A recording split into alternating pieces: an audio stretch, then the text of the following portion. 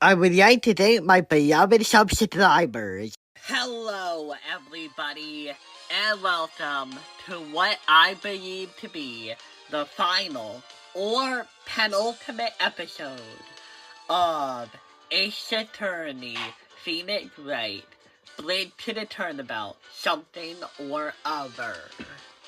So this is the first episode. This is the first part of the trial that to end the game. I'm sorry, I'm having a hard time articulating what I'm trying to say here. Oh my god. Okay, well, anyway, last time we learned that Dahlia had a sister called Iris. Or, well, you could say that we learned Iris had a twin sister who was Dahlia, but the point is that they were two separate people. Good morning. Oh, you're by yourself? Morning, players. Mr. Nick, please tell me, what's going to happen to Mr. Maya? Last time we saw her, she was in that tavernish area. Remember, guys? With the yachts? So, I don't know what happened, but hopefully they've managed to unyacht all the yachts from the cell door. I'm sorry. We don't know yet. The investigation is still going on. So I wasn't allowed into the inner temple. Oh, I see. So, is Sister Iris still trying to remove those trick yachts in the training hall? No, she's the defendant in this case, so she can't be at the inner temple. I think that's kind of bullshit, since most of the time, in Ace Attorney, the defendants don't really do a lot in the trial portions. Like, Yami Butts is the only defendant who really, did a thing. Which is, she's required to be here in court. I wonder if that will ever be proven wrong. Then, how come she's not here in the defendant's lobby? Is the judge talking to her? I have to admit, it's kinda strange. What the butt? If you're looking for Iris, she's in the prosecutor's lobby. Oh, okay. Edgeworth? What's Iris doing over there? How come you didn't know this, Phoenix? That's kinda weird. I mean, I guess she would be, in a, temporary jail cell. So I guess you wouldn't really come with her to, the courthouse. You guys would just meet up at the defendant lobby. But I would still be weirded out by her not being there. What's Iris doing over there? She's going over today's testimony with the prosecutor as we speak. Without her attorney? Today's testimony? You heard me. Iris is going to be testifying as a witness for the prosecution. Shit. Okay, this is worrisome. Now that I know Iris and Dahlia are two separate people, I'm kind of worried about whenever somebody says, Iris. Are we talking about Dahlia, or are we actually talking about Iris? Because being twins makes it pretty easy to flop places, okay? And given how Iris is going to be testifying as a witness for the prosecution, something tells me that the Iris we met at the beginning didn't seem like the kind of person who would do this. So, you have to wonder what's going on. What? Wait, what? The prosecution is releasing her for a confession. Or so I heard. Francisca von Karma, what are you up to? I know what you're thinking, but Francisca isn't going to be the prosecutor today. Did you read my mind? How did you do that? That is a very specific thought that I was thinking. How did you just know what I was saying in my head? What? Then who is? Who else would it be but the dough? The dough? Francisca is engaged in some important work at the Sacred Tavern. The Sacred Tavern? You don't mean that she's... Exactly. She has been out there all night trying to remove those clipped yachts. That's really nice of her. With the head nun's assistance, naturally. We estimate that the last of the yachts should be taken care of in 3 hours. Wait. How many yachts were there? Yeah, as far as I can remember, there weren't, like, 1 million yachts. There were only, like, 6, right? There were 6 yachts. So, I mean, I guess I can't tell how long it would take to unyacht all of them. Like, she did say there were hundreds of combinations. Is there really nobody else who, like, is an expert at the clipped yacht?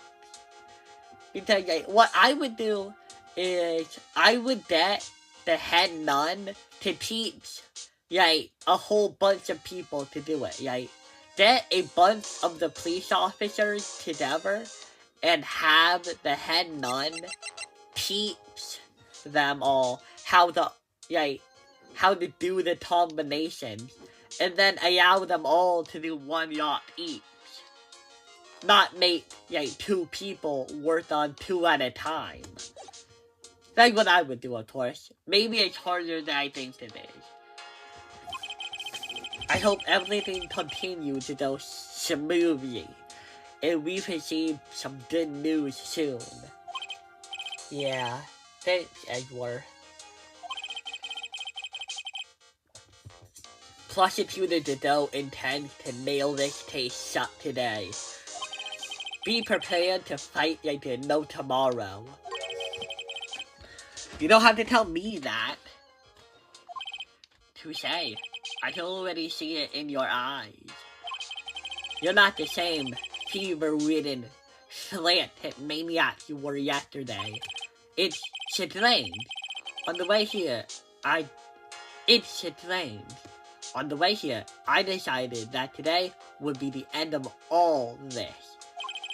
Almost immediately after I made that decision, I felt myself getting stronger. That's weird. That's really weird. That almost feels meta in a way. Like, you made a choice and then suddenly, like, something in you changed. Interesting. Maybe you passed your toll on to someone else. Literally. I mean, I wouldn't know about that. Not really how a toll works, but anyway. And with that, I leave the rest of your... God damn, I hate how tired I always get when I film these videos. I leave the rest in your capable hands, partner. Thanks. Because I always film these videos first thing in the morning. Like, I literally just woke up, like, 15 minutes ago. I still don't have answers for most of the riddles that plague this case. Right? The circumstances around the murder of Elise Dunham. No, I mean, Miss Misty Faye. Mr. Faye. the impossible flight Yeri claims to have seen.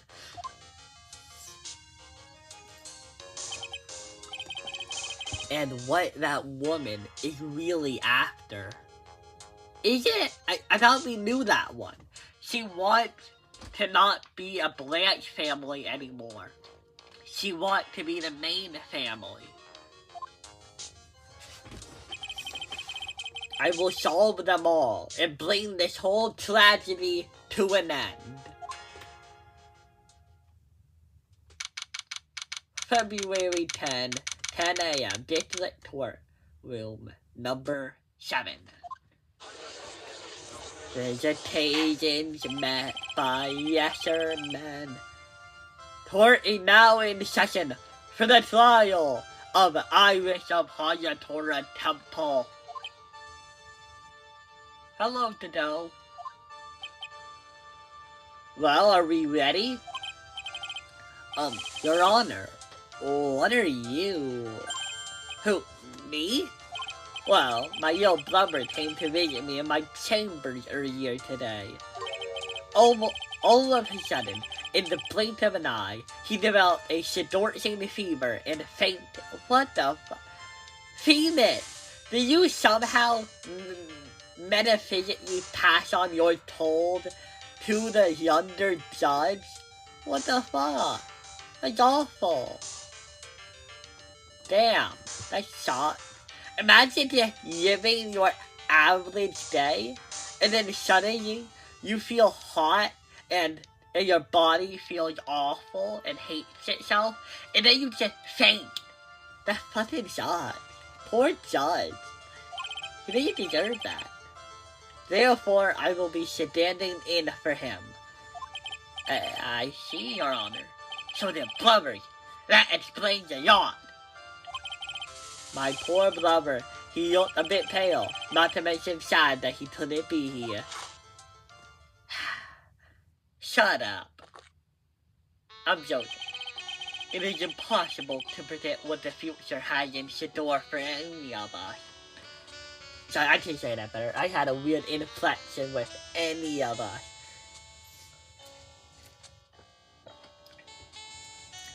It is impossible to predict what the future has in store for any of us.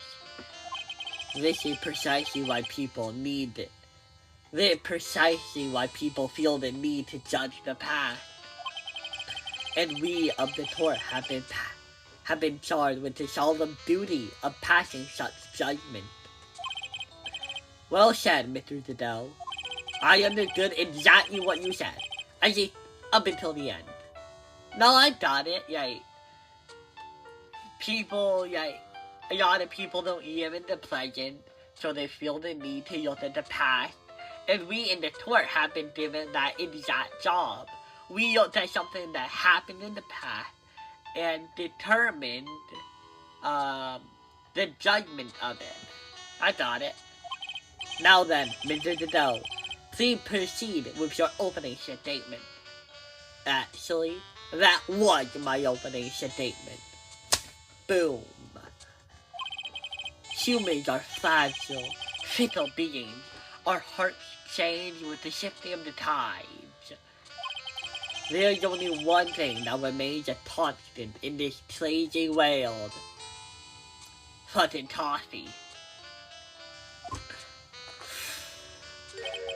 The bitter darkness that lies at the bottom of this mud. Damn, I was right. So then you mean... okay, forget it. What do you mean? During yesterday's trial, the accused refused to admit her role in the crime. But today, she has had a change of heart. Sister Iris of Hayatora Temple has a confession to make. Confession? The defendant. Iris, why didn't she discuss this with me first? Very well. This court will now hear the defendant's confession. time she still looks cute as hell.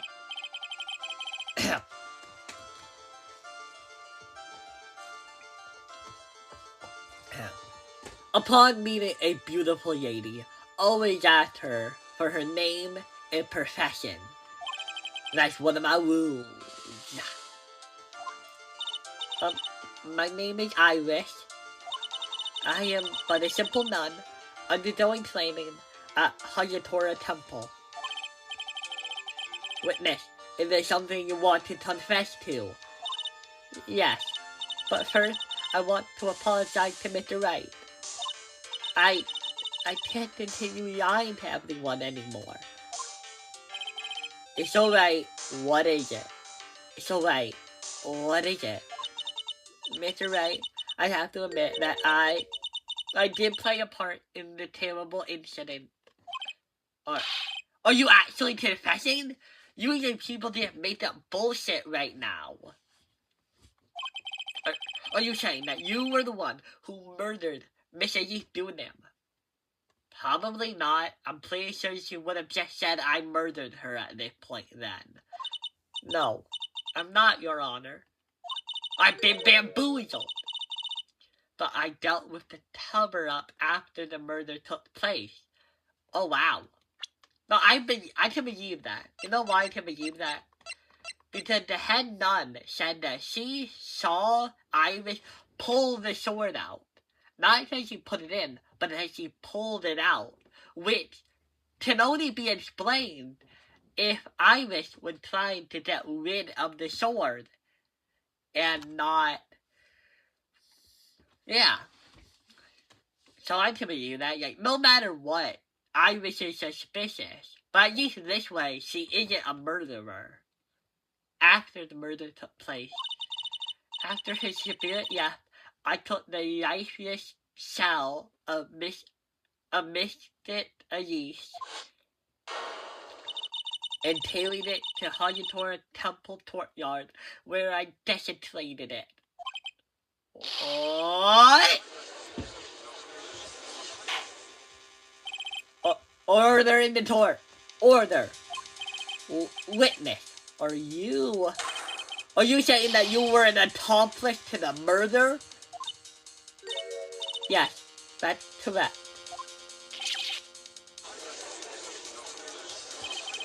3 minutes in court, and I'm already covered in a cold flat.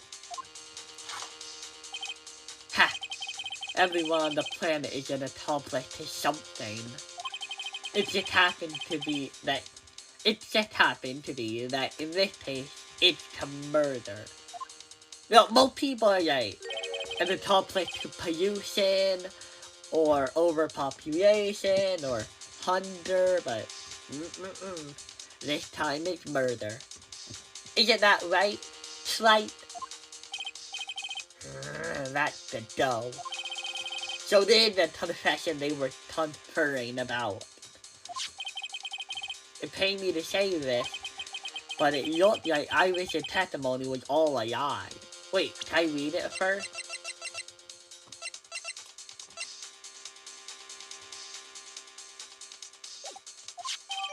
Iris' testimony crumpled and shoved into a pocket.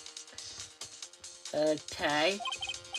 Now then, young lady, if you don't mind, I've got a question for you. Whose crime were you trying to cover up by your actions? Iris was covering for someone. Now I'm definitely up to sleep without a paddle or a life jacket. I've been at Hayatora Temple ever since I was a little girl. Hayatora Temple is run by one of the branch families of the Terrain tradition. One of our missions is to protect the main family. Okay. I'm sorry, but main family? I'm the judge in the courtroom. I don't really see what happens, like, outside of the courtroom. So, like, if there were any your thoughts or anything mentioned that wasn't in court. I have like no fucking idea what any of that means. Like, I don't even know what this Terrain tradition is. Can I get like a recap on all that information? It would help the player. Yes, and that's why I would dirty myself, if need be, to protect her. The daughter of the master of the Terrain channeling technique. Mystic Maya Fey! Huh?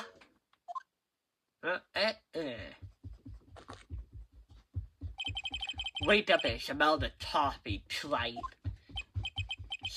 She's naming Maya.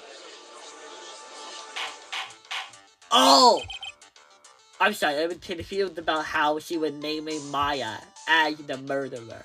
But I guess the idea is that she was covering up Maya's crime. So not only did you witness the murder, you know the name of the murderer? I mean, you kinda have to know one to know the other. I'm sorry. I'm terribly sorry. But it's true. I saw her commit the crime with my very own eyes. And then I cleaned up the area to try to protect her. Yeah, that's ridiculous. Maya can never do such a...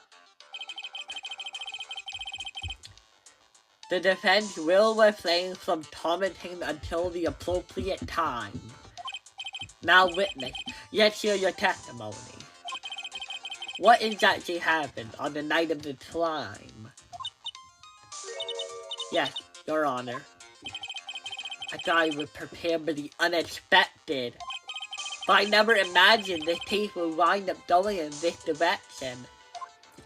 All we have to do is tear her testimony apart, Phoenix. We know this.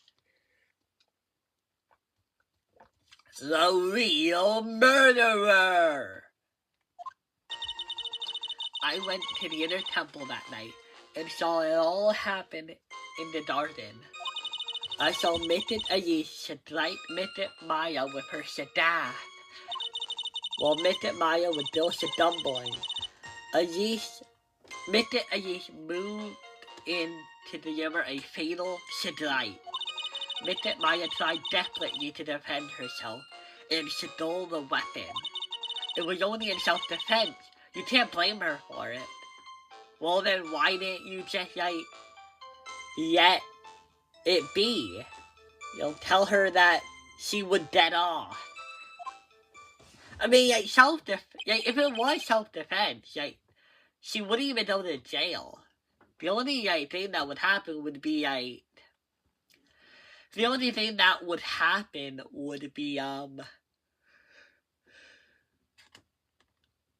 she wouldn't even go to jail, I'm pretty sure.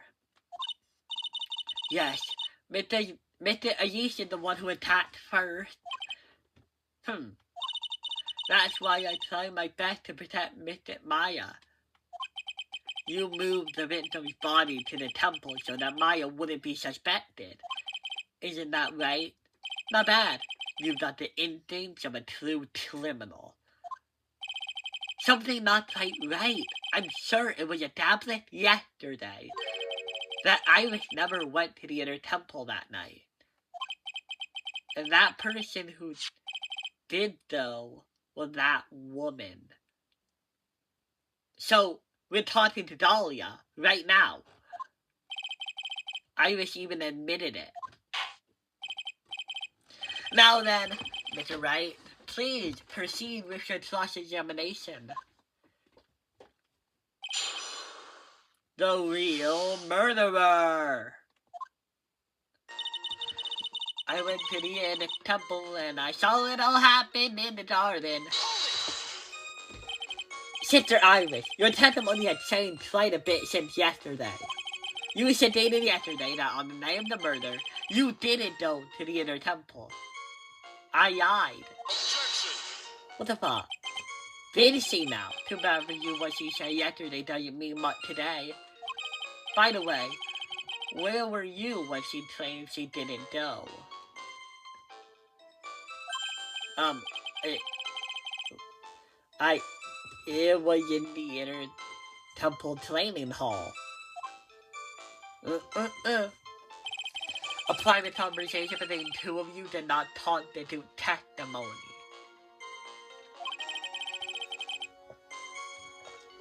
That would properly be described as hearsay. What do you have to say, witness? I just couldn't tell him the truth at that time. Mr. Maya, she's your girlfriend, isn't she? What the flip? Huh? What? No! I didn't want to be the one to break it to you that I saw her commit murder. There. We all understand how difficult this is for you. Now then, let's continue with the testimony. What did you witness in the garden? In the temple garden? Well, Your Honor. And then we didn't see them. Yeah. Why didn't you help her? You're saying that the victim attacked Miss Faye? Yes, it was truly a frightening sight. Maya was struck hard on the head and looked like she was going to collapse. What were you doing at the time?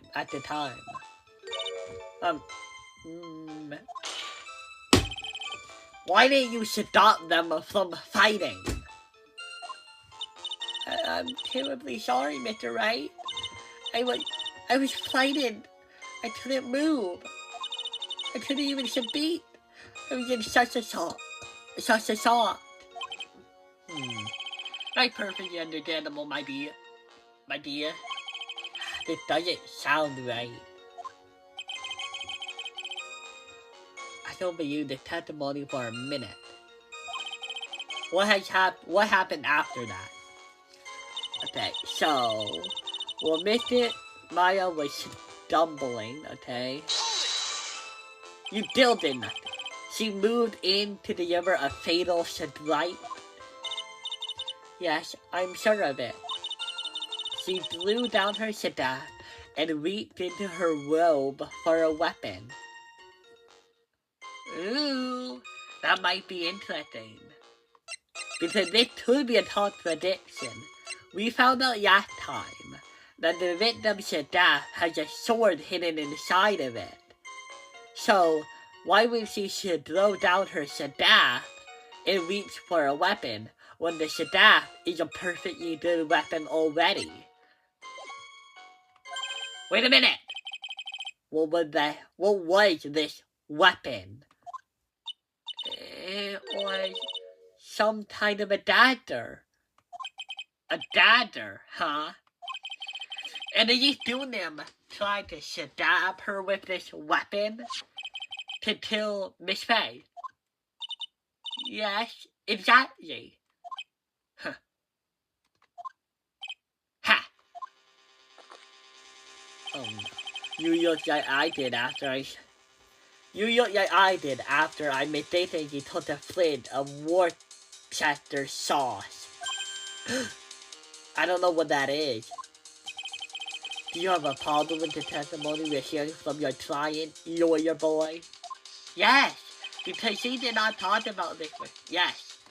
There is one thing. I'm double-batting Dillman over here. That's your wrestling. Your Honor, I have a small problem with the witness's testimony. You do? But this witness is your own client. Yeah, and we didn't talk about this at all.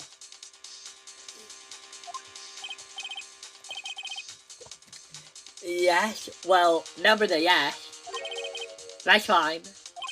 Witness, add your last statement to the testimony. Yes, sir. God, she's adorable. Hey, just a moment, it's my job to say that. Listen to Lamp. I won't say it again. Final judgment will be rendered by me. Damn. Never said that before, though. Nah. Shit. Well, I guess I'll go home now. Bye.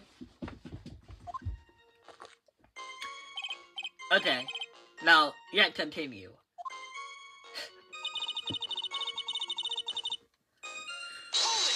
Okay, yes, she threw her staff away. Mr. Piggy was trying to tell Mr. Maya. I think that's why she wanted a more useful weapon. It's true. It's not easy to inflict a deadly blow with a staff. Sister Iris, let me make sure I've got this straight. The victim herself chose to throw away her staff. Yes, that's what I saw. Is there anything odd about that, Mr. Wright? Yeah, it's odd, alright. Mr. Diggy attacked Mr. Maya with the dagger. I'm sure of this. Okay, now it's time to do the deed. Iris, you're about to look so adorably dumb. Objection! Sister Iris, there's something strange about your version of events. Huh? Mr. Diggy's throwing away her spear makes no sense at all to me. But all you can do with a staff is hit someone. Ha! Naturally, you wouldn't know this, Sister Iris, but the victim's staff had a hidden feature about it. You mean like a movie? A feature? As you can see, it's a sword. If Elise Dunham had really wanted to kill Maya Fey, she wouldn't have needed to use a separate dagger. Not when she already had a beautiful blade in her hand already. Well, Sister Iris, what do you have to say? What are you gonna say? That was an impressive bit of investigating, Clay. Okay, what do you think his argument is gonna be against my testimony? I'm leaning that his argument is going to be something like, oh, maybe she did have that weapon in her hand, but, even if she did, she might have gotten the blade out. Because even if there was a better way to do it, humans can sometimes make dumb decisions. And so she pulled out a dagger because that's what happened. You know when the prosecutor goes like, oh, maybe, but that's not how it happened, is it, Clyde? Like, oh, that's just not the reality of the situation. You can argue as much as you want as to if it makes sense, but that's how it happened. I hate it when they do that one. It always feels like a cop-out answer. To just say, oh, that's not how it happened, though. I would never have thought there would be a sword hidden in that staff. But even so, how should I put this? A long sword is unwieldy, and thus quite ineffective in close quarters combat. Okay, well that actually is a decent point. Maybe that's why she chose a dagger over her blade. Okay, I have a question. Can you prove the existence of this dagger? I can prove the existence of my staff, but you can't prove the existence of this dagger anywhere. How do we know that the defendant isn't just making up bullshit to lie on behalf of Mr. Maya? Shit. Anyway, the type of weapon she chose to use isn't what's important. I think it is because every tiny hole in her story is a sign that we shouldn't believe her. The important thing is that she tried to kill Maya Fey. As long as there's nothing strange about that, there's no problem with her testimony. But there is something strange about this whole testimony.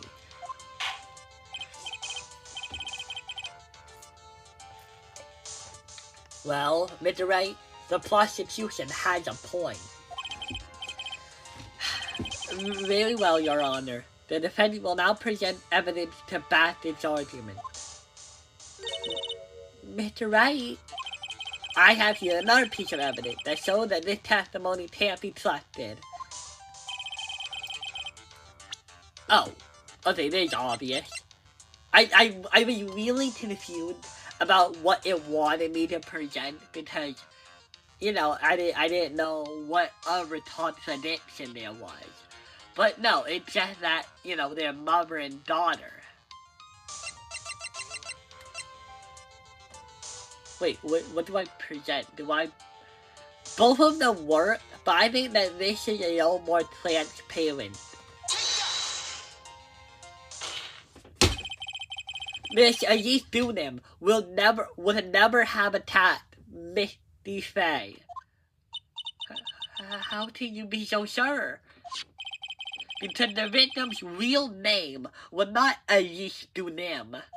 Her real name was Misty Fey. Fey? No! Not Mystic Maya Fey. Yeah, see that face? I don't think I've ever seen Iris make that face. But you know who makes that face a lot? Dahlia. Who is this Misty Fey? Is she related to... Misty Fey is the master of the terrain channeling technique. She is also the mother of Maya Fey. Are you serious? Is it really true, Mr. Wright? Was Elise Dunham actually Misty Fey? Actually the great Mystic Fey? There's no doubt about it. There's no doubt about it. It looked like Iris had no idea. I can hardly believe it. The idea that she would try to kill her only daughter, one she hadn't seen in 17 years. Perhaps the prosecution can offer some explanation as to why she would do such a thing. Oh, they did. That's actually a pretty good turnabout. Because right at this point, the prosecution would probably say something like, oh, motive isn't really that important. Like, I don't need to offer a reason why she would do it if she did do it. But now, we're turning it back on them. We're saying, hey, your argument makes no sense. Why don't you provide some reason why she would do that? Yeah! Fuck yeah! She'll come back, but she'll be weaker. Order in the court. Upon first hearing the witness's testimony, it seemed natural enough. However, in light of some facts that have just been presented, you seem like a big fucking liar. One, that the victim supposedly threw away a sword during the fight. And two, that the two battling to the death were mother and daughter, despite the facts being believable when taken on their own. When taken together, the entire story seems difficult to believe. Listen, there's nothing in this world that is impossible. That's why I always win court cases, because I just bullshit my way through them. Except for one little thing. Yes? What is this one impossible thing? Ha! You still don't get it.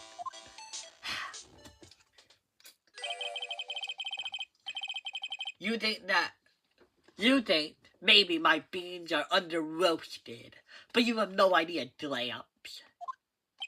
To you get to your point, I heard this witness in confession this morning.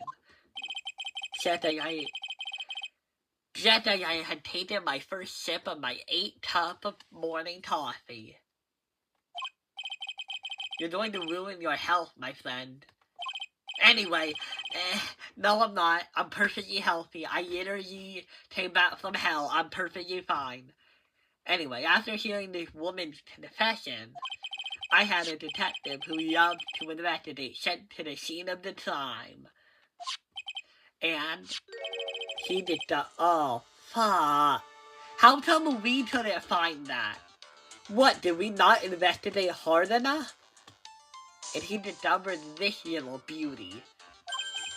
Is that the dagger the witness testified to seeing? Okay, well, is it fingerprinted? Obviously, Your Honor. But do you notice something? Now that you mention it, if you look closely, there appears to be blood on it. Where did you find that? I didn't see that when I investigated the crime scene. Did you investigate the pine tree at the crime scene? Huh? The pine tree? The dagger was set on the back of the pine tree. Okay, god damn it. God, we didn't investigate hard enough. The dagger was done to the back side of the pine tree. When the last blow was struck, ending the violent battle between the two women, this little baby was thrown in the direction of the back of the pine tree. Which means the blood on this dagger belonged to the victim, correct? Ha! Were you even listening, old man? I first heard this confession this morning. Just as I had taken— I thought you said the 8th sip.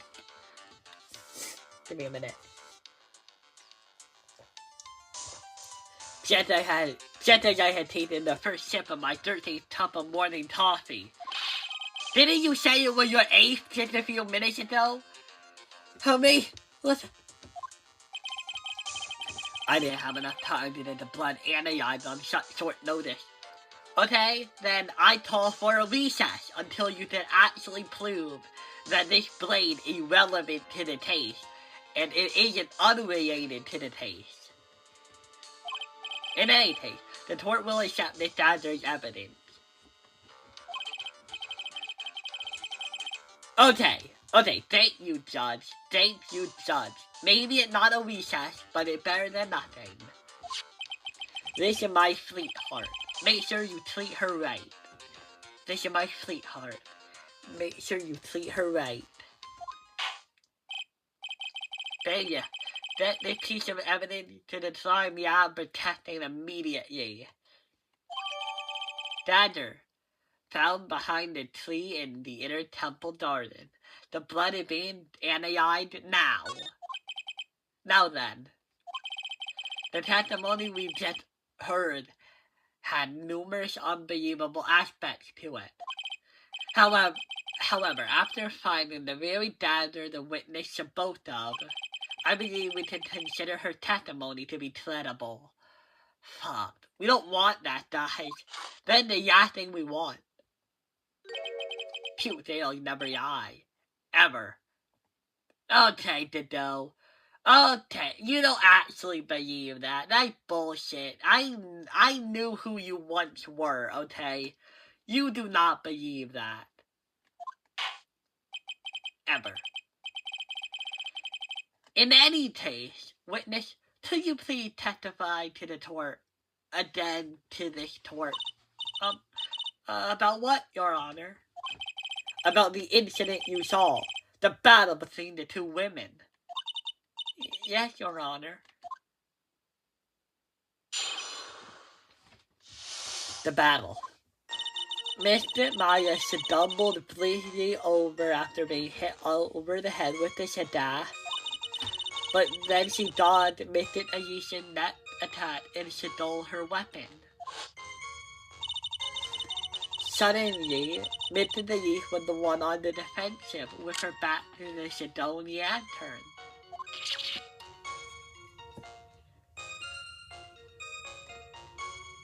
Kapow! And then it was all over. That when Mr. Maya stabbed Mr. Ayesha. Mr. Ayesha managed to fling the knife away, but then she collapsed.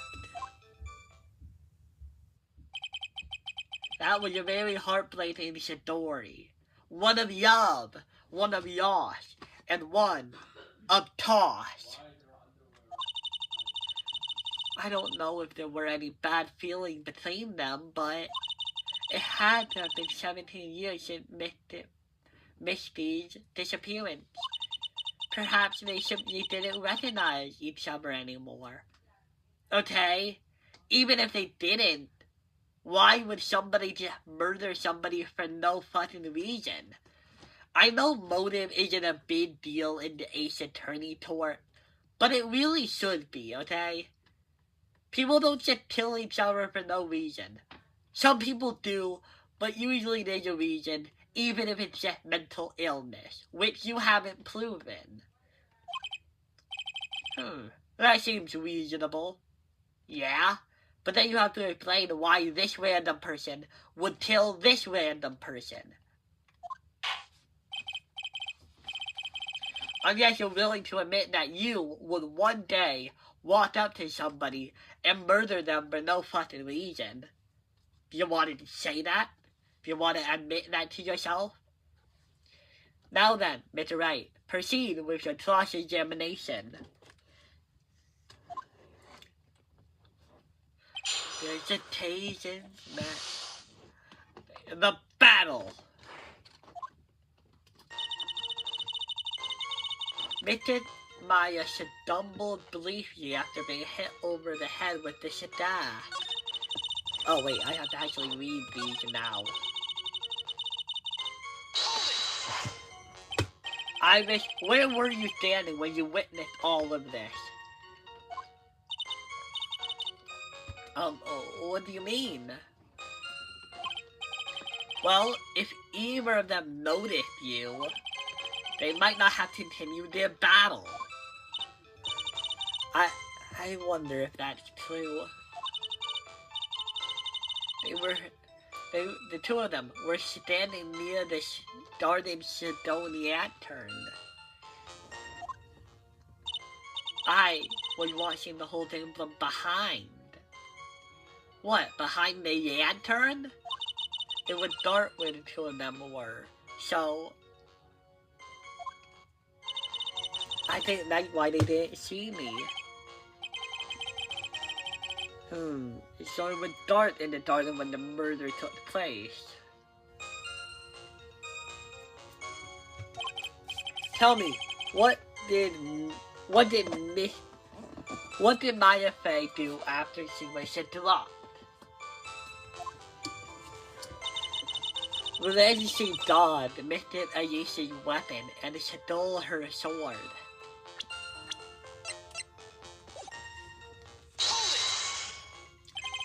What happened to the victim Shadah then?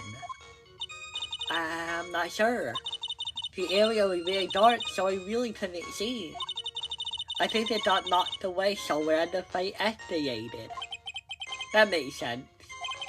That would explain the need for the dagger.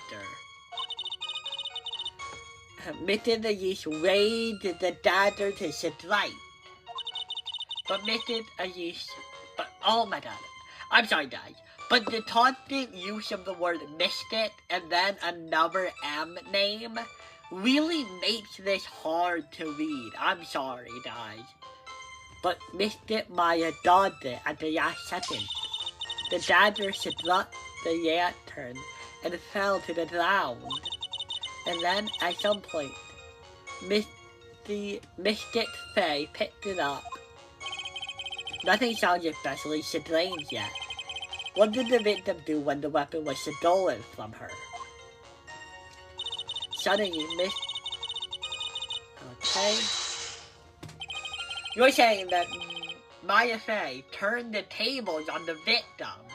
She performed some sort of a turnabout? Yes. But Mystic Maya wasn't herself at the time. After all, her life was in danger.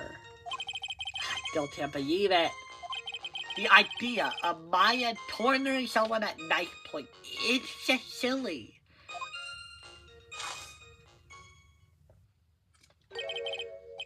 As they say, a tortured fox is more dangerous than a jackal. I believe the correct description of a tortured fox is sedated and petrified. Your animal analogies have grown tiresome. Damn, he gave up pretty immediately on that one. Right, you said a tool line. I corrected your tool line. And then you just kind of gave up on it. Damn. You were the one who started it. Anyway, so after Maya Fey backed the victim into the stone lantern, what happened next? That when Mr. Maya stabbed Mr. Ayes. Are you absolutely certain that's what you saw? Yes, I'm almost certain. Almost certain, guys. We heard almost in that sentence, right? The dart and the dart. I couldn't really tell who was who. Well, that changed a lot. What did she just say? So, in other words, it could have been someone else entirely. Objection. Shut up. We know that Maya Fey was at the Inner Temple that night. Yeah? Well, you don't know where she was at the Inner Temple that night. And that woman that was killed was Elise Dunim. Isn't it fairly obvious who attacked who? No. Also, you don't use obvious in this context. We're talking about life and death right now. We do not use fairly obvious in the Tour of y'all.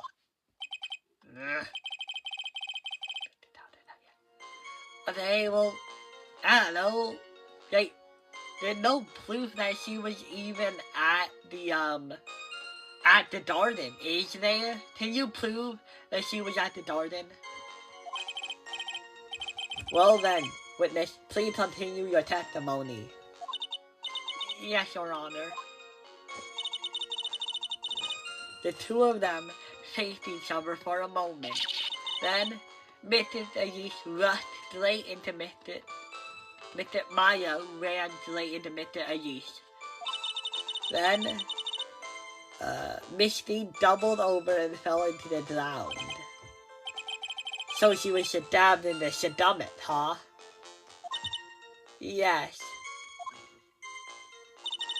Mrs. Ayes managed to flinch the knife away, but then she collapsed. Where did the dagger go? I have no idea. It was dark and I couldn't see. According to the detective who found the dagger, it was stuck into the pine tree in the garden. Most likely it was flung towards the tree after the struggle. That is the most likely explanation, yes. After being stabbed in the stomach, did the victim collapse right away? Please say yes, because if you say that she did, then we could use wrong area. Also, isn't this inaccurate now? Do we not have a picture of the thing? I think we don't. Okay, well anyway, my point was gonna be that if she said that she tapped immediately, then I can point out the name and I can translate it Irish. Only at the thought of my own client or my own partner. Now that I think of it, she did seem to sit there at Mr. Maya for a while. And Mr. Maya stood there not moving an inch. It felt for a moment like time had just stopped. But then, suddenly, as if the spell had worn off, Mr. Elise had fell over. It seems like a reasonable story at first. But there's one thing that is completely impossible. The very idea of Maya stabbing someone. Okay, well, I'm sorry, Phoenix Wright, but that isn't really in the court record. We don't really have a piece of evidence that it says Maya would never stab somebody ever. This is an immutable truth. We don't really have that. That alone is impossible, which means this faulty testimony must contain another contradiction somewhere. And I have to actually find it. Shit.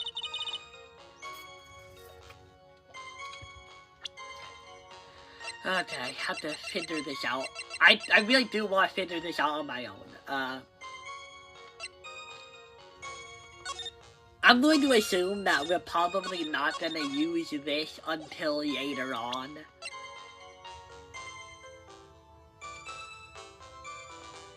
This is interesting.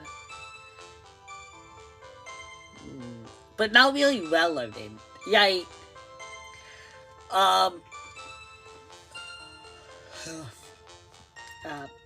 because like, this piece of evidence proves that it was Misty Faye.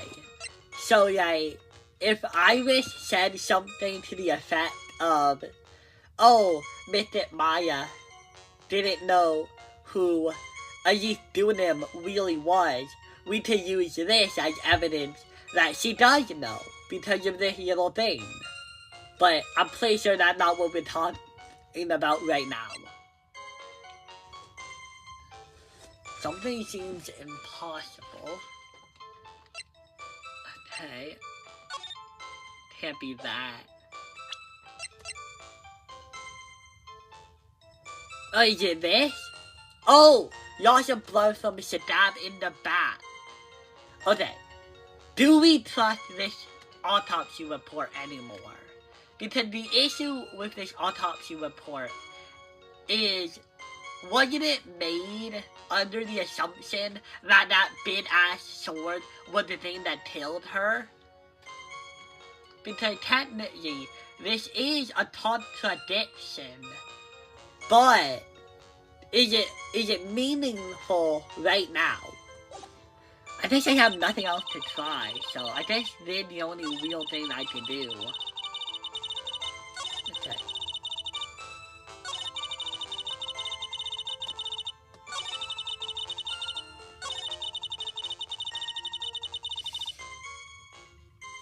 Okay, wait, no, wait. I was about to do it, but then I just realized wait, no, but. God damn it.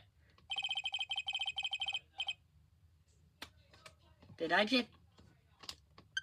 God damn it, did I... Oh my god. Okay, let me rewatch what I did. I don't even know how that happened. What are they doing over there? Okay, so, okay, with one, back to the thing. Okay, and then suddenly I accidentally put it into Shidori mode. Okay.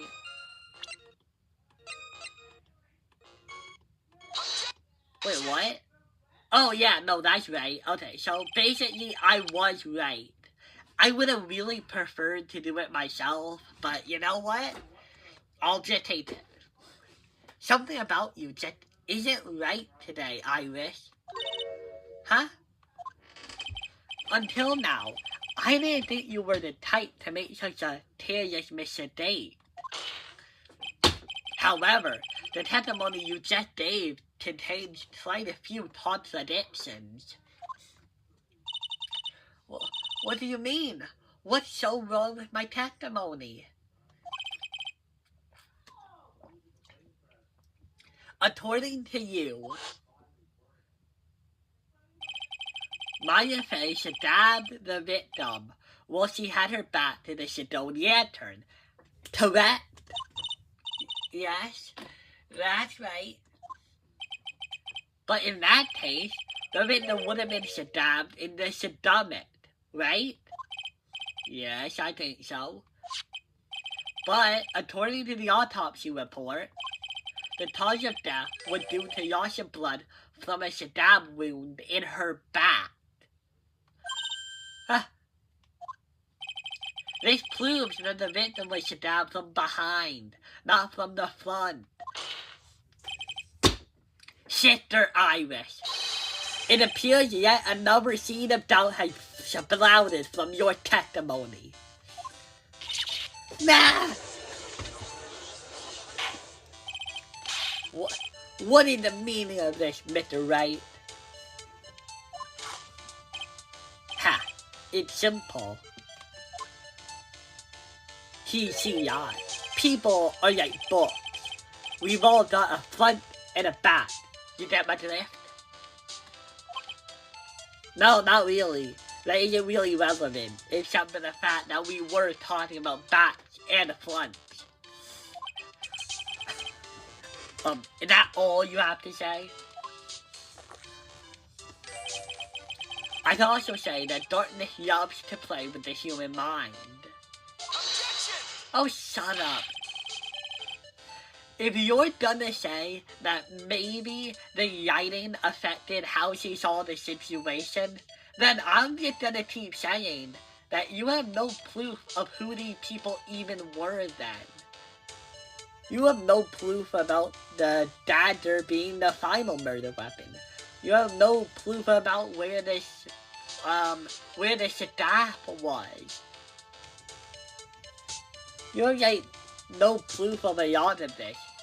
Like, the only real proof you have that any of this is true is 1, the dagger, 2, this was there, and 3, that the word Maya was written on the lantern, which I'm surprised you haven't brought up yet. The point is, too much of the testimony just doesn't make sense. Throwing away a useful staff, the people fighting being mother and daughter. And now, she falsely claims that the victim was stabbed in the stomach. There certainly are some inconsistencies. Well, Iris, how about it? Well, it's just... If you ask me, you're just being too naive about the whole thing. What do you mean?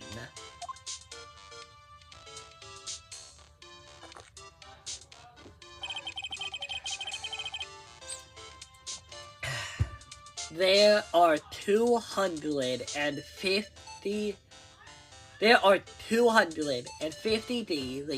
distinct types of bitterness in coffee. But to pick out each one requires total concentration and the use of all the senses. Were you really concentrating on what this witness actually said? Prosecutor Ditto, explain yourself. The witness was quite unambiguous about her own ambiguities when she said that the garden was dark and that she couldn't see clearly. Okay, so you're just admitting that your witness has a poor understanding of the situation, and that she's probably wrong about most of it. So what, is she only right when you want her to be right, and wrong when you can't prove her wrong? Her right? A human needs one thing to see clearly, and that is light. Let me prove it. And that is light. Light. By the way, did you know Hayatora has a rule that on nights when an acolyte is in the inner temple training, the Shadowni lantern in the garden must be tapped yet?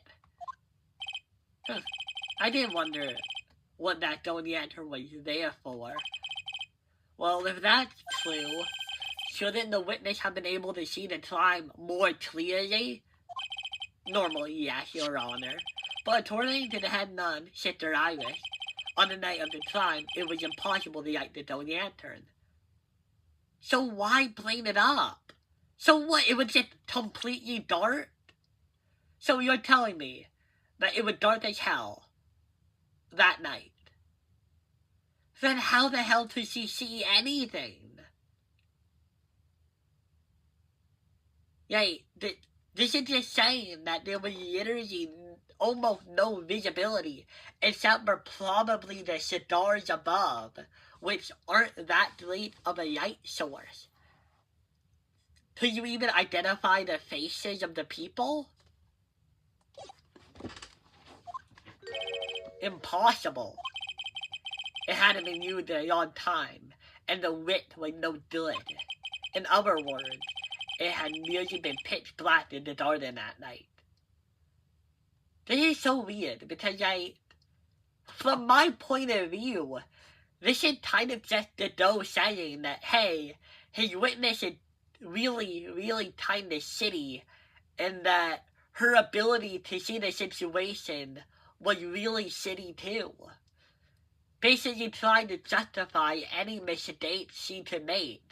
But in my eyes, this is just him saying, hey, listen, man, my witness is pretty shitty, okay? So, just say, I don't know, man. There could have been a faint light coming from the training hall, but that's it. So, not even the stars above. A faint light from the training hall. Most enlightening.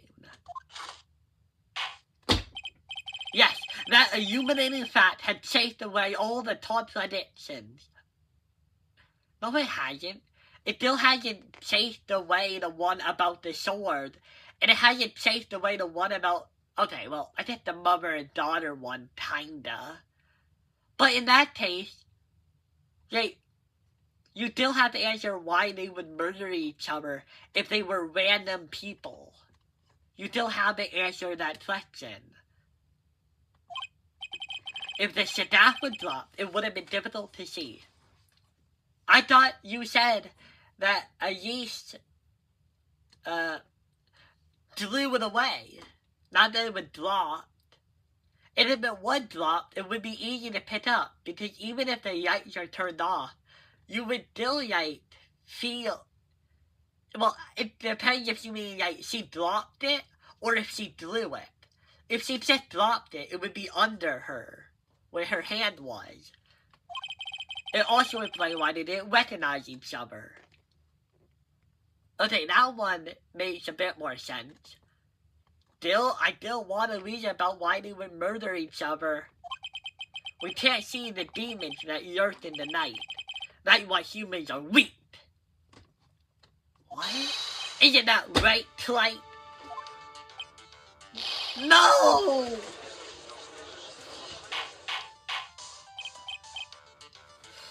Order, order, order. Here, Your Honor, let me present the Shadowni lantern into evidence. Maybe it will rekindle the flame of truth in your mind. Shadowni lantern added to the court record. A lantern from the inner temple garden. but not yet the night of the climb. Why is the judge just sitting there with that look on his face? What's wrong, Your Honor? Was the flame too hot?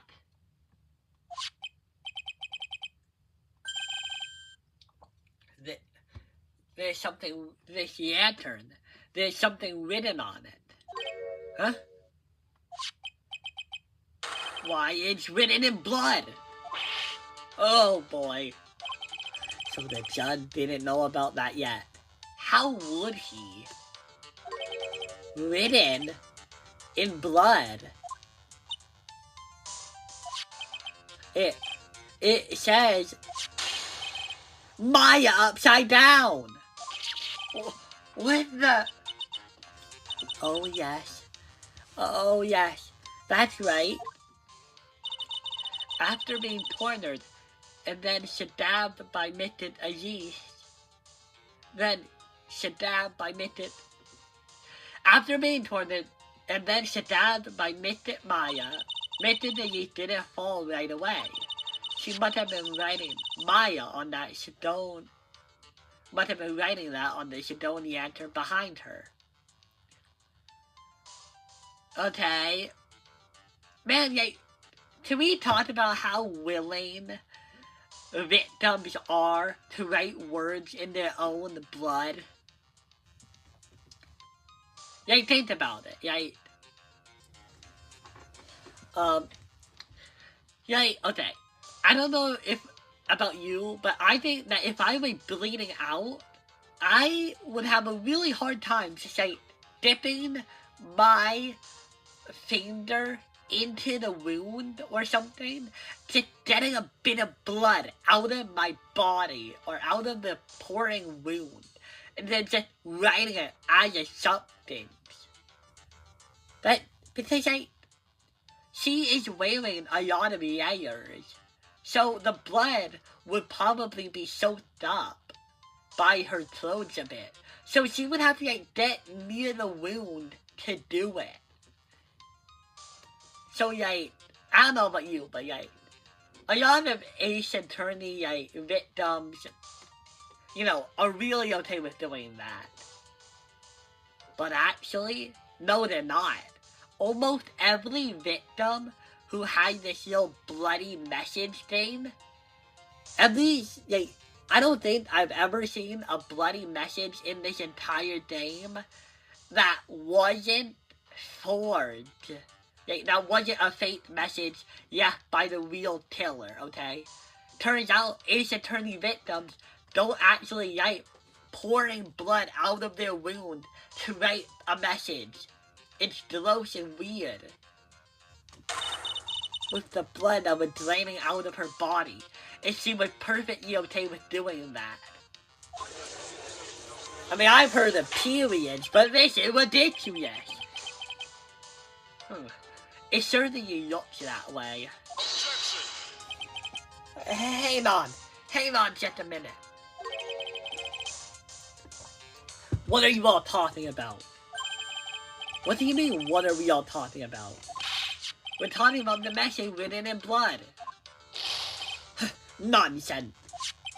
This lantern is as clean as a whistle. Could it be? He can't see the bloody writing at all? Now that I think about it, he did say something to me yesterday. My eyesight is pretty messed up. Even with these huge goggles on my head, I still can't see everything. So that's what he meant by that. In any case, this is obviously an important clue. We know now that the crime scene was dark, and that the victim scrawled this message on the stone lantern. Well, Mr. Dido, anything further? Mr. Dido? Okay then, let's move on.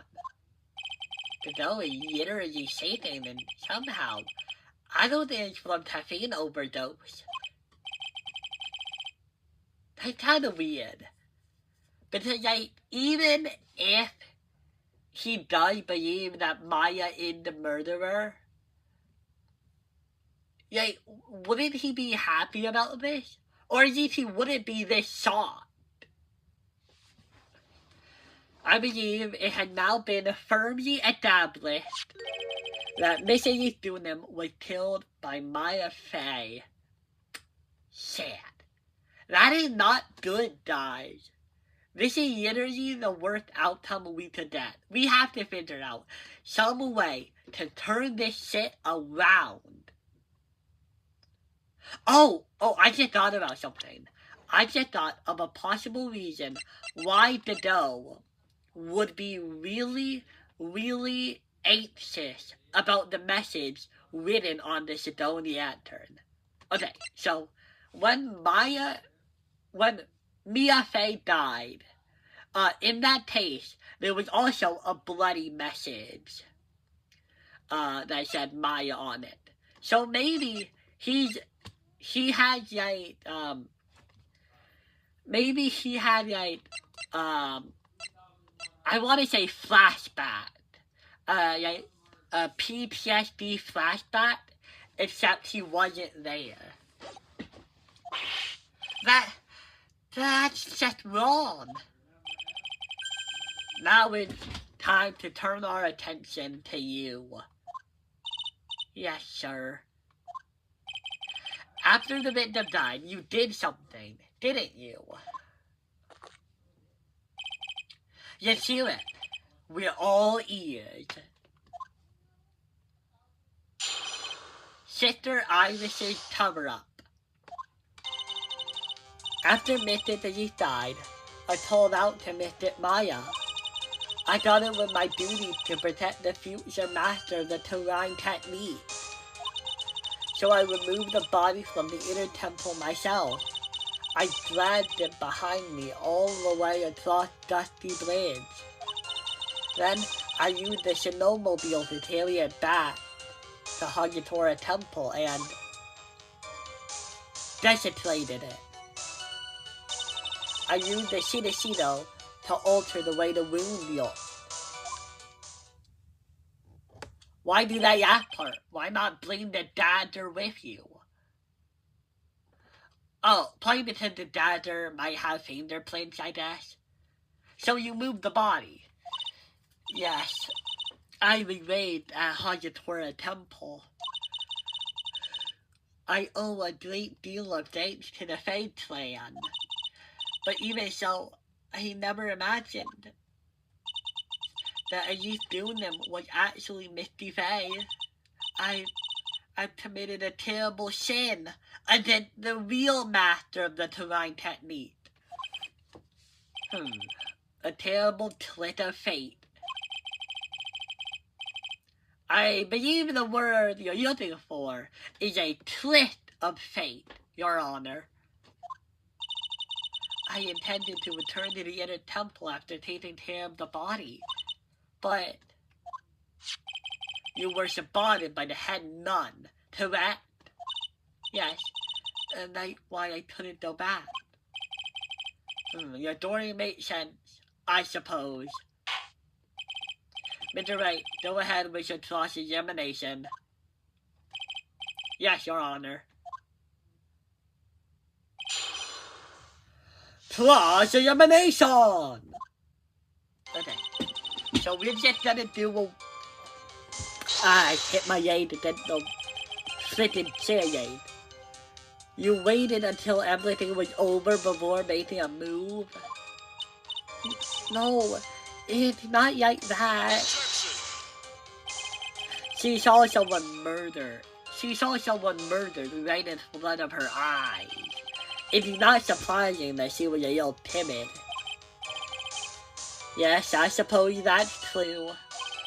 Sometimes when I'm watching yours argue back and forth with each other, I feel so helpless that I just sit there quietly and wait for them to come to a conclusion. Isn't it your job as a judge to mediate the argument? It wasn't until Mr. Maya saw me that it finally dawned on her what she had done. Okay, so I'm just gonna give these a once over and see if any new information pours out. So then, you knew. You knew the significance of the name Maya Fey. Yes, of course I did. That's odd. I mean, since the bikini didn't recognize Maya's name, yet it owned her position. Anyway, she was a very special person indeed. So I removed the body from the inner temple myself. Why did you do that? Because I didn't want Mystic Maya to be suspected in any way. I thought the best thing to do would be to remove the body from the crime scene. You moved her body all by yourself. Yes, I did. It would have been impossible if it wasn't for the snow. The snow, huh?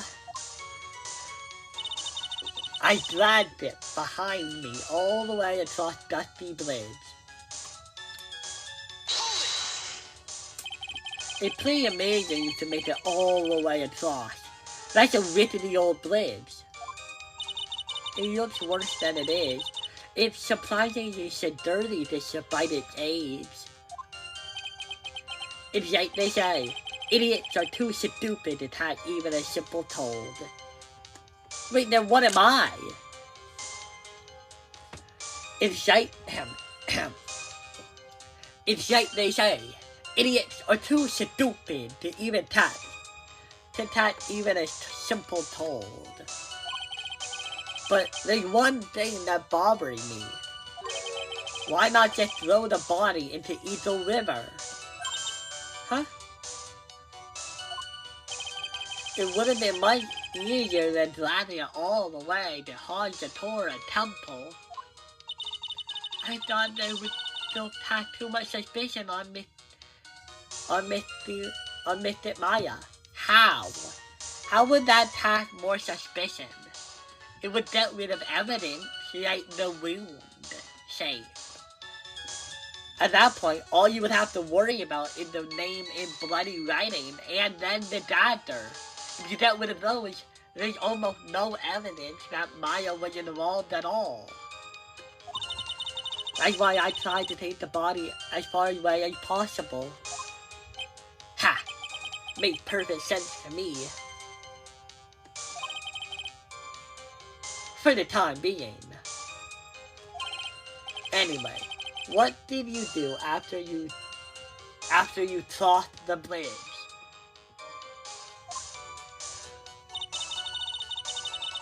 Like when I used the snowmobile to carry it back to Hayatora Temple and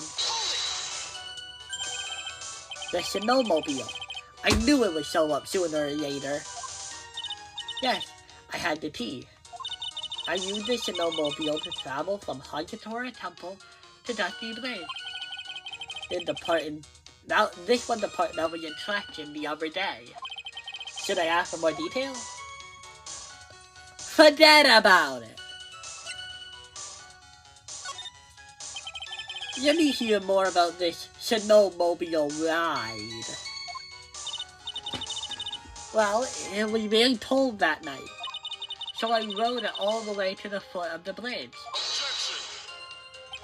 I'm sorry, witness, but now I've got a problem with your testimony. Excuse me? Godot, what are you up to now? The night after the head nun left the remainder of the training to you. She said she walked from the inner temple back to Hayatora Temple. Oh yeah, didn't she say that she didn't see the snowmobile? Yes.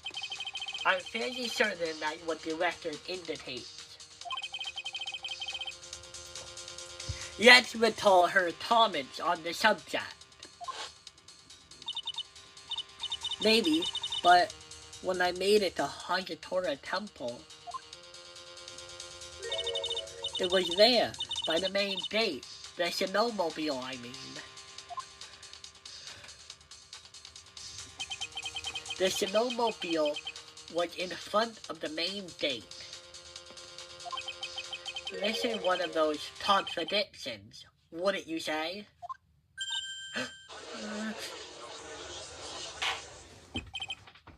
Order! Order! Mr. Dado! Why are you pointing out contradictions in the witness's testimony? Hey, Judge, this isn't the first time you've seen this happen. You saw this happen with Miles Edgeworth 2 years ago. Why are you surprised?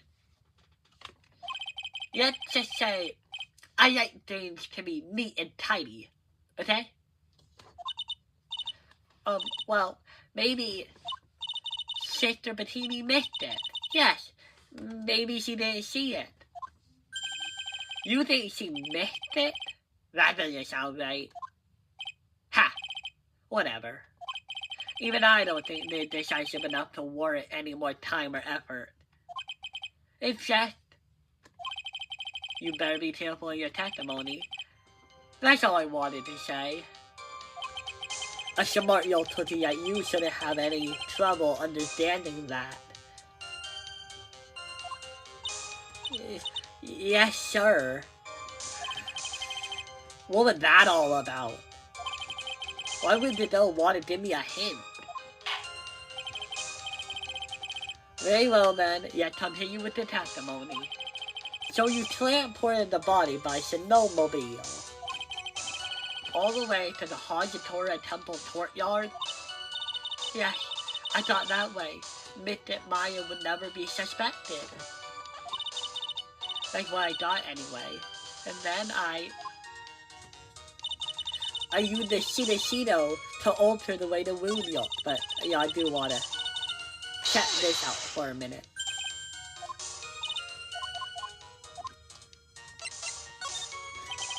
If you really did move the body by snowmobile, then there should be tracks left in the snow, right?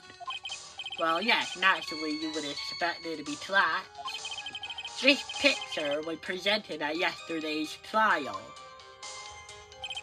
Are those tracks from that ride? Yes, I think they are. But I can only see one set of tracks. I don't see what's so strange about that. Snow was still falling when I left Hajatora Temple at 1 a.m. With the weather data.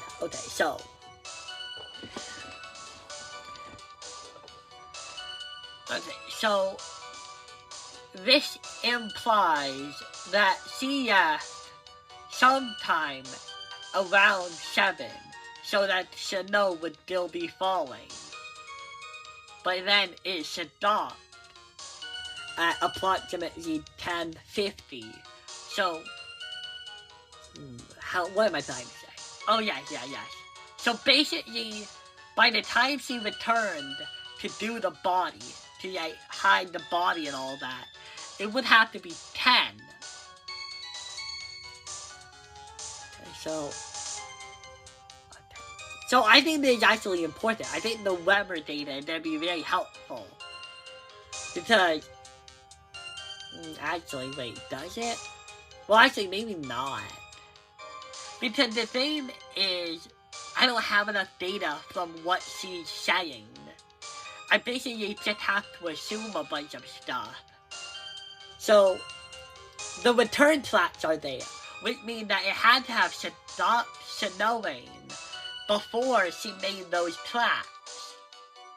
Which means it had to have been, she had to have returned with the body at around 10:50 p.m. And we see here that lightning struck Dusty Bridge at 10:45. So that means that before the snow even stopped falling, lightning had struck Dusty Bridge. So the bridge would be on fire for a while. So I think they played good evidence that it couldn't have happened as she said it had. Snow was still falling when I left Hayatora Temple.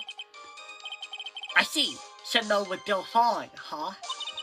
And when the murder took place, it had already stopped. Okay, so when the murder happened, it had already stopped. So the murder occurred sometime at 10:50, which helped because lightning struck place at that time. So before the murder even happened, the bridge had already caught fire. So there's no way you could have transported anything. I hope this makes sense to you guys. I'm gonna look very dumb if none of this makes sense. That's why there are such fresh-looking traps. How about it, Mr. Wright? What do you think about this testimony? When the murder took place, the snow had already stopped. That doesn't make sense if you stacked it up against the other evidence. Your Honor, I like the statement I was just made to be added to the testimony. But does it have something to do with the case? All will be made clear if you allow her statement to be added to the record. Ha! This should be fun. Yes, it shall, buddy old pal. Let's get this snow beam cleared up, shall we? Yes, sir.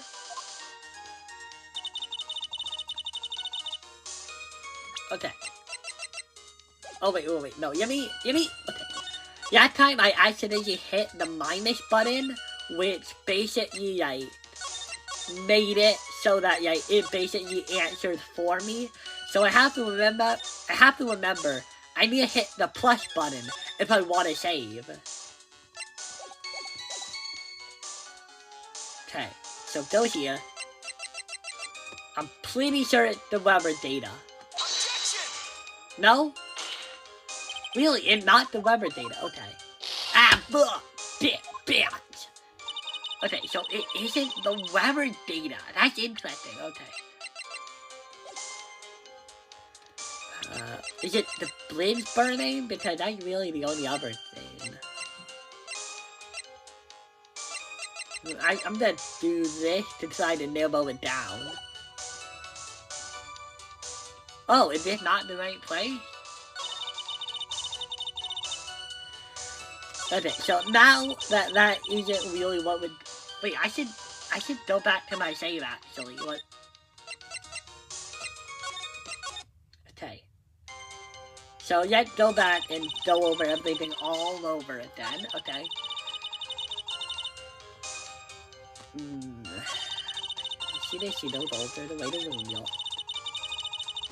There's actually a tough one because there are so many details to it. She's basically telling a whole story right now.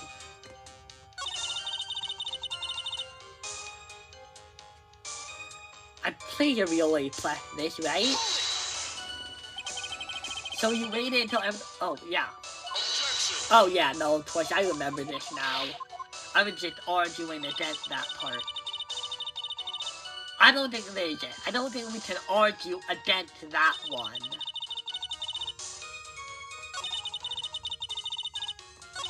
Maybe I had to... maybe I had to, click on it before doing anything. Hold it. There had to have been a lot of contradiction in your testimony so far. This time, are you sure it's all true? Yes, I am. When the murder happened, the snow had already stopped. According to you, that's why the snowmobile tracks were so clear.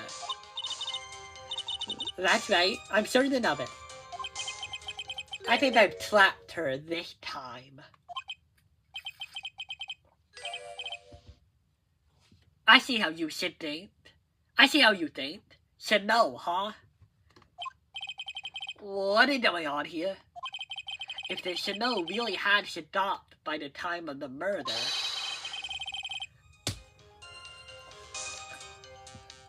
What the fuck? It means that there's a bigger hole in her story than the movie The Dread Revelations. Is that a real movie or a fake movie? I feel like that may be a play on The Matrix.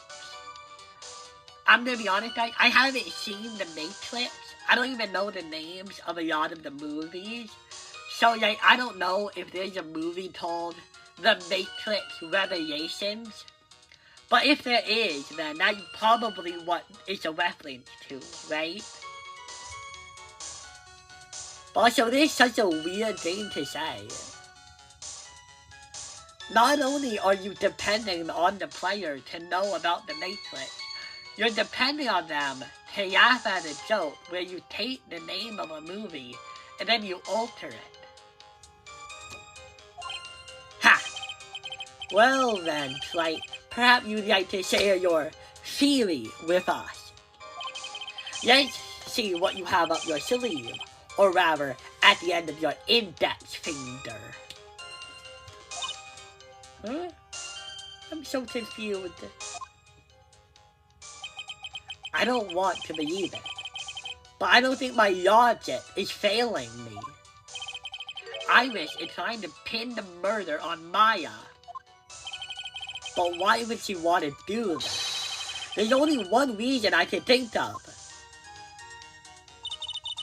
Oh wow, so it just takes you back? That's weird. I don't really... am I right? Did I just need to get that scene out of the way to do it, or...?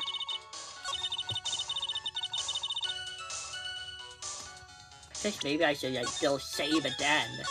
You know, no use in not constantly saving.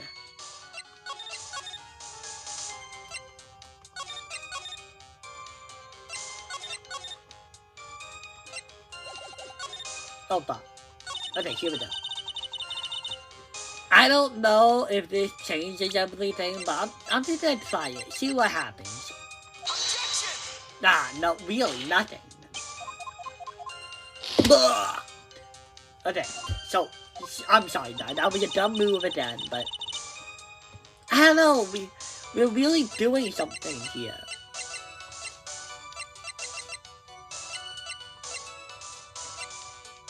So I need to find something. I'm just gonna, like, knock off a few of the dumb ones. I don't think there's any of these. It can't be that. No, it can't be that. The crime scene courtyard. Yeah, no. Okay, this actually fits in line with Iris's story. Because Iris said that the snow had stopped by the time the murder had ended.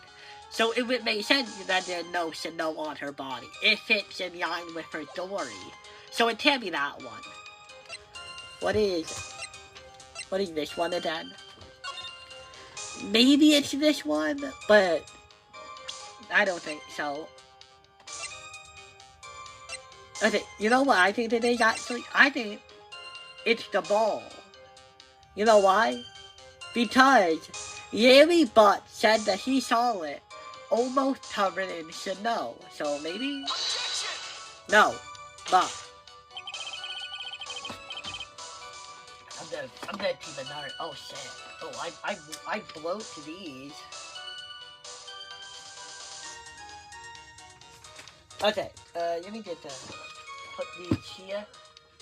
Let me get those here. I'm gonna write down some of the answers I tried, which was weather data,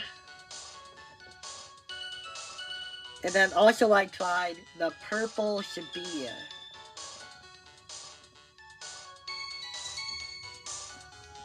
And it wasn't either one of those, so I have to try something new here.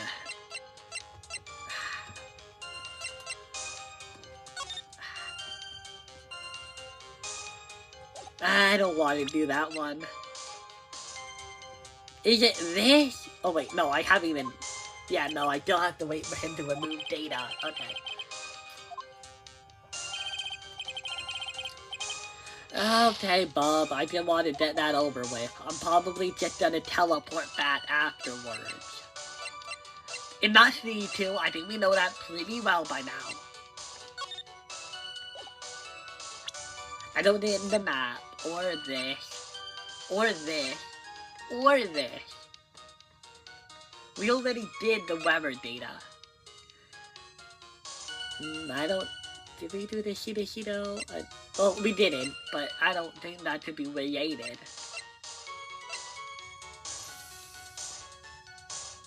You know, I'm gonna try the trash photo.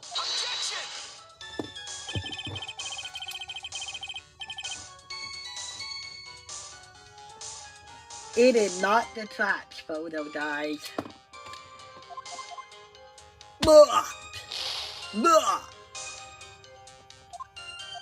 Okay. So now let me, oh, Bob.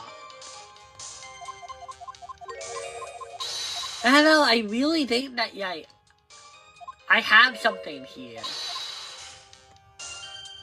Yay, okay. I am 100% sure that the game is trying to lead me to believe that the last statement is the one.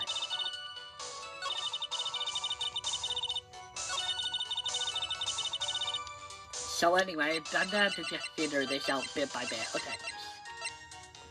Not the triple should...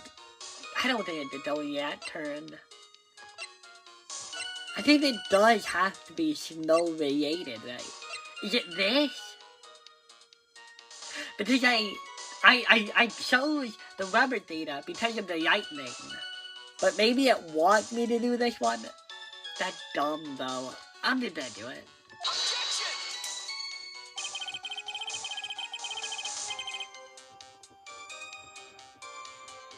Okay, it is not really drawing. I'm just gonna let myself die. It's fine. But no, it's this one. Okay.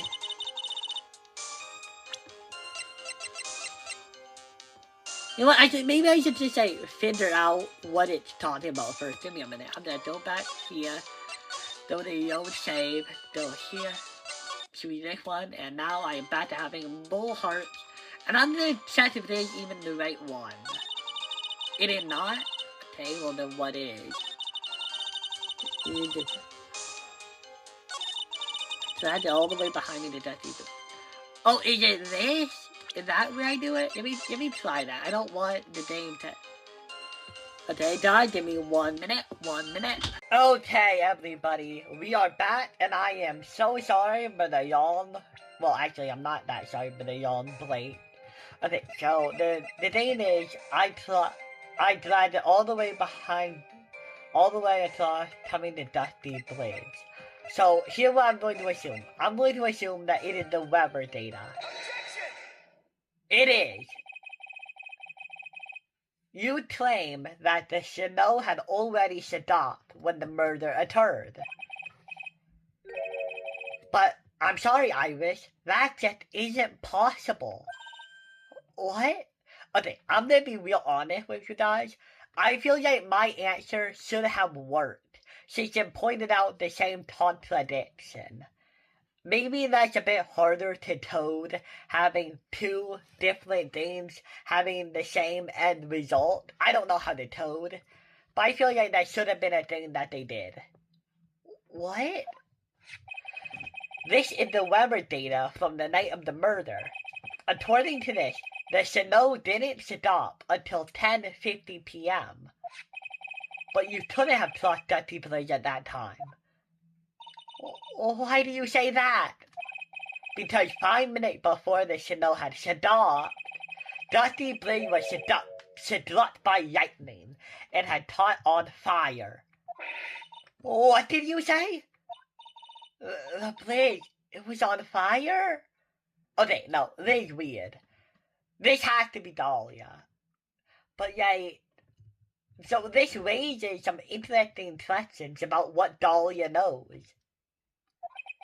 You don't mean to say you didn't know about that.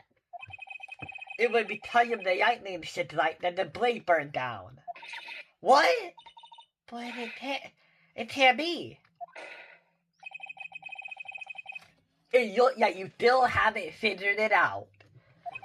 No matter how hard you try to deceive or conceal the truth, you can't pull the wool over the eyes of a real defense attorney. No! It's fun. It's been a couple hours since I last did the last part. Order! I was at the mall the whole time. It was not fun. The blade was already on fire when the incident took place. That's right, the inner temple was totally cut off from the outside world. There's no way you could have crossed the bridge, body or no body. Well, Dodo, yet your witness had gone up in flames. Witness, even my patience has limits. Any further line, and I will fine you in contempt of court. Do you have anything to say for yourself? The only person here that is truly contemptible is you. Old man. Okay, what did he do? What? Are we really hoping he would keep his stir in the face and be like, Dodo, your jokes aren't working now. But, it's fine. Me? How dare you? Whether this witness lied or not doesn't mean Shadlot right now. Shadlot? Yes, in that move you do. The important thing now is to find out the truth. Isn't that right? Yeah, Dodo, that is right. So, that's what I'm doing right now. What do you think I'm doing? I proved a point, and I said that there's no possible way she could be telling the truth. Yes, of course, but whether it was snowing or not snowing, whether the bridge was burning or not, there are two facts that can't be disputed. What are they? They better actually be hard and fast. First of all, the body of a youth doing them was discovered in Hayatora Temple Courtyard. Okay, no, that's a solid fact. It has to be, because we did find it there. We were there. And second, the head nun, Sister Bettini, witnessed Iris desecrating a youth doing them's body. Okay? Well, then you have no proof that it was Maya who did it. Because, okay, I'm kind of confused about what we're trying to do now. Phoenix, when I'm a Phoenix, right, I have one goal in mind. My job is to get my client off the hook. My issue right now is that I'm kind of confused about what we want to do now. Who are we trying to protect? Are we trying to protect Iris? Or are we trying to protect Maya? Because it really does seem like we're more worried about Maya. But also, Iris seems to be lying. And what if the person in front of us is Dahlia? I'm kind of confused about what we're trying to do here. But, I mean, Dodo isn't wrong about either of these two facts. The issue is that, okay, so what did this all mean? I think, Dahlia has already confessed, so I don't know what we're trying to do here anymore. Are we trying to prove that she didn't do what she's saying she did? He makes a good point on both accounts. That's right. I'm not lying. Well, we know you're not lying about either one of those two, but we still have no reason to believe that you saw Maya Fey do anything. and we have no idea how you were able to then cross the bridge. What are you claiming this time? I wasn't myself at all that night, so my memory is still somewhat hazy. Hey, Dido, do we really need to still listen to this? When's the purpose? You have stood at the witness stand and testified this entire time. Are you telling us now your memory of the night is hazy? Objection. What? It is only human to err. If you're so perfect, like, maybe you can explain this for the court. I don't need to do that. I will prove that your witness is bullshit. What is it? When the murder happened, the place had already burnt down. But somehow, the body traveled across the bridge and was found in the temple courtyard. Perhaps you have some perfect explanation for this little magic trick. Okay, I'm gonna give you a theory. What if the other crime scene was fake? It would be easier to move. It would be easier to move a trinket. Okay, it would be easier to take a trinket and blood and a knife across the bridge than it would be to move an entire body all the way over here. That's what I think. Well, not exactly, no. I know there must be some way she got across that burnt out bridge. But unless I can somehow demonstrate it, we'll never know the truth. It looks like the defendant is not prepared to offer a suitable explanation. Ha! You see what I mean? In other words, you're in no position to suggest that this lady's testimony isn't the truth. What are you talking about? Yes, I am. I proved that she was wrong. I don't have to prove how something happened, especially if I have no reason to believe that it did happen. This woman, Iris, is saying that she somehow managed to get the body across the bridge even after it burnt down. I have never said that the body moved anywhere. I never said that at all. You guys proposed the possibility that the murder site was somewhere else. I never agreed to that. And yes, I do have the right to do that. Okay, I know why Phoenix is more jittery than I am. Because to me, this is a video game. I can be as confident as I want. He is actually there, and lives do depend upon him, so I understand why he is actually more nervous. I wish he had a bit more self-confidence, you know? Phoenix, letting the doe see how you really feel isn't a good look. Yet you need to be confident, even if you aren't. Alright then, witness, let's hear your testimony once again. About what, Your Honor? You've admitted that you moved the victim's body. Nevertheless, your prior testimony contained a rather large contradiction. Inconsistency. I'm sorry, I'm confused. Please add an explanation for that to your testimony. Yes, Your Honor. Will this be her final testimony?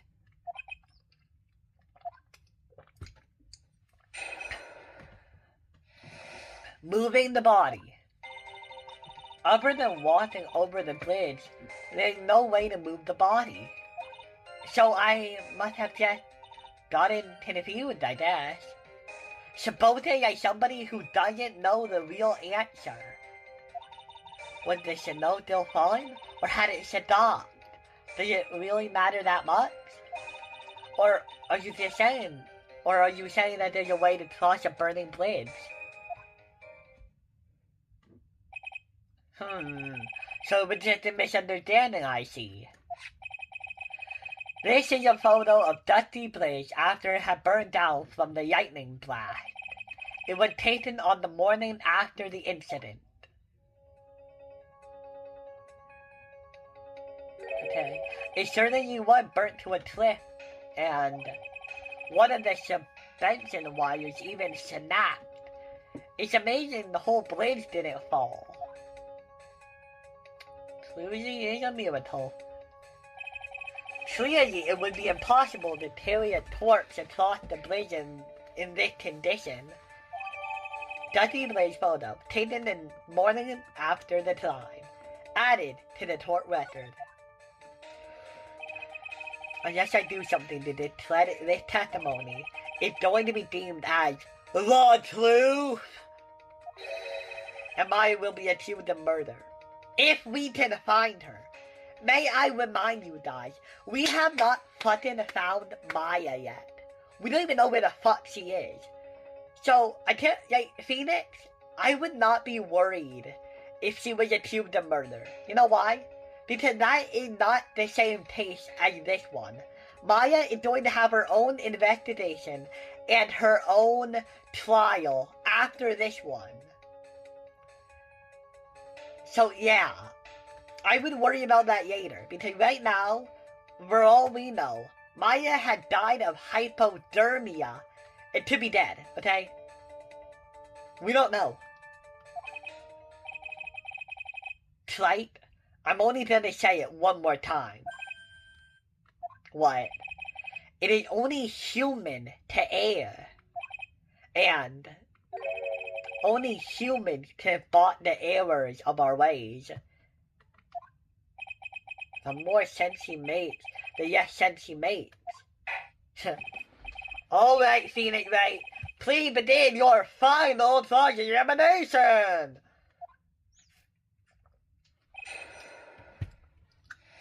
Moving the body! The body. Other than walking, I thought the... Yes, but the snow... Yes, but if the snow had already stopped when the incident took place, I could have crossed the bridge, naturally. But I think it's just like Mr. Dido said. The body did make it across somehow. Yeah, which could be a sign that the body would never move across the bridge. But you seemed quite sure of yourself when you gave your testimony. You said you were sure the snow had already stopped. I'm terribly sorry. I was wrong.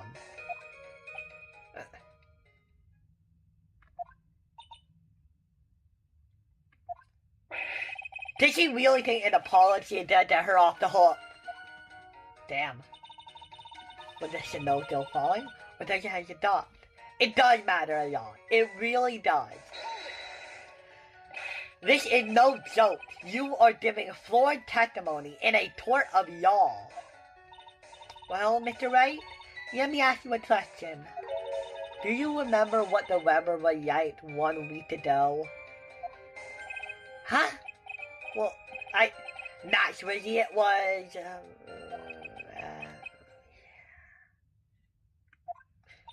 you see, it's not that easy to remember, is it? But if it had been some kind of special day, I would have remembered. For example, it was pouring rain on the day of my elementary school graduation. Hey, guys, you need to add that to Phoenix Wright's Wikipedia page. To write down on Phoenix Wright's elementary school graduation, it was pouring rain. You need to write that down. Objection!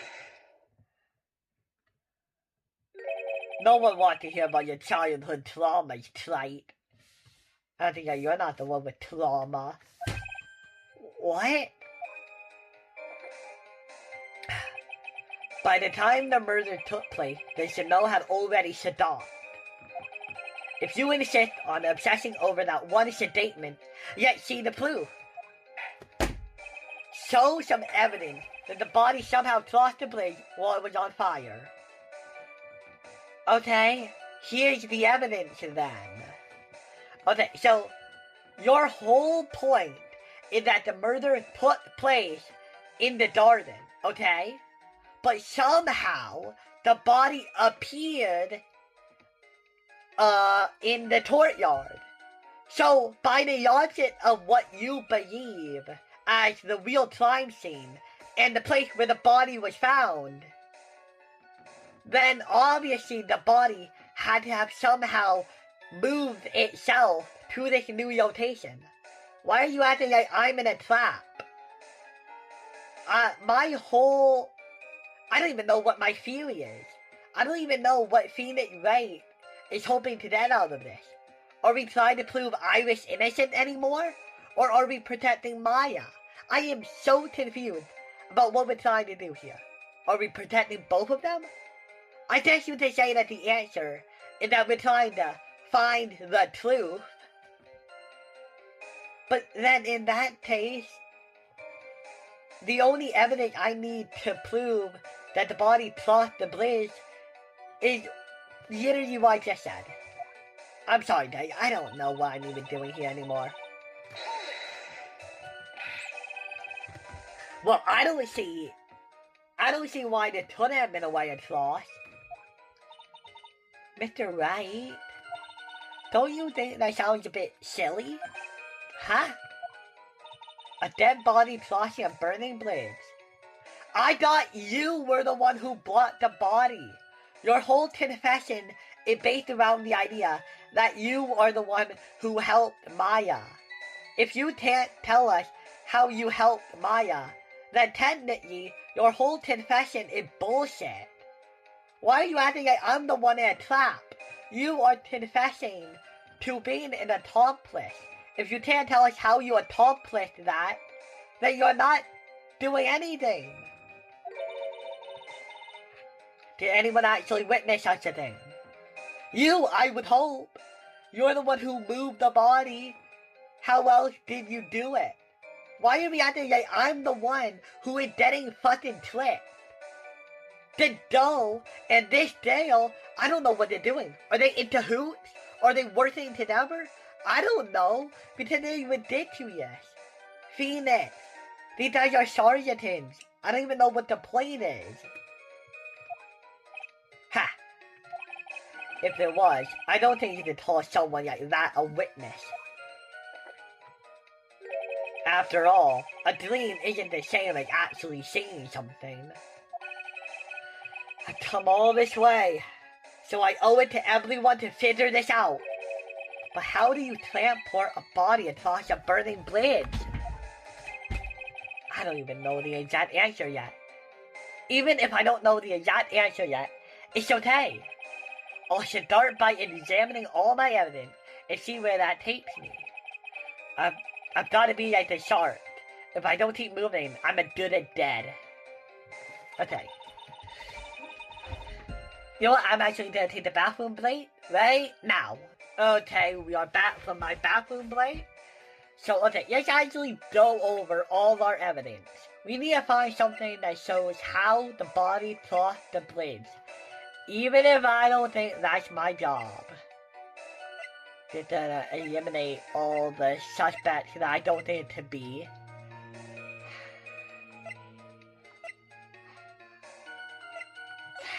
Dumb picture.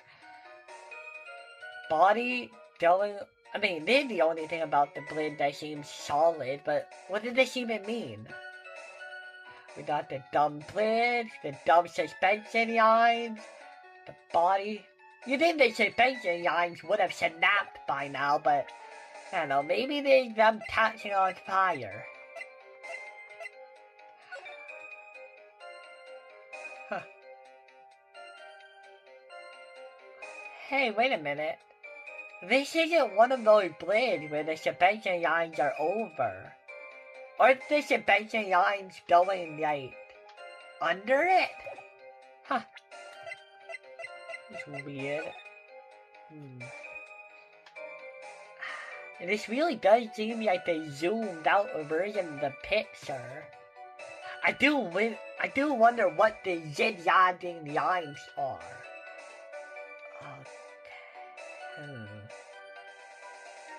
The bridge is pretty flat, so maybe I thought that this whole thing was the body of the bridge, but what if this bottom line is the base of the bridge, and then these lines are the connection wires, and that this part is like the top of the rope with the okay. But then it still doesn't make sense. The suspension lines are above. Wait a minute. Do I still have it? I don't think I still have it, but I'm gonna check if I still have it. It should just be from yesterday. I don't think I have it anymore. Okay, that's a bit of a shame. I remember I had a picture of Yeri in his bed after he saw the lightning, and he was upside down. Wait, is the image upside down actually? Is that the idea? No. Also, I hate how why are they pretending like they won? They didn't win yet, guys. You didn't win anything yet. No way. So the body isn't going over the bridge. It has to be going under. That's the only way the suspension lines could be going like that.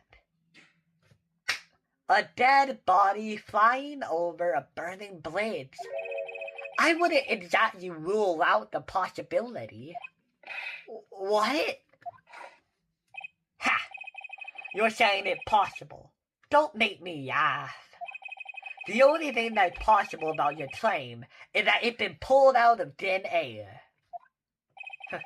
I don't know about that. In any case, we have a witness who did see it happen. Blood preposterous! Preposterous! Who was it? Who is this witness? I can't sit it out here.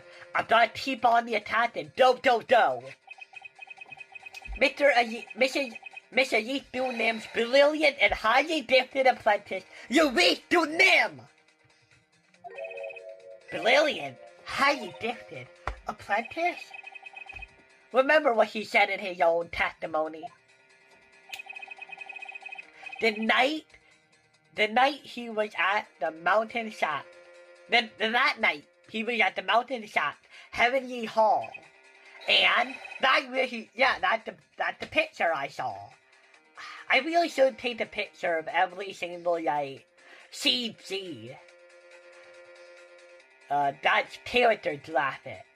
But yeah, no, I remember this image of him being upside down, and I was like, what if that's how he saw it? And that's where he witnessed the event. I think you've all seen this sketch before.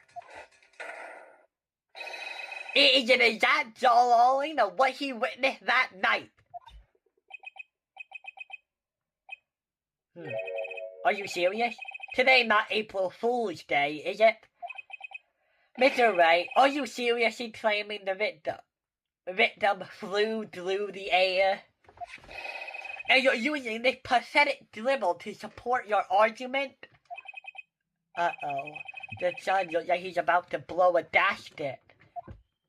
Ha!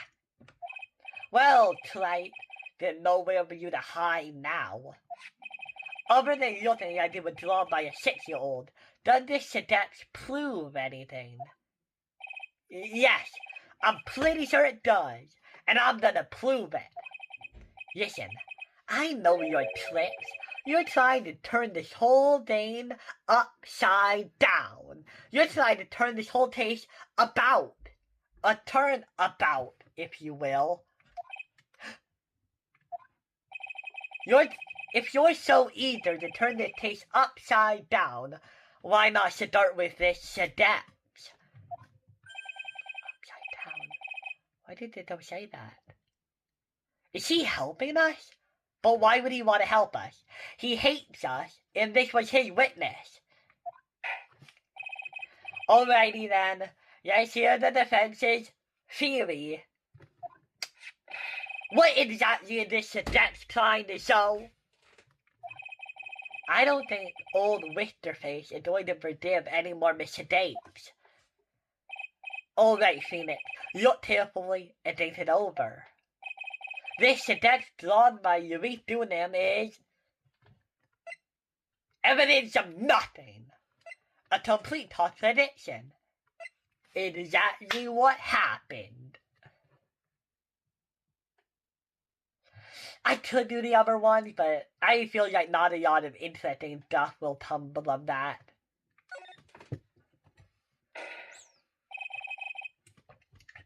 Of course, the victim was flying through the air. You can see it right there in the steps.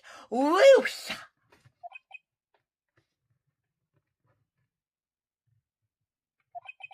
You know, you're starting to remind me of yesterday's witness.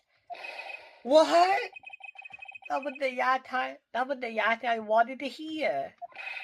Do you have any evidence the witness flew through the air? Just so you know, we haven't discovered a giant human catapult at the inner temple yet. Fuck! You haven't? That was my piece de resistance. I wish they had. Would have made it so much easier. Even if you're allowed the eternity, you're still a top's worth of entertainment. I think we should skip the penalty this time.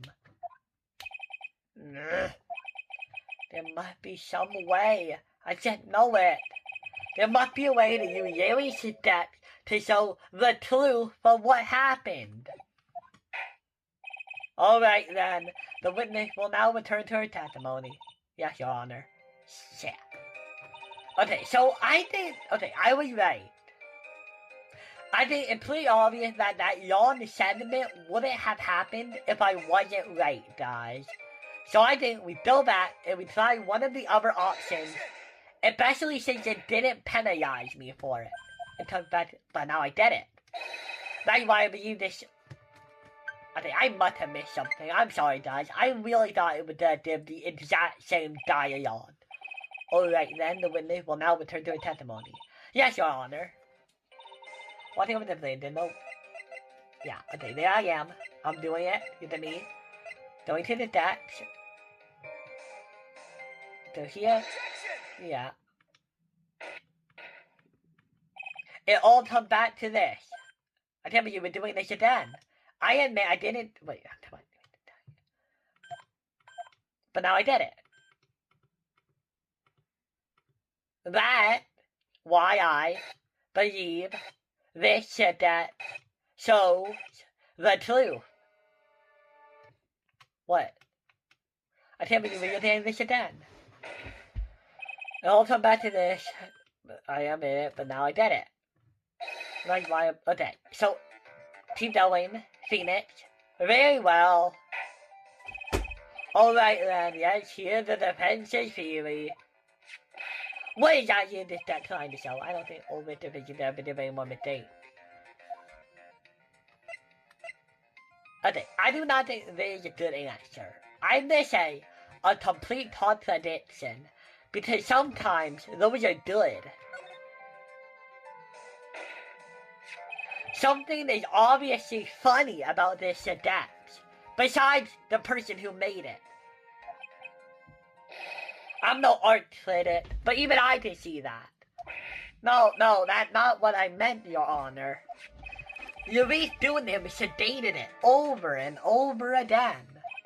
That this sedat was exactly as he saw it. However, if we are to believe his testimony, then the sedat contradicts reality as we know it. It contradicts reality? Ha!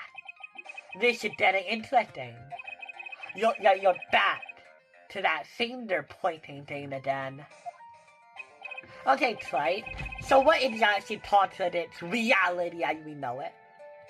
It's obviously these support wires which are hanging above instead of below. Of course, the guy did say turn it upside down, so I think that was right.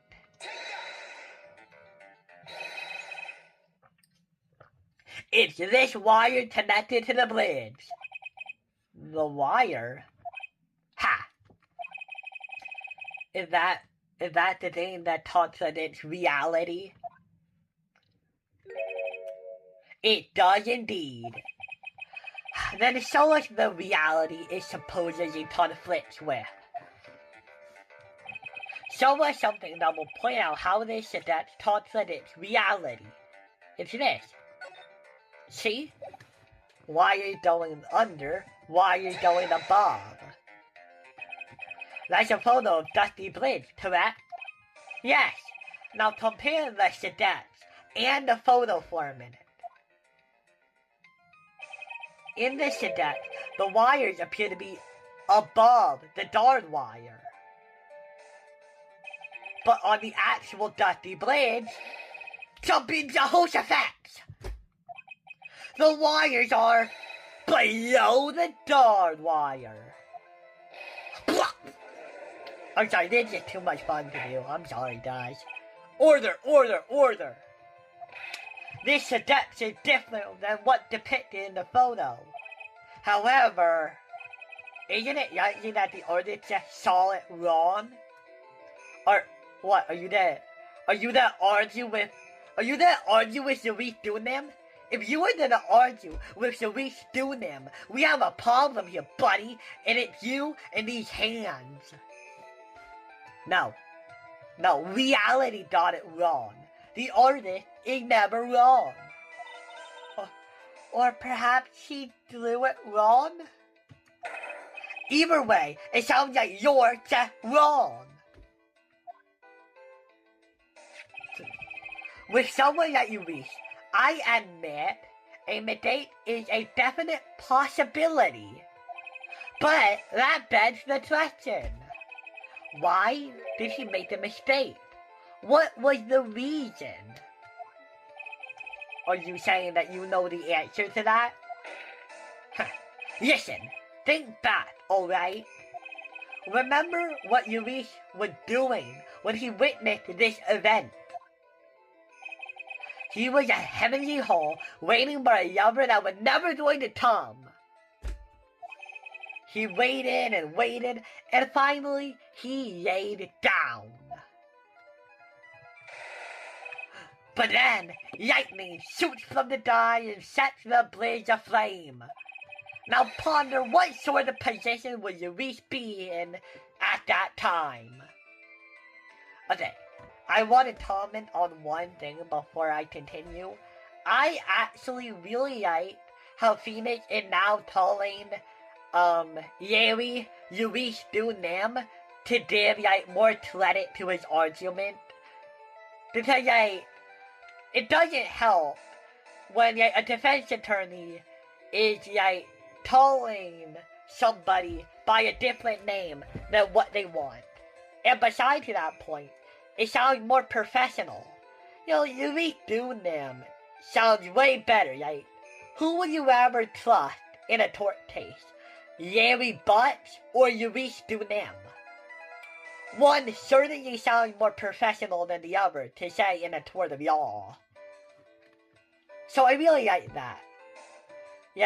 Maybe Phoenix Wright doesn't actually believe that Larry had changed at all, but she's willing to tell him what he wants to be told, at least when things get serious. He was lying on his back, which is why he remembered the scene the way he did. He was lying on his back? I can't see how that relates. But it does, Your Honor. That is the reason why the wires in the cadets go up instead of down. Ha! No way. Louis Dunham witnessed the event while he was lying on his back, face up. In other words, the scene he saw was actually upside down. So then, this cadet should actually... I think you finally get it, Your Honor. The correct way to view Louis Dunham's cadets is like this. This is how it should actually look. The victim's body wasn't flying above the bridge. It was actually flailing below. That's right, just like the pendulum. Ridiculous! Ridiculous! Order, order, order! Of all the things to say, a pendulum. The blade went burning to a cliff. There was no way to get across it. But if the body had been found at the inner temple, it would have caused problems. This is where the criminal decided to take a gamble. They used the burning blade to get the body to the other side. And the pendulum was the only way to get it done. Let's think about this for a moment, shall we? Dusty Blade is about 20 yards long, which means it's about that far from the inner temple to the other cliff. Yes, that sounds about right. In order to cover that distance with a pendulum, you need a rope at least 10 yards long. To get a rope that long, you have to plan ahead. The lightning strike that night could only have been an accident. So it doesn't make sense that the culprit would have prepared the rope beforehand. So then, they didn't have to get the rope ready. The rope was already right in front of them. What? I'm saying that it was just a matter of using what was already there. In that case, Mr. Wright, please give us an explanation of your theory. To support your theory. What do you think the criminal had... Oh, shit.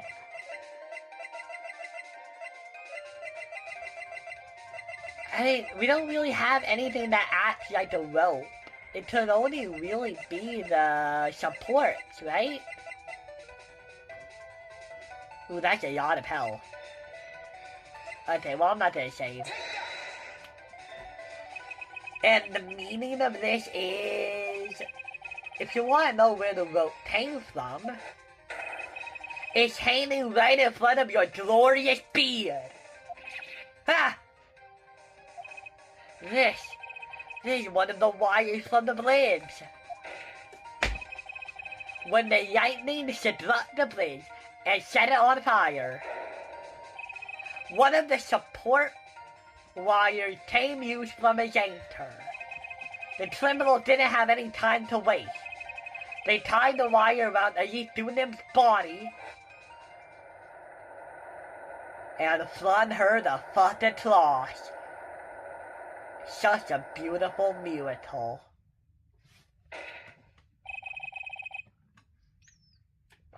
Because there was simply no other way to move the body.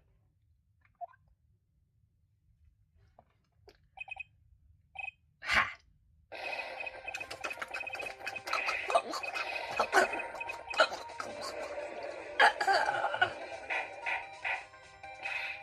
Mr. Dado!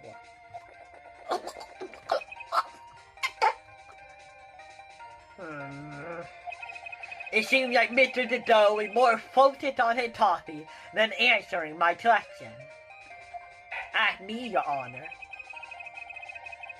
It seems like the odds of rope being highly available were very high. So I suppose it's not an impossibility after all. Possible or impossible? That's not the question we need to ask. There's only one question. Did that really happen? Wright, I wonder if you can prove what happened to us. Do you have actual evidence that the body report maybe? Oh, there's a blood tape on the down in the back and about 10 feet after death.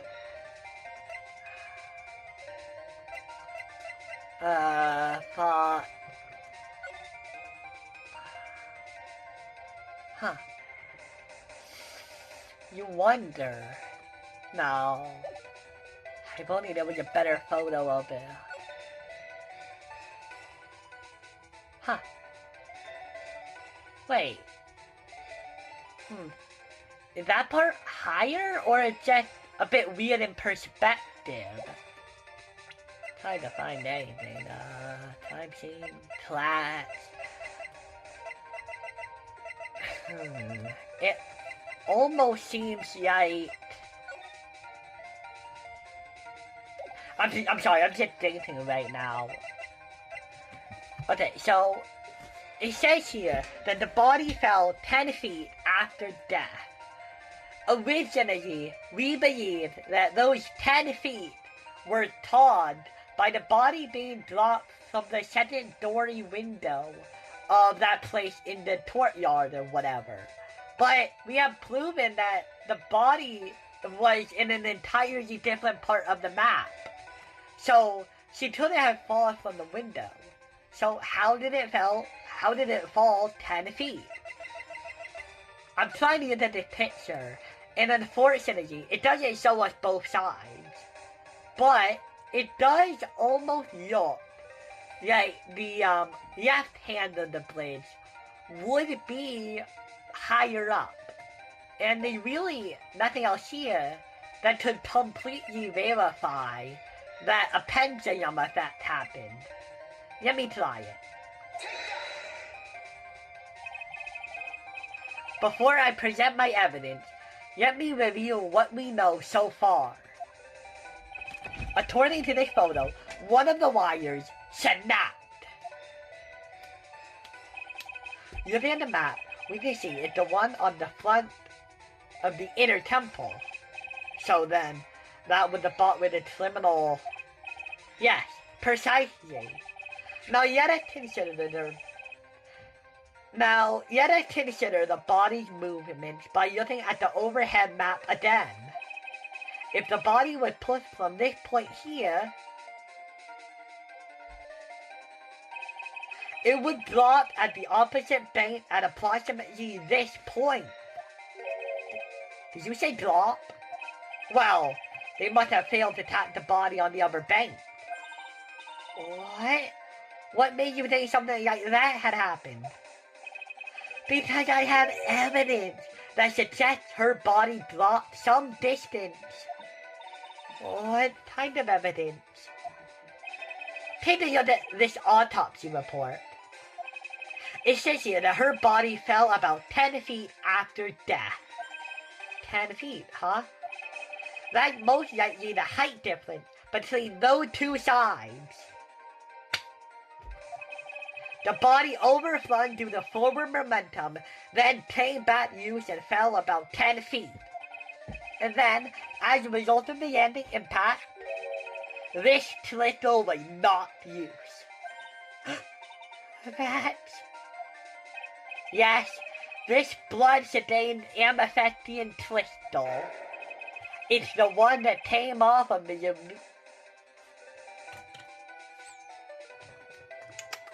Do re mi fa so you high no. It's the one that came loose off of Miss Yurish Dunam Shada. And even more important, in the place the crystal Shabir was found. Indeed, I believe it's already marked on this overhead map. The crystal was found, precisely, Your Honor. At the very same At the very same spot where the pendulum would arrive if the right...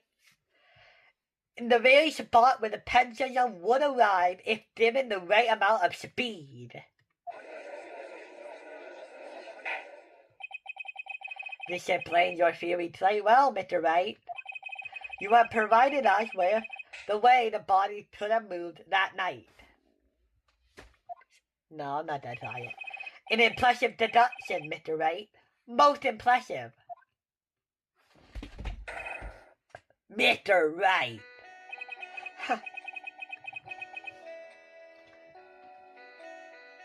I thought this cold coffee might help you cool down. What is the meaning of this, Mr. Dado?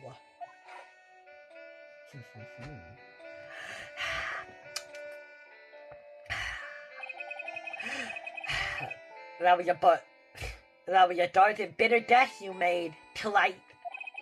But you forgot about one thing. Oh, and what would that be?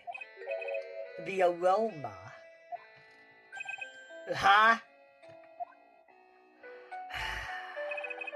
A toffee's most reliable accomplice is its deep and profound aroma.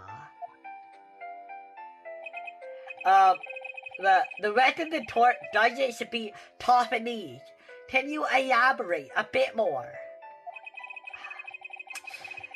If the criminal had sent the body to the other side, like you say,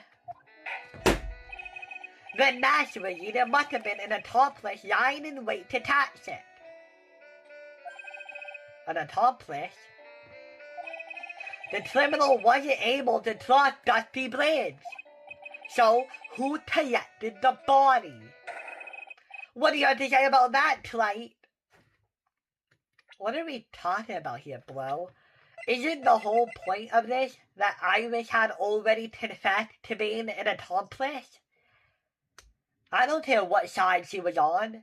Either she was the one who did the pendulum, or she was the one on the other side collecting the body.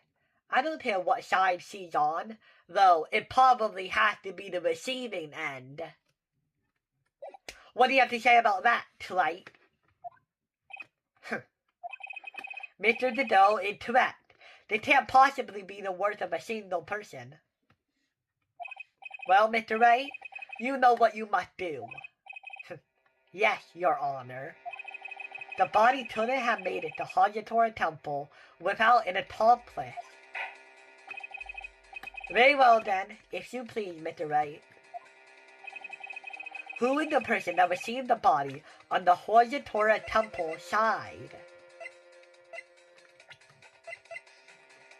Ooh, I can't give up even. Okay. It can only be you, Sister Iris. Huh? Ah! But I don't see why you're so surprised. The only way to transport the body from Dusty Bridge is by snowmobile. But with her bad back, Sister Iris could never pick up a body like that. You are the only one who could have managed it. Damn, his voice is deep. Wright, were you even listening to this witness's testimony? On the night of the crime, this little cutie pie was on the cleanup duty in the Hayatora Temple.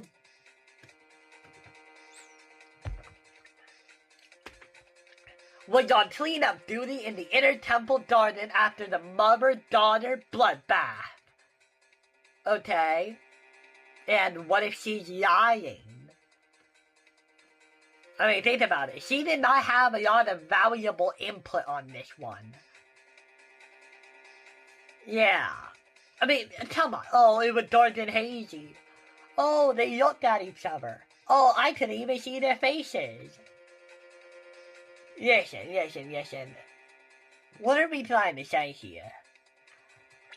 Dado, I don't know if you realize this, but you have fallen prey to the very contradiction you tried to do me. You are telling me that Iris was on the inner temple side of the place. You were saying that Iris was on the inner temple garden side on cleanup duty, okay? That makes sense. She had to be there to witness the murder. But then you also say that it is an absolute fact of life that she was also in the courtyard desecrating the body. So, Dido, I have a question. Which one is it? Was she desecrating the body, or was she on cleanup duty? Because you can't do both at the same time. It wouldn't even make sense from the criminal point of view. Why wouldn't they split the jobs? Why wouldn't Maya be the one to clean up the body, to clean up the place, while Iris gets the body and moves it?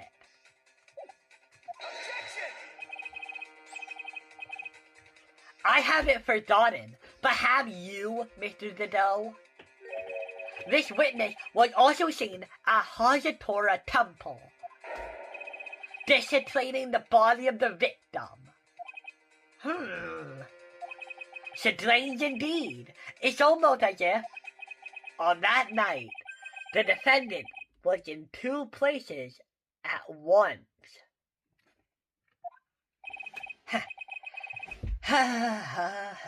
Sister Iris, let me ask you something. Why didn't you mention it when you first gave your testimony? Mention what? The pendulum, of course. Using this sketch drawn by an eyewitness, I have established how the body was moved using the burnt-out bridge, which means that it is now a fact that this occurred, something you already should have known. No, I had no idea. I didn't know anything about pendulum. But the body couldn't have been passed on the other side without your help. You should have known about it. In fact, it'd be impossible for you to be clueless about this whole thing. Unless you're not really Irish to begin with. What? How do you say that, Mr. Wright? Oh, what kind of nonsense is this? You're saying this witness isn't Irish of Hazatora Temple? Are you serious, Wright? You mean this woman is... There's no one besides Iris who could have received the torch that night. Now I get it. Now I know why I've been sick to my stomach this whole trial. Why her whole demeanor changed so suddenly from yesterday. And why she's trying to pin this murder on Maya. The woman that's standing there at the witness stand. Her real name is...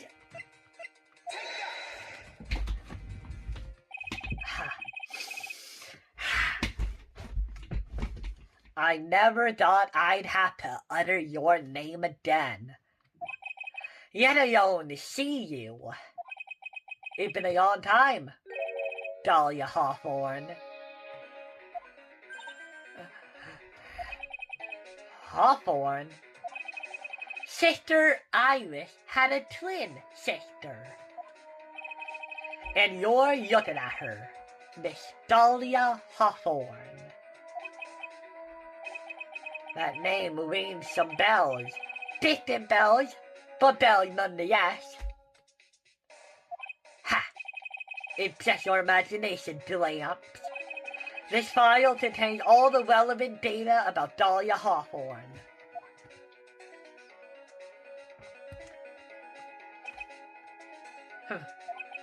Oh yes, I remember now. That case, 5 years ago.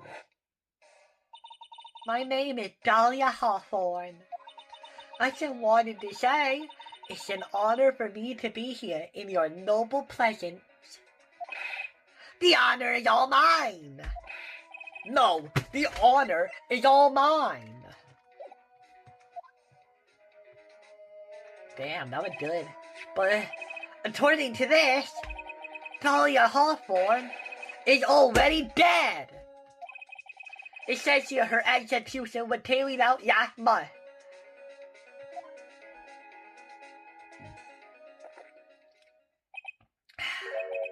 So what?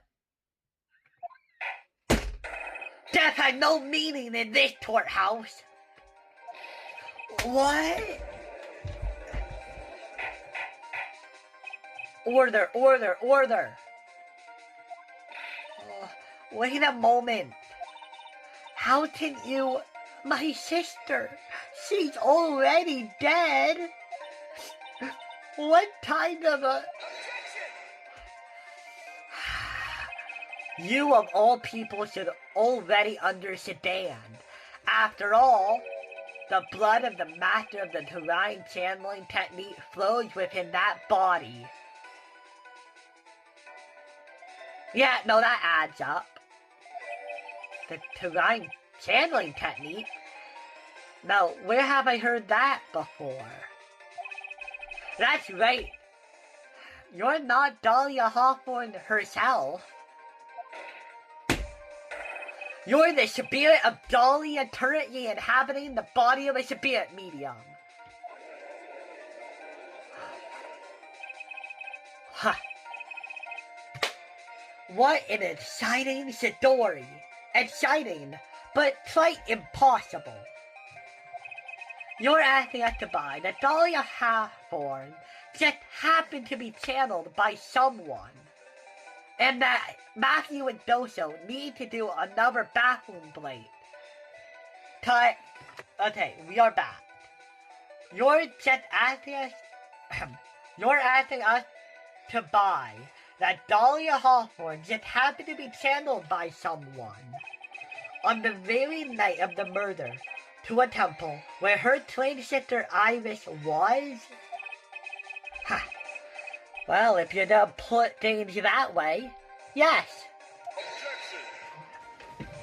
Objection. We're supposed to believe a coincidence like that just happens? Oh man, I have to take something on my glasses, I think. Naturally, it was no coincidence. The whole thing was a part of a plan from the very beginning. It is all written right here in these instructions that Matthew and Doso actually wanted to present as evidence, because this game only has like so many choices it gives the player, and Matthew and Doso really wanted to present it for himself instead of having the game do it for him. Why not increase the number of choices I get so I feel better about myself? And anybody who can't figure out what to present at this point, it's pretty dumb. It's all written right here in these instructions. What's that? These instructions were written by your mother, Morgan Fay. And part of the plan called for Dahlia Hawthorne to be channeled. That night, there were two irises in Hayatora Temple. You could say at the head. That it two irises at the head? Yeah, a human body has two irises. You get it. Two of them? Two of them. Even the time of channeling was planned out. As soon as you could hear the lights out bell, in other words, 10 p.m. However, Iris was seen before dinner time. That means the Iris that was at dinner was the real Iris. And the Iris who gave me the hood at Hayatora And the Irish who gave me this hood in the main hall was also the real Irish. Meaning that the Irish Sister Bettini saw at the Inner Temple was someone dressed as her, namely one Dahlia Hawthorne. Ha! Ha! Do you even know what you're saying anymore, Wright? This whole channeling the spirit of Dahlia Hawthorne business. Yes, it's true that you found some plants that talked about it. However, there's one thing that's perfectly clear. The witness standing in front of the witness stand is the real Irish. Okay? So, what does that mean? No, yeah, what does that mean? Yeah. One, how do you know that they're the real Irish? What evidence do you have that she is the real one? Do you have some sort of spirit detector that isn't going off right now? Or is it because she was on the right side of the bridge? Or maybe the wrong side? What? How so, Chidimbo? Calm down and remember what you know about the night of the time. After meeting Sister Bettini, the Dahlia Hawthorne that had been channeled would have been stranded at the Inner Temple due to the lightning strike.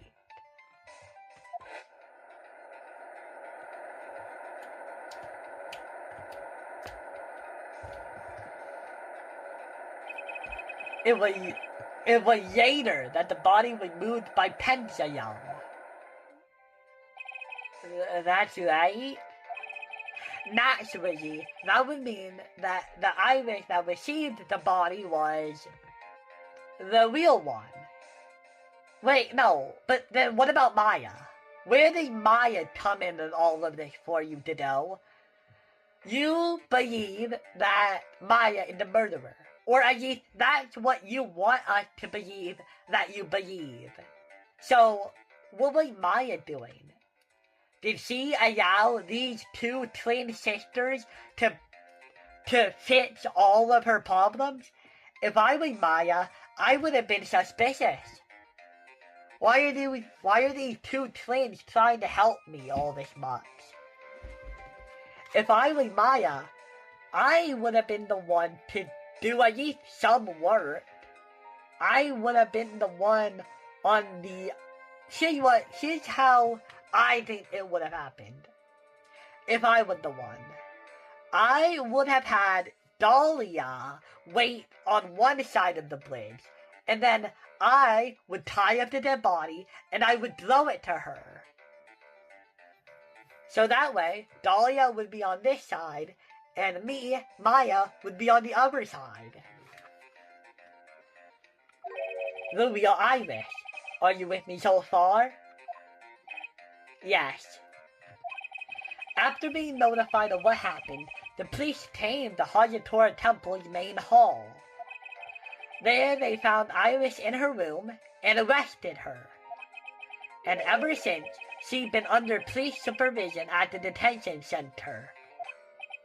Yes, I suppose. I can't deny any of that. Whew, thank goodness. Iris, I don't know why you're so happy. Think about it. No matter how this goes, you're still going to jail. Yet, the way Dido is talking, you were still an accomplice to murder. You're gonna go to jail no matter what. Oh, it looks like he's finally convinced. But something still seems off. Way off. I'm still not convinced that the Irish here is the same one from the last night. Ha! I suppose you're about to say something really ridiculous.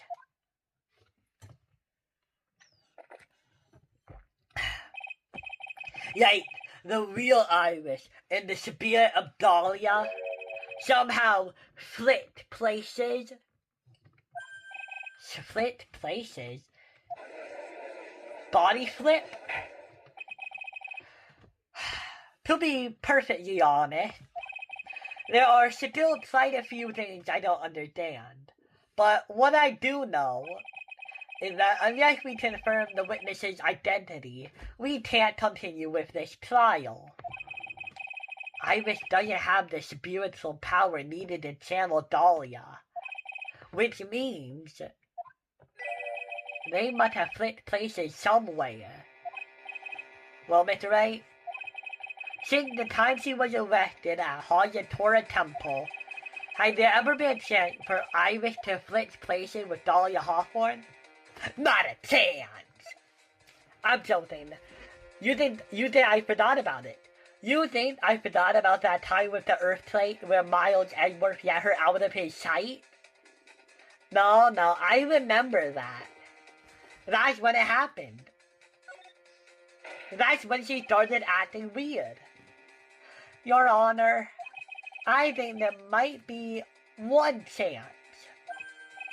Oh? Explain yourself. Yesterday, for a few minutes, Iris's whereabouts were unknown. Unknown?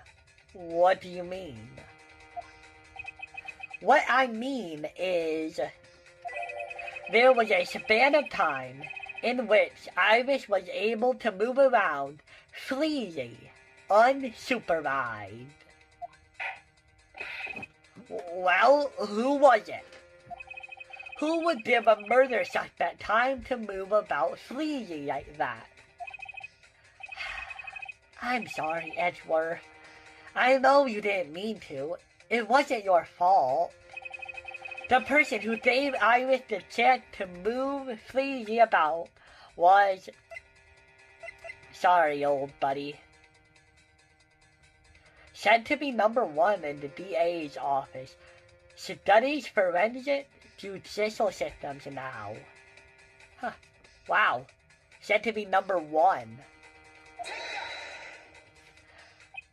This is Mr. Edgeworth, isn't it?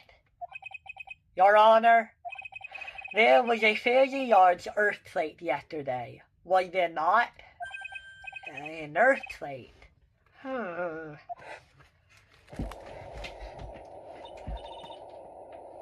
Earthquake! Oh my goodness, the inner temple! This kind of tremor might...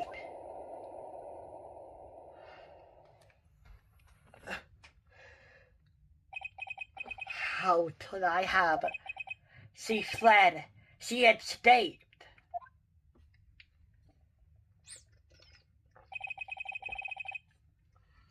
We went to the inner temple right away. It's true, Iris was already there. However, they had already flipped places by that point in time. When I arrived at the training hall, I was met by none other than Dahlia Hawthorne.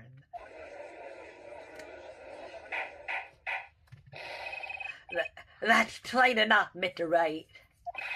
Now see here. No judge in his right mind would consider the idea of spirit channeling and... Be quiet.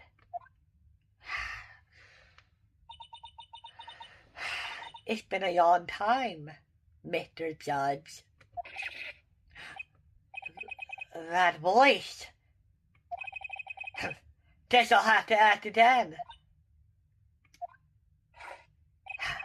Upon meeting a beautiful lady, always ask for her name and profession. That's one of my rules.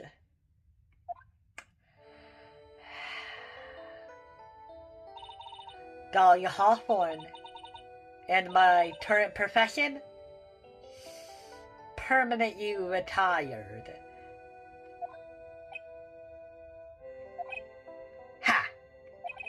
So you're not going to bother hiding your identity anymore, huh?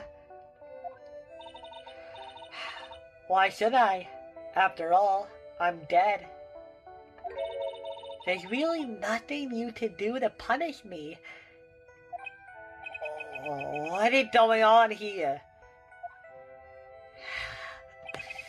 Dahlia Hawthorne. I never thought we'd meet again. And I never thought we'd meet like this. But this time, all ended. For her, and for myself. I'm assuming you're talking about Mia? To be continued! Oh no, you can't do this to me right now. Not at the apex of the Yoop.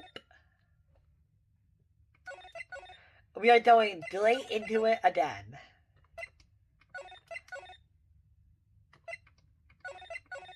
Okay. Dude, I have like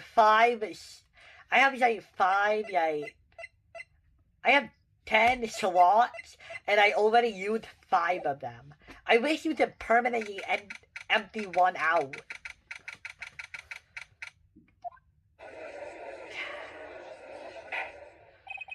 Now then, let's continue where we left off, shall we? Well, witness. Yes? How can I help you, Mr. Judge? Well, it seems like we are clear in the truth. We'll need to hear your testimony. I have no problems with that.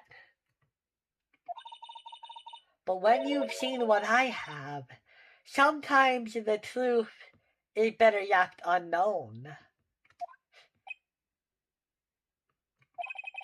In any case, we'll hear your testimony. Tell us about the plan that was carried out that night.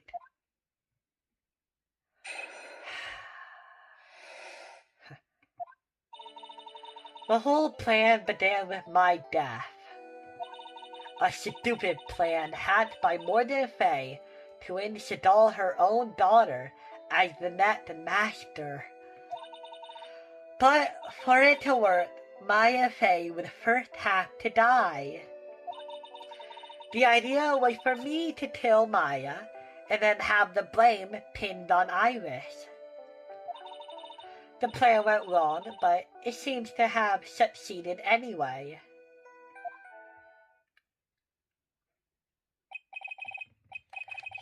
So that means you really are... Wait a minute. Did you just say that the plan was to kill Maya Fay?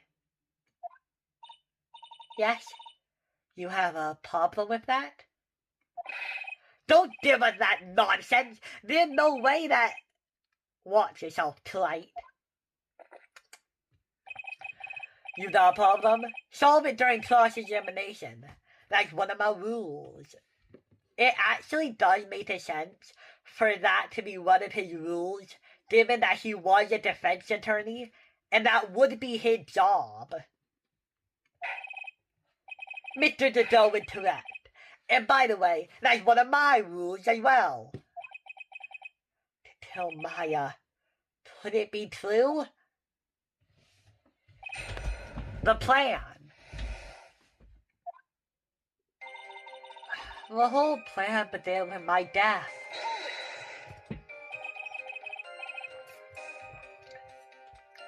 You were executed last month, correct? Yes, I was hanged. It wasn't exactly pleasant. How did you manage to discuss the plan? When did you talk to Morgan Fay? Last year, she was transferred to the same detention center as me. Since I was on death row, and she was my mother, it was actually pretty easy to meet with her. I see. Like when you discussed the plan? Ha! Are you Tracy? At first, that woman was planning to kill me as well. Even though I'm her own daughter. All to make Playo Fay the master of Terrain?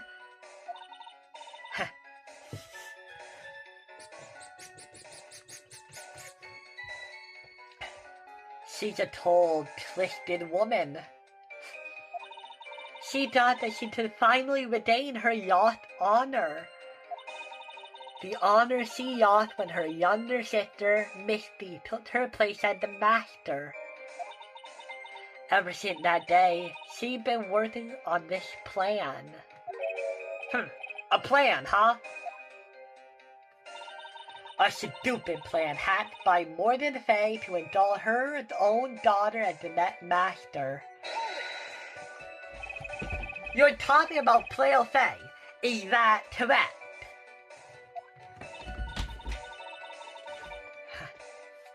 So I did want to turn down the volume a little bit. Yes, at first she had yes. Though at first she had high hopes for the two of us. You and your twin sister Iris. That's correct. Fortunately, neither of us had much spiritual power. That's why we were abandoned by her, along with our father. Abandoned. The one person I ever really cared about in life was myself. My sister was a nuisance, so I convinced my father to leave her at an old temple. You mean Iris? Yes, my father remarried a woman who also had a daughter. The less children you have, the more money there is to go around, right? And on top of that, my father had absolutely no interest in children in general. How horrible. The really horrible one was that woman. That bitter, vengeful woman. It was her stubbornness that gave birth to that child, Playo Fay. She was born with an abundance of spiritual power. Unfortunately for her, Morgan Fay heaped all her broken hopes and dreams onto that poor child's back. All because of her pathetic dreams of having her bloodline become the main family. But for it to work, Maya Fay would have to die. Can we talk about how utterly insane this family is? Right. Clearly the apple didn't fall too far from the tree on one of you guys. She had 3 children, and 2 turned out good, but the third one was just rotten. Maya would have to die. But why?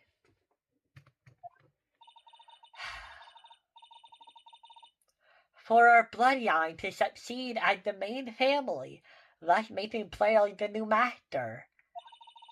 The remaining descendants of the current master had to be taken care of. But Playo would never agree to a plan like that. She adored Maya.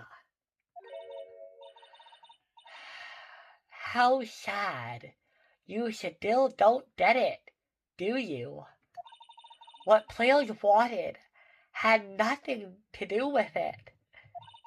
Morgan didn't care one bit about Playo. The only thing she cared about was the position of master. That's all. That's ridiculous. She was willing to sacrifice anything and anyone to achieve her goals. The life of her daughter, and naturally, the life of Maya Fay as well. How could anyone do that? Man, when you play as a really nice person and they ask this question, it kind of makes you feel bad but knowing how somebody could do that. Man, Phoenix, you are a really good person, and I honestly hope that you never comprehend how somebody could do that. Makes you better, I think. The idea was for me to kill Maya and then have the blame pinned on Iris. You were going to kill Maya. Players didn't even know anything about it. All she had to do was follow the instructions in the letter and channel me. Then I would have simply used her body and finished the job. In any case, I'm already dead, and there's nothing any of you can do to me.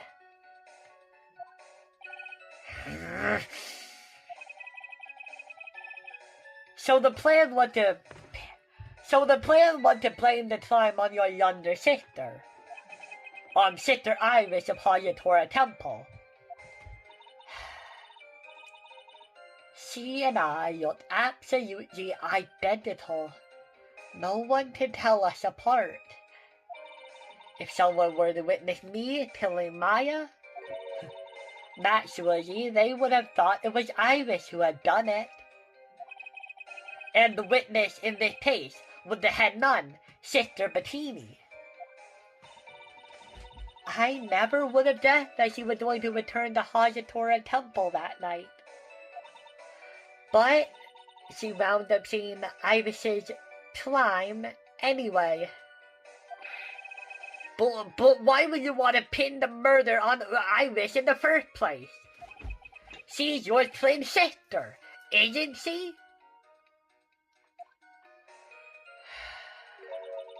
Twin sister? Don't make me laugh.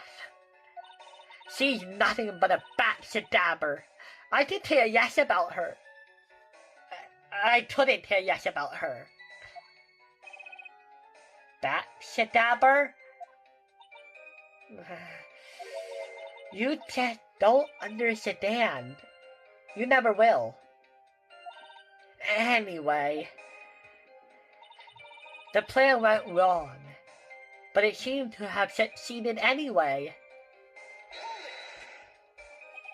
You think the plan was a success? You heard me. Just that woman had hope. Maya Fey is dead. I'm sorry, I have to do that better. Maya Fey is dead.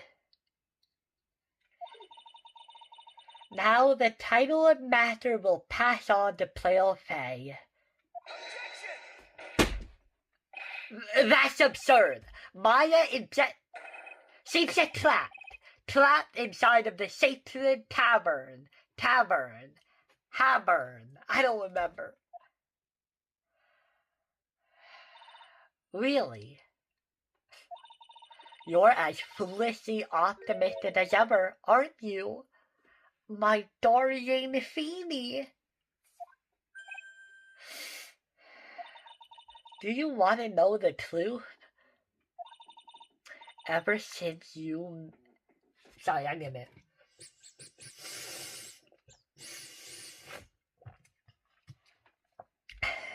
Ever since we met, I've despised you.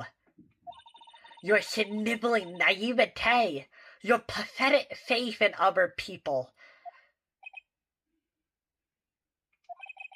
I just want to know one thing.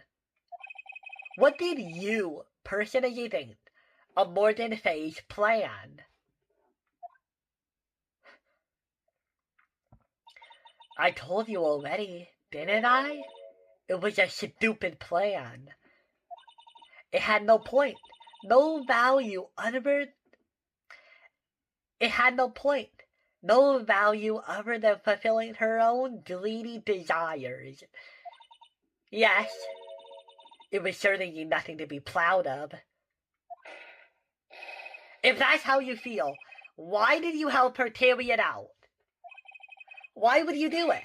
Why would you kill Maya?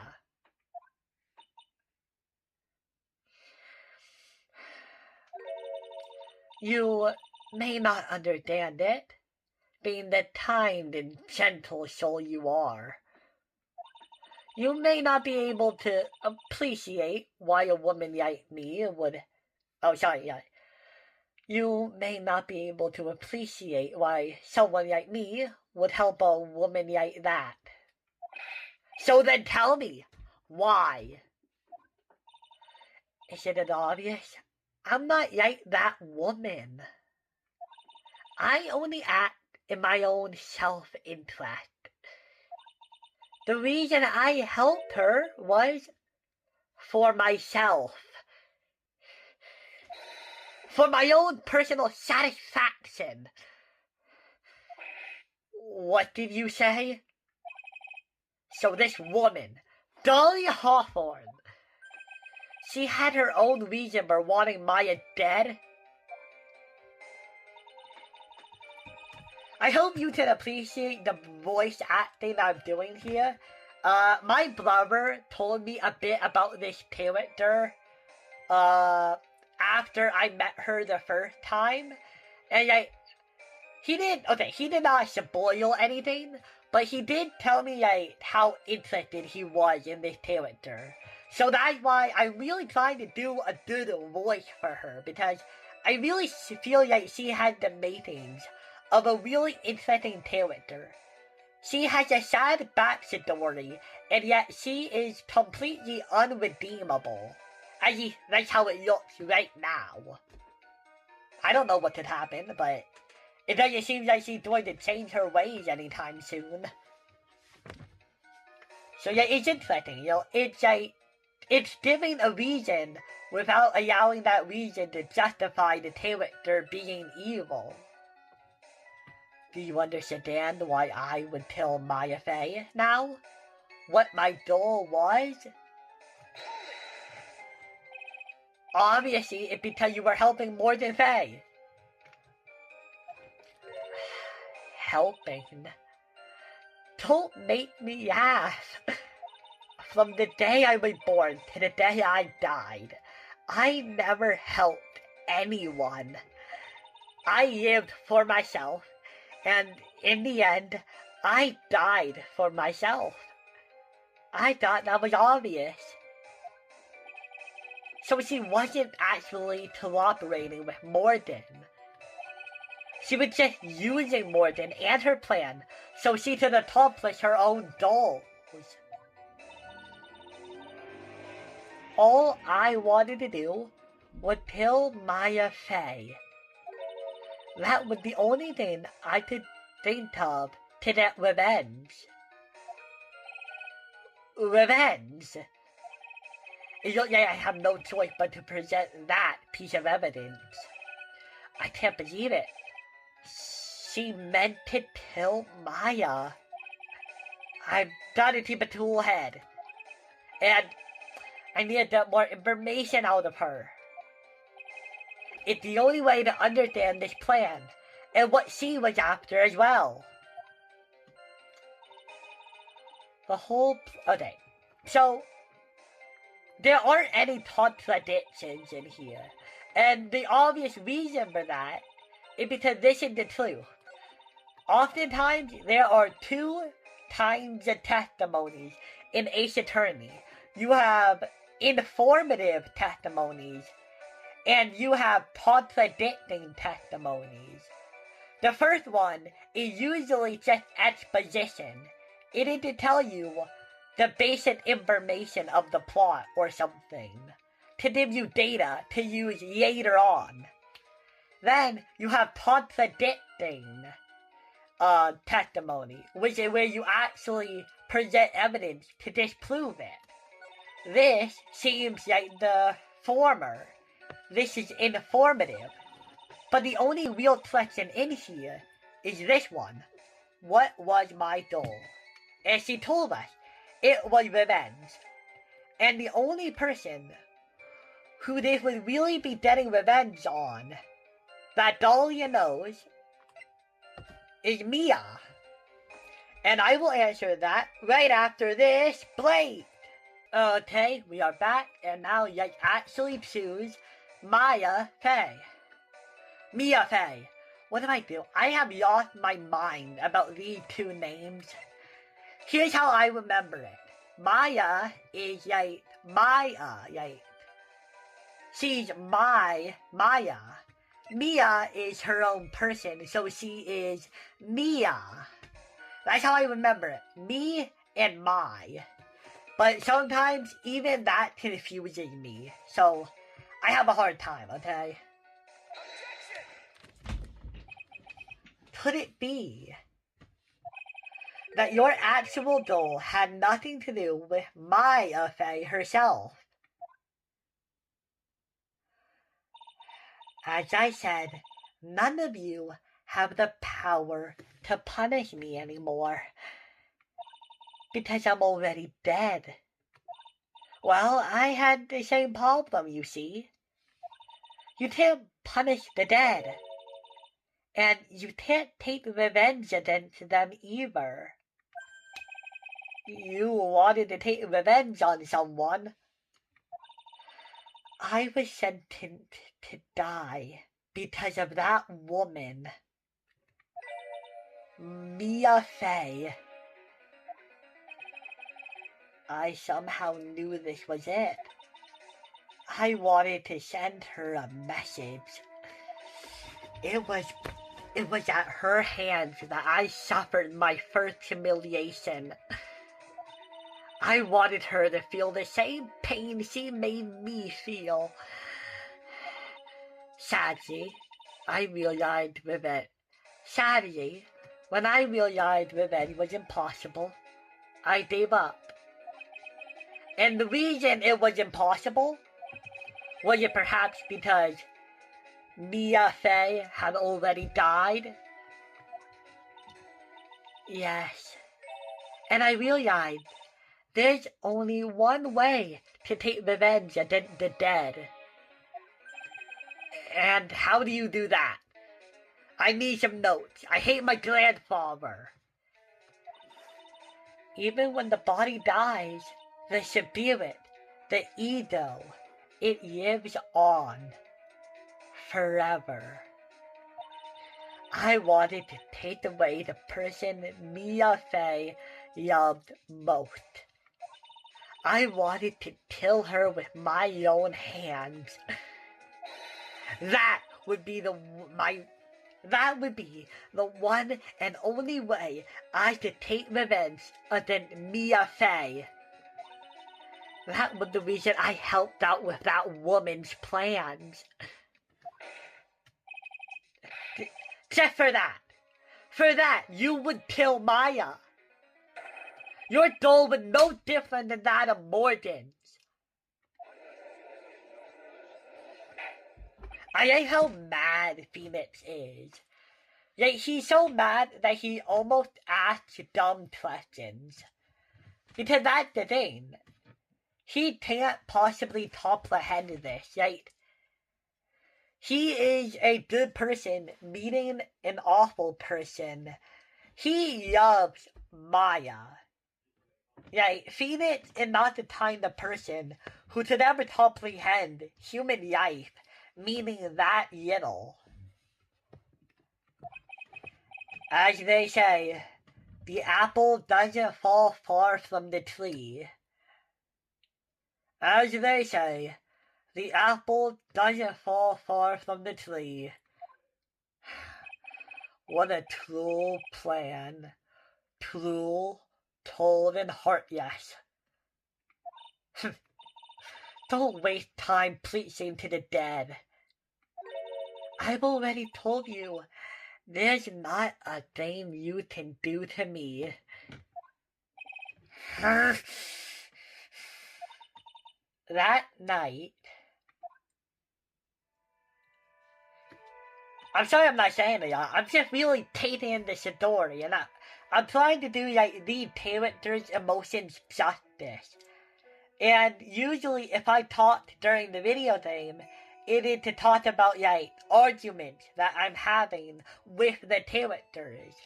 But this part isn't really about arguments. This part is more just telling me what happened from her point of view. So I can't really argue a lot on that point. Also, if my voice sounds bad right now, it's because I've been voicing Dahlia at a low voice to keep it kind of sleepy. Oh God. I might need some more water, guys. I don't know how long we have, but I'm pretty sure it's a bit longer than this.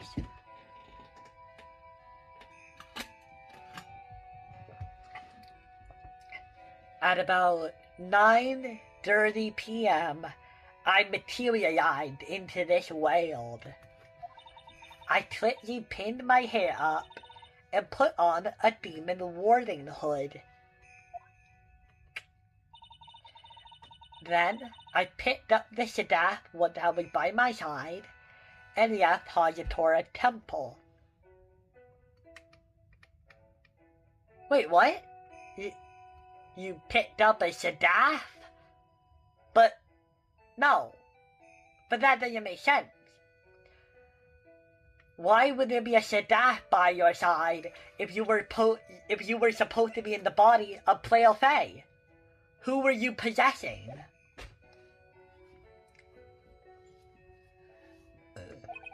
So, it was a Yusunim that had channeled her after all. That ridiculous head nod never noticed a thing. She left Maya Faye at the inner temple and wobbled back, clutching her poor old back. What did you do then? That kid was easier to handle than I had hoped. I caught up with her in front of the Shadoni lantern. Then I pulled out the dagger I got from the Shador room.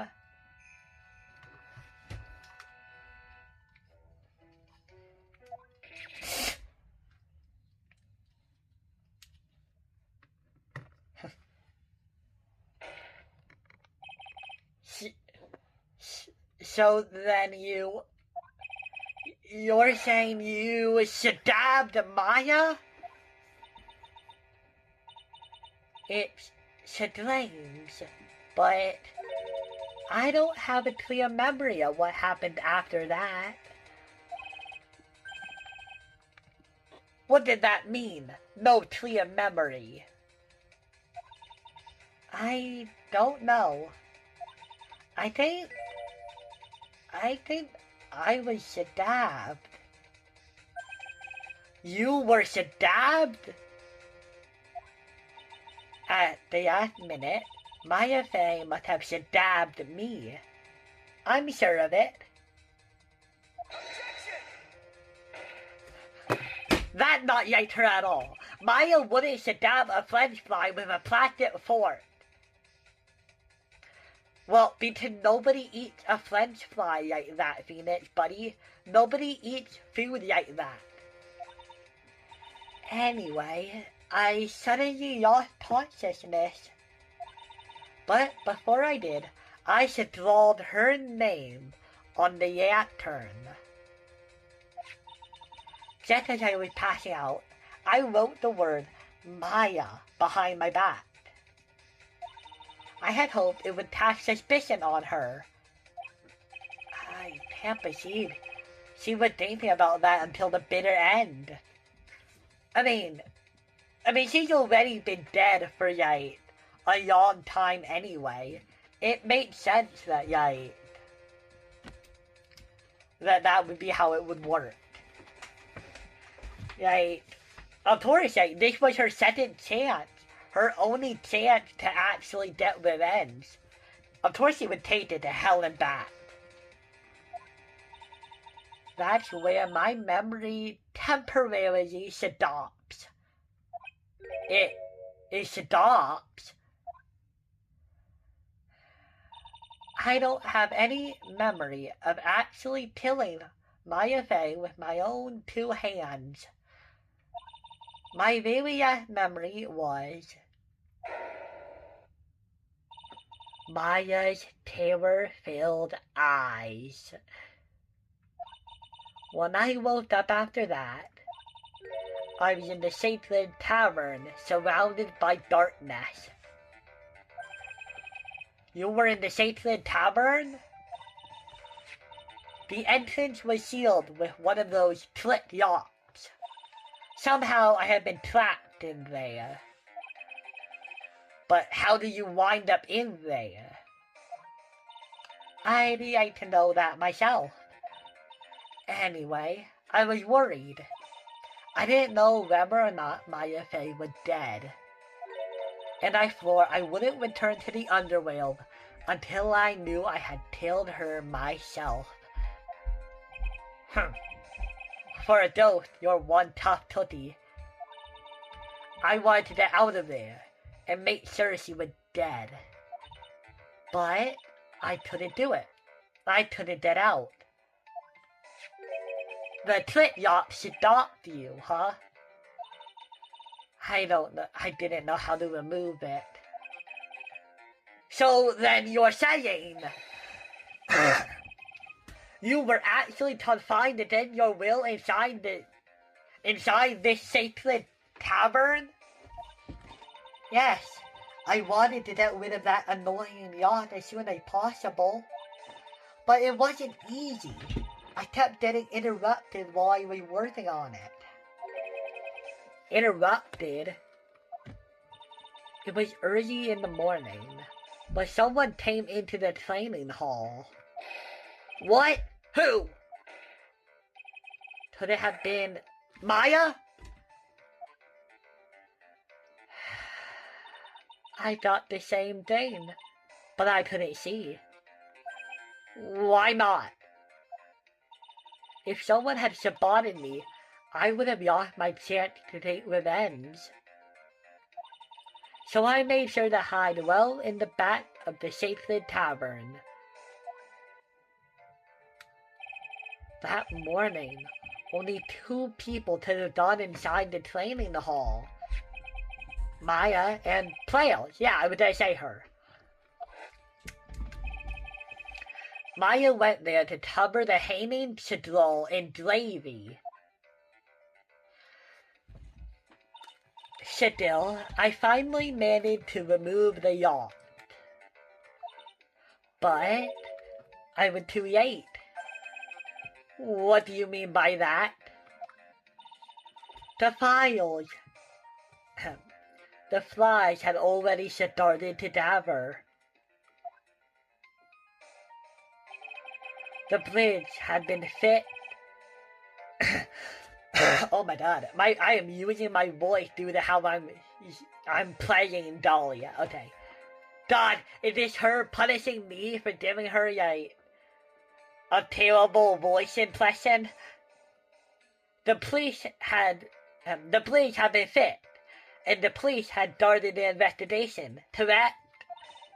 Naturally, I couldn't go out. So instead, I returned to the tavern and put the yacht back on myself. I realized I wouldn't be able to get a chance to see Maya's corpse as I had hoped. But just then, Lady Yacht showed up. Lady Yacht. After that big earthquake, she showed up all by herself. The real Iris. She said she'd come to make sure the sacred tavern was alright. Stupid Dale. I came out from the sacred tavern and got a feel of the situation.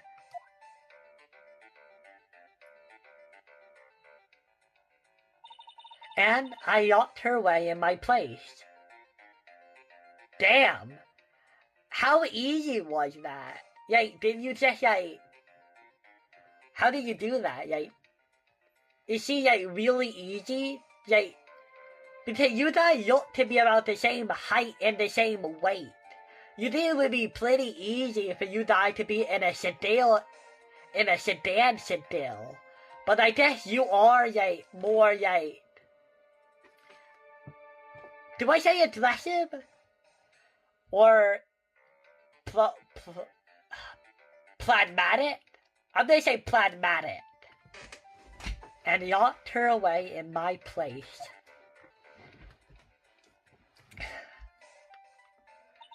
I had finally learned exactly what had happened. It was then that I learned that the plan had actually succeeded. What do you mean your plan had succeeded? I had misunderstood one thing, you see. That night, the one that had summoned me, I had assumed that it was Playo Fei. Well, of course you would have assumed that. It was written in the instructions. But I was wrong. The person that had actually pulled my spirit back was Misty Fei, the picture book author. What? I thought we knew that when we heard the staff. Wasn't it obvious, Judgy boy? Well, that's really the only possibility, isn't it? After I lost consciousness in the garden, it was her body that was left lying there.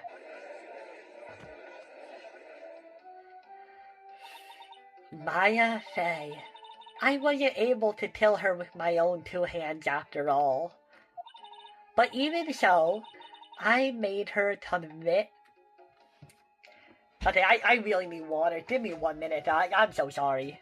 Okay, sorry I had to get water. Yet continue this right now. But even so, I made her commit the most vile sin a human can commit. And that is matricide, the sin of killing her own mother.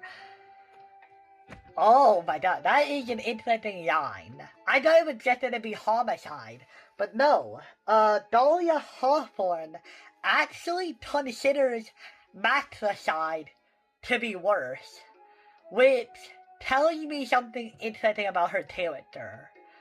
Dahlia Hawthorne, I think she pretty obviously has mother issues. She utterly hates her mother, and yet she considers matricide to be a vile sin. So, consider the fact that she grew up in, a religion. She grew up in a religion and then had to abandon it. So, I'm assuming that her mother had at least, forced her to take in, the beliefs and the customs and the ideals of, being Terranian? I don't know. Do they have a name? Terranians? Trixans or Trixan. Trixianity, and I need some air actually. Give me a minute.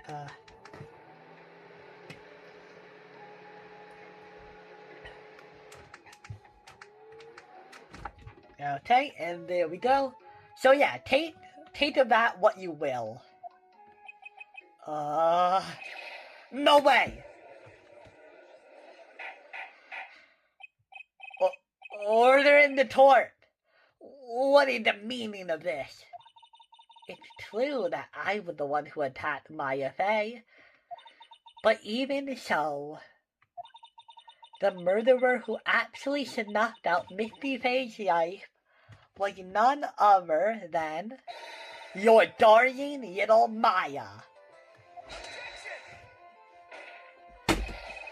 Ridiculous! That's nonsense! Are you sure about that? Just think about it. There's even evidence supporting these facts, aren't there? What? What do you mean? What is this so-called evidence? The fact that Maya Fei had disappeared is evidence enough, isn't it? Huh? The idea that she's still in the sacred tavern is just ridiculous. She wasn't able to escape from the inner temple, That much is obvious. In that case, there's only one place she could be. Where? Do I have to spell it out? The bottom of Eagle River. Where else? Do I have to spell it out? The bottom of Eagle River. Where else?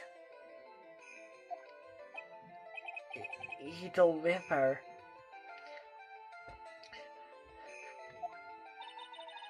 Maya Fey killed her I'm gonna say yacht. That's weird. Maya Fey killed her yacht mother. Can you imagine the guilt she must have felt when she realized that? That's why she threw herself into Eagle River. Most bodies that wind up in there are lost forever.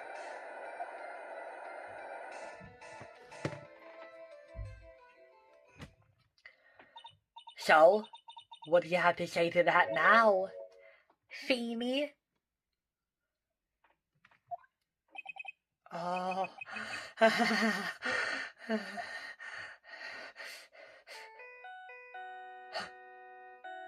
Oh, is that gumshoe? Please tell me that's gumshoe on your line, Dido. Oops. Sorry, that's my phone. What kind of ringtone is that?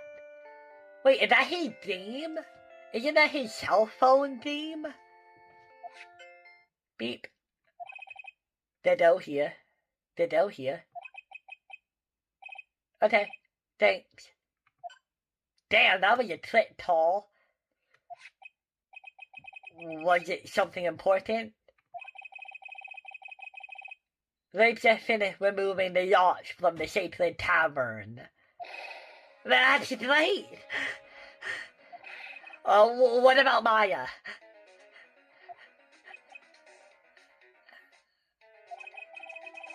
There was a woman inside the cave. Was it Maya Fey? It would be accused. Sister Iris. Huh? Don't look so surprised. I locked her in there yesterday. I just finished telling you that. So, what about Maya? Where is she? There was no one else found inside the sacred tavern. No, it can't be. I told you, didn't I? She's dead. No. No!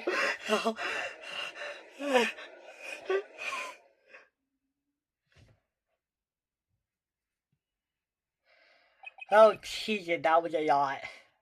Why am I trying to be an actor? This is not Phoenix, right?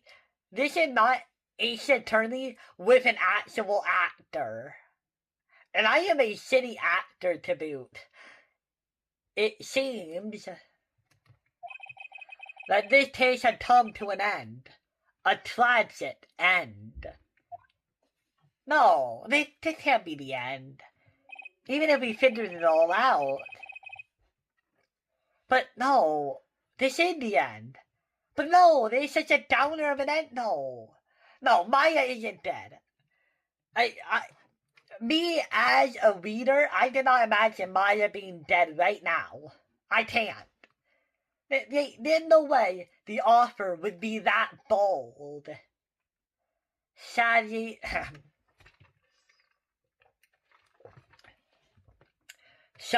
it appears the killer of Euris. Wait, did I say Euris?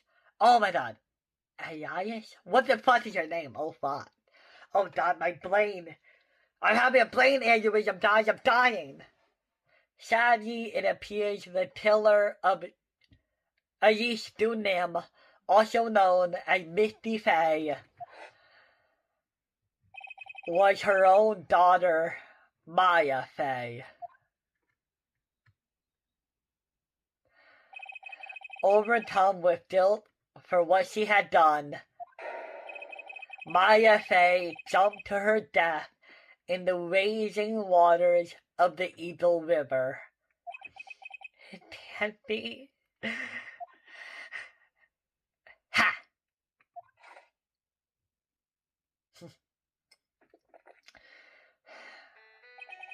Wright, have you ever heard this one? Once you eliminate the impossible, whatever remains must be the truth. Okay, that is a really great line. Why do I automatically love that one? Once you eliminate the impossible, whatever remains must be the truth. Because it works. That is a really good catchphrase. No matter how improbable it may seem. What is that supposed to mean, Prosecutor Dido?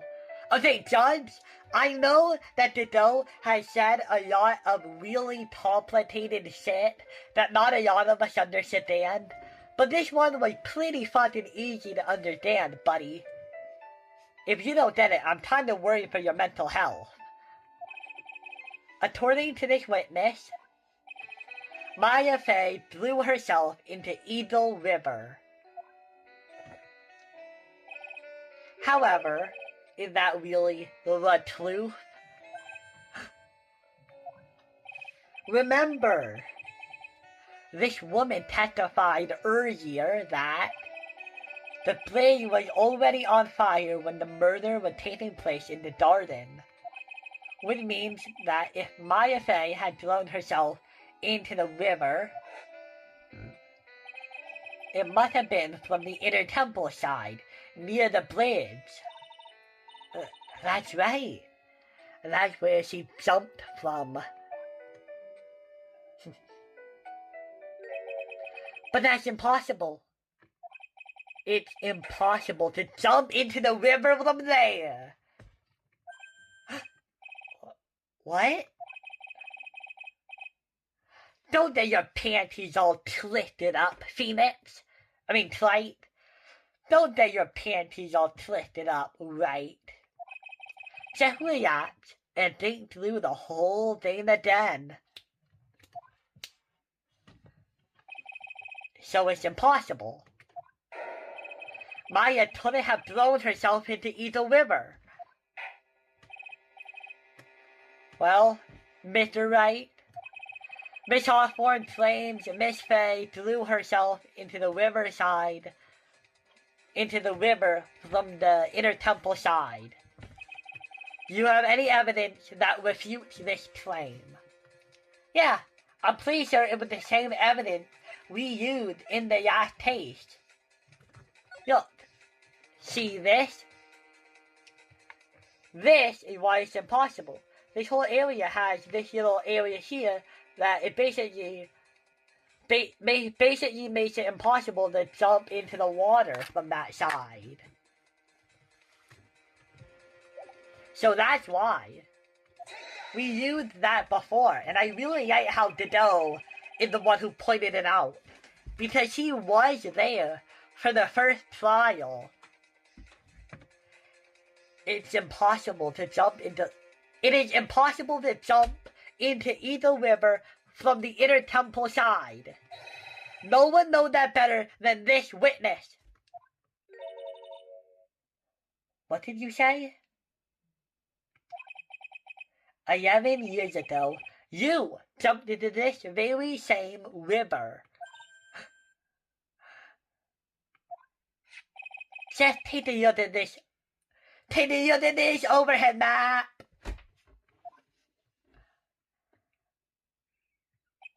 Wait, Well, it changed that much? Or, okay, well, I guess it didn't change. They just a zoomed in version of it, so there's more detail and it looks a bit different.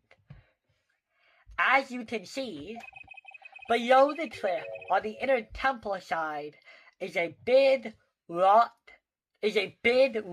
shelf. Oh, you're right.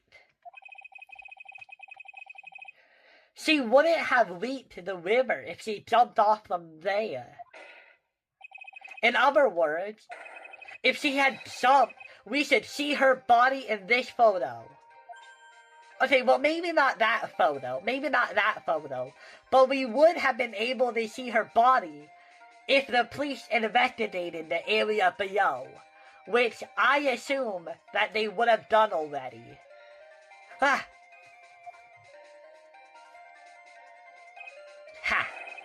So you finally figured it out.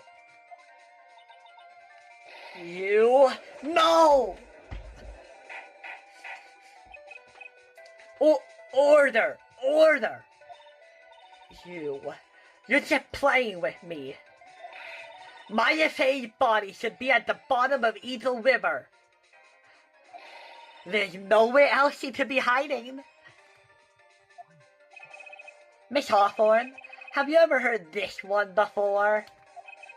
Once you eliminate the impossible, whatever remains must be the truth. Yes, just a few minutes ago. Maya Faye wasn't inside the sacred tavern. We now know that she didn't throw herself into the Eagle River. Correct. That eliminates all the most likely possibilities. Now, although it seems improbable, there's still one other place she could be. What? Where is this one possibility you were talking about?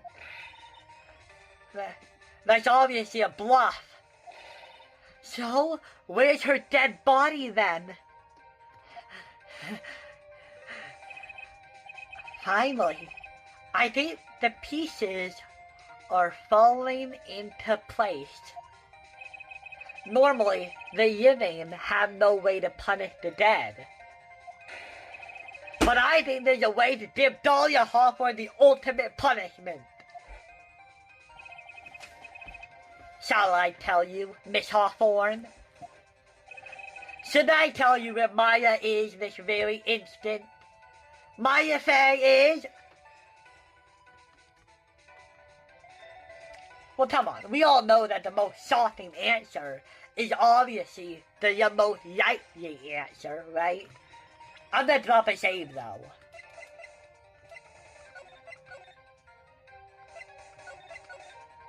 I'm gonna drop a couple saves everywhere, guys. So, nah, it doesn't matter. I may have missed 2 or something. There's only one possibility left. Namely, she's right here in this very courtroom. What? Maya Faye's here. You say she's in my courtroom? Dahlia Hawthorne, I seem to recall you said I had misunderstood one thing you see. So what? But I think there's one more thing you misunderstood. What do you mean? Tell me something.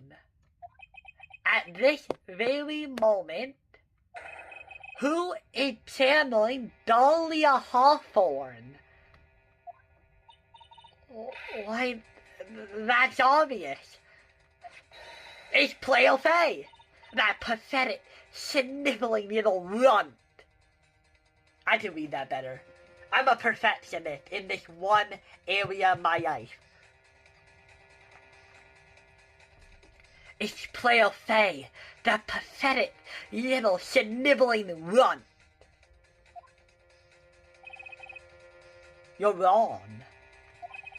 Playo tried, but she couldn't do it. I have never failed at channeling someone. This is the first time it's happened. Isn't there any explanation for why you couldn't channel a spirit? It could have happened if someone was already channeling the same spirit. Someone told me before Playo did. But who? Playo even tried again the day after the climb. But she couldn't do it. What could that mean? I think the truth is becoming clearer to you right about now. Am I correct? Ha! It wasn't Playo who channeled you. There was someone who told you before. Okay. So we obviously know it's Maya, right? We pretty much set everything up, right? Okay, so but yet pretend, yet go down the list of people who could have done it. We don't know how much spiritual power she has, but either way, she's in solitary confinement. You're the channel E, not the channel-er. You are not a spirit channeler, and you don't even believe in it. You aren't either, neither are you. Apparently, you don't seem to have any spiritual power. You are a possibility, but at this very moment, your body is already in the purgatory. You are a possibility, but I'm pretty sure we have seen you before, right? We know you aren't the person, right? Bikini, if that is your real name. I just realized that it isn't her real name. You aren't. Are you?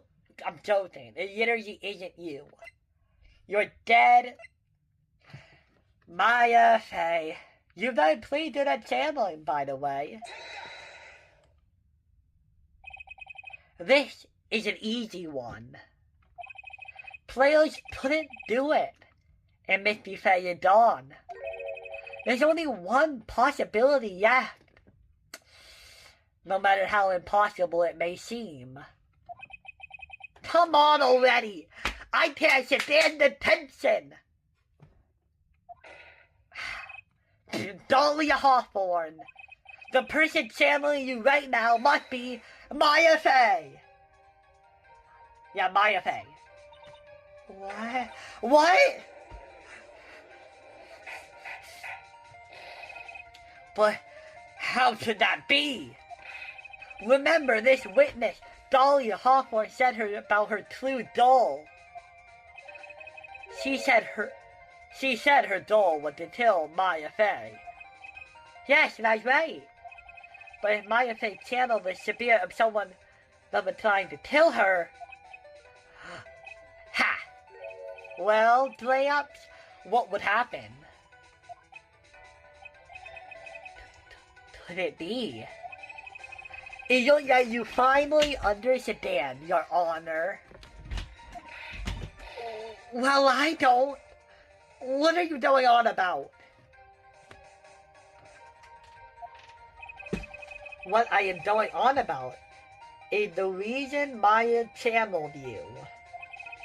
And there's only one reason. To protect herself from you. To protect herself from me.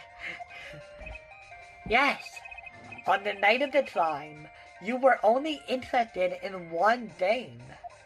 Killing Maya Faye. The path back to Hayatora was closed off, and there was nowhere for her to run. So the problem became, where would be the safest place to hide?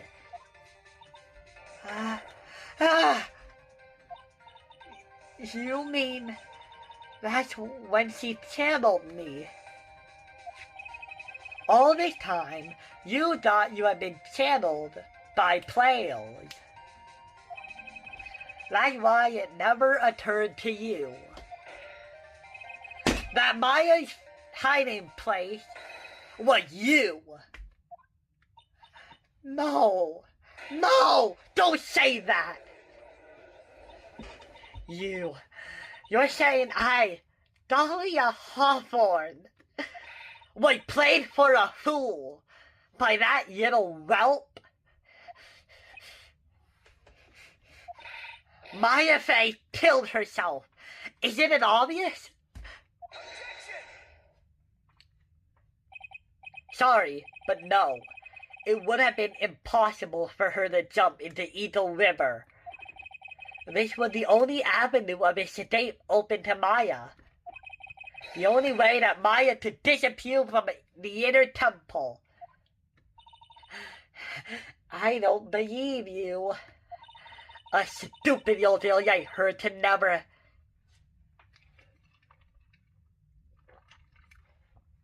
A stupid old idiot her who had never been out in the real world. She could never have come up with a plan like this. Who could have even given her such a brilliant idea?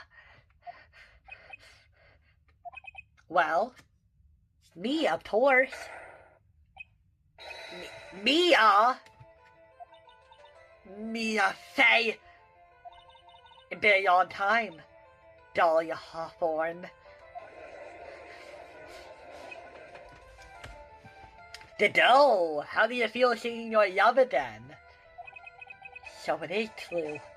It was you. Yes. Ha! You're something else.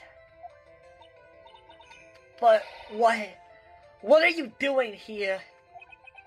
That hair is Cleo's, right? Tell me something, Dahlia. I want you to think back to that night one more time. You had just cornered Maya in the inner temple garden. And then, in the final moments of the fight, you lost consciousness.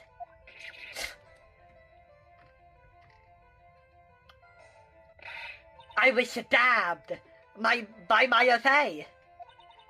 Actually, Maya lost consciousness at the same time as you. She did? Man, Dido, you are really not a part of this anymore, buddy. Buddy old pal. Not terribly surprising since she was about to be killed.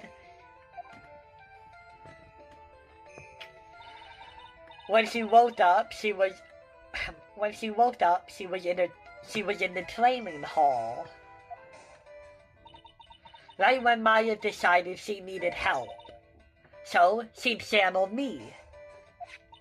She explained in a memo the situation she was in.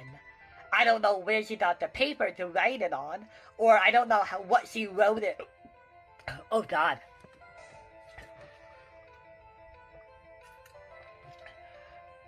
Oh God, I didn't probably throw it, but I think I blew up in my own mouth. She explained her situation in a memo she was in. I don't know how she wrote it or what she wrote it on, because I didn't see any paper in there, but who knows, maybe she keeps paper on demand. She asked me what I thought she should do.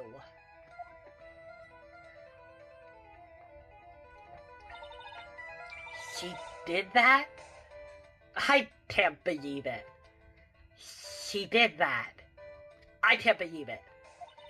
Of course I didn't have all the details, but one thing was perfectly clear. And that was, I knew you couldn't be allowed to wander free. Free? What do you mean? It was a waste of time, so I wrote down 2 things that Maya had to do. Channel Dahlia Hawthorne as soon as possible, and locked herself in the sacred tavern until help arrived. So it was Maya who put the yacht on there. Pretty impressive. Yes, but why did you order her to do those 2 things? If she hadn't done it, Dahlia Hawthorne would have been channeled by somebody else. by one Pale Fae. Pales? Yes, Pale didn't properly understand the plan. So all she would try to do was follow her mother more than Faye's instructions. Wait. How do you know that, though? Because, okay, here's what I know. Or here's what I think I know. Mia doesn't know everything, right? That's why Maya had to write a note to Mia. But Mia didn't know everything either. I presume that Maya didn't know about the plan with Plale and Morden Faye. So, how did you know that Plales would channel Dahlia at all?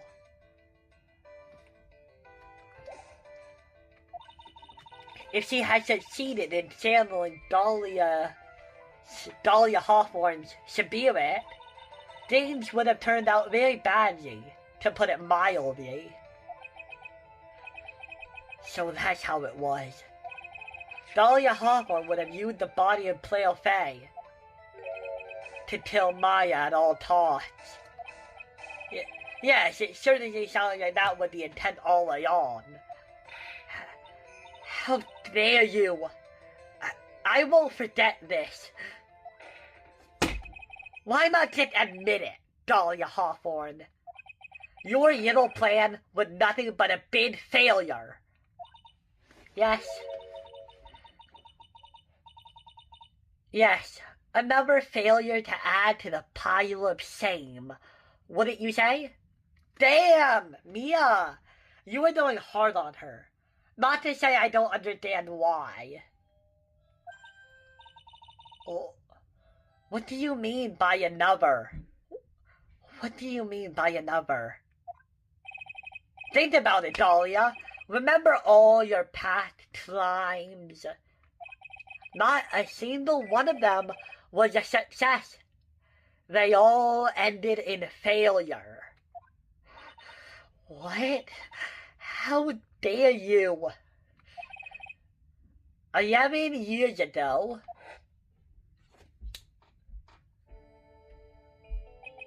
the fake kidnapping, your very first crime.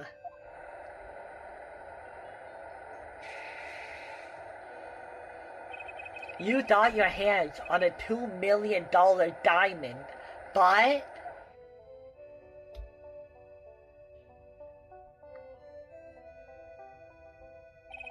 after Terry Fall's date, they went to meet with Valerie Hawthorne.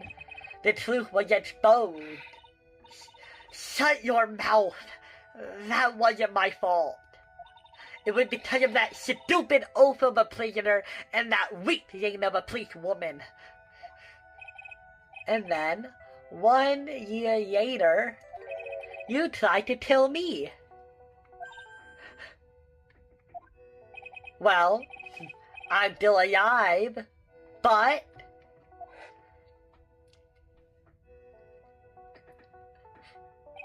you wound up killing someone else.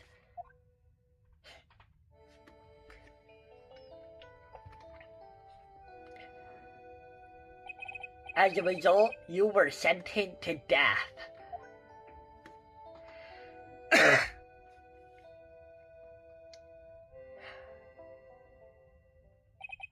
It's one stupid move after another for you, but it's no longer funny.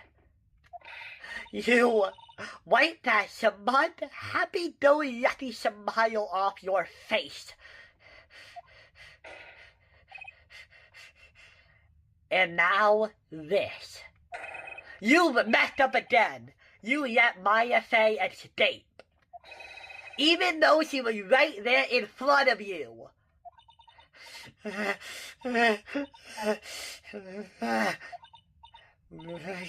Maya Faye! Maya Faye! Maya Faye!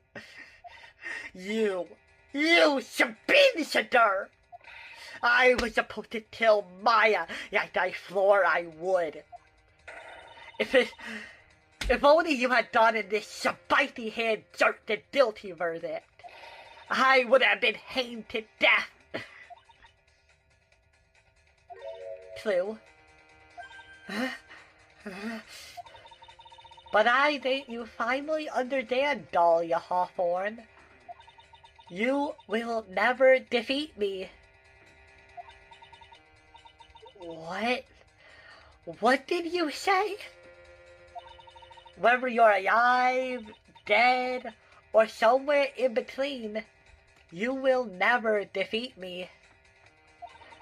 As long as I'm around, you're destined to use for all of eternity.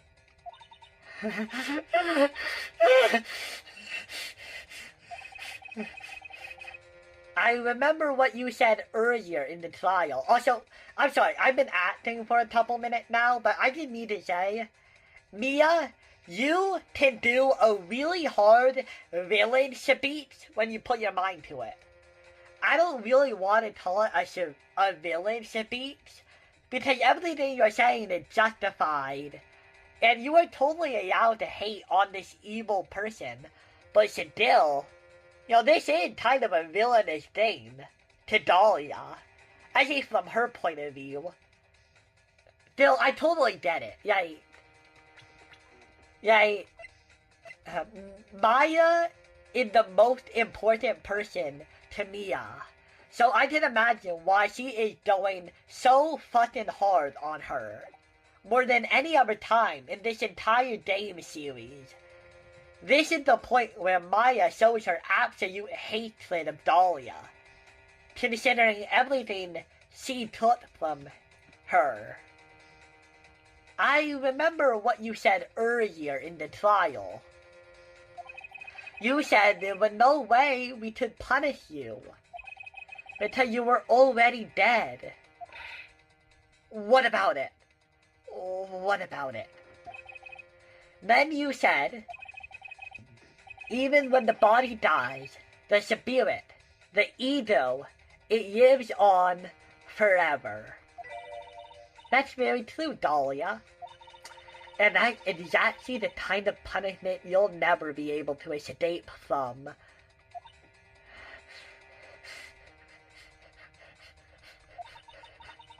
For all of eternity, you will have to remain a Dahlia Hawthorne, a miserable, pathetic, weak creature who will never win at anything.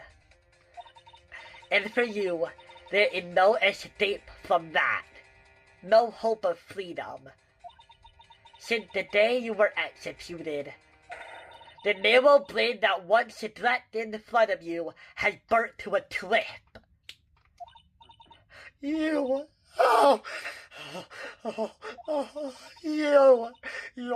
wrong. It can't be. How could I lose to the likes of you? It no longer matters. I don't care whether you win or lose anymore. The only thing I want is for you to come out of my body right now.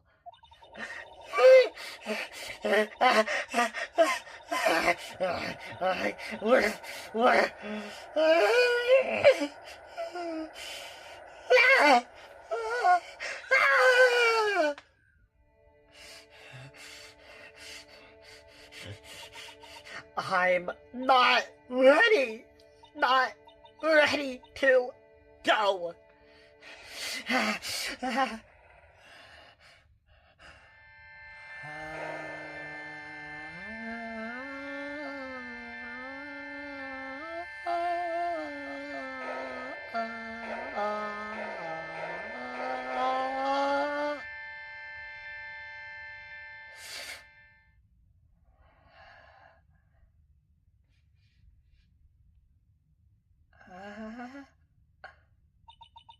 Nick, sis.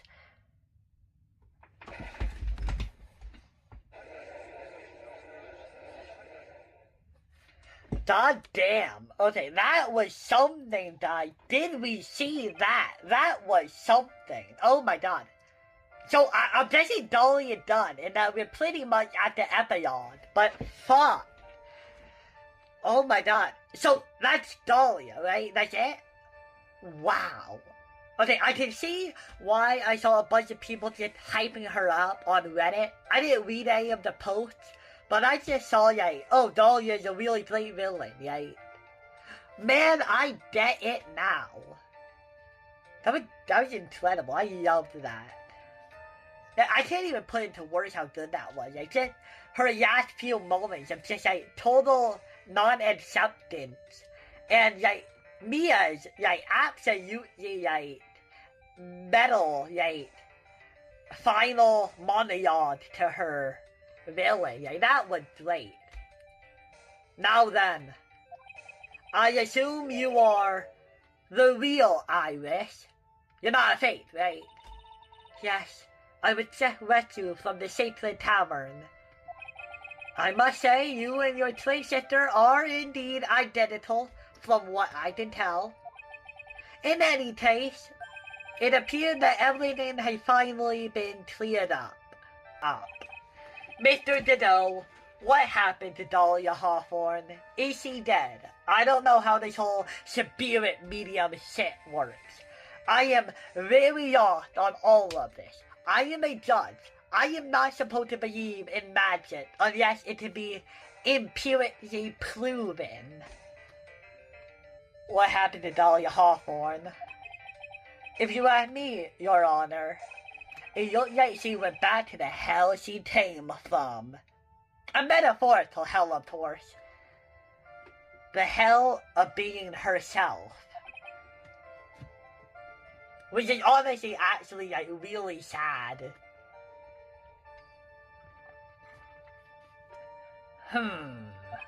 It seems that Misty Faye wasn't the only victim of this crime. Maya Faye, as well as the young Pleo Faye, were also victims of this wicked and selfish plan. Yes, Your Honor. The tragedy of Medium Valley has finally come to an end, it seems. It would be best for everyone if no further attempts were made to channel that spirit anymore. We do not want to have a returning villain in Ace Attorney, and, you know, yeah, we don't want to jump the shark by only using one villain a ton. What would be the point? Your Honor. Yes, what is it? About this whole spirit medium thing. It's almost weird how comfortable you seem to be with the concept now. I mean, Phoenix, this man literally just saw a spirit channel, or a spirit unchanneling, or an exorcism right in front of him. He kinda has to believe it now. I don't care what he says.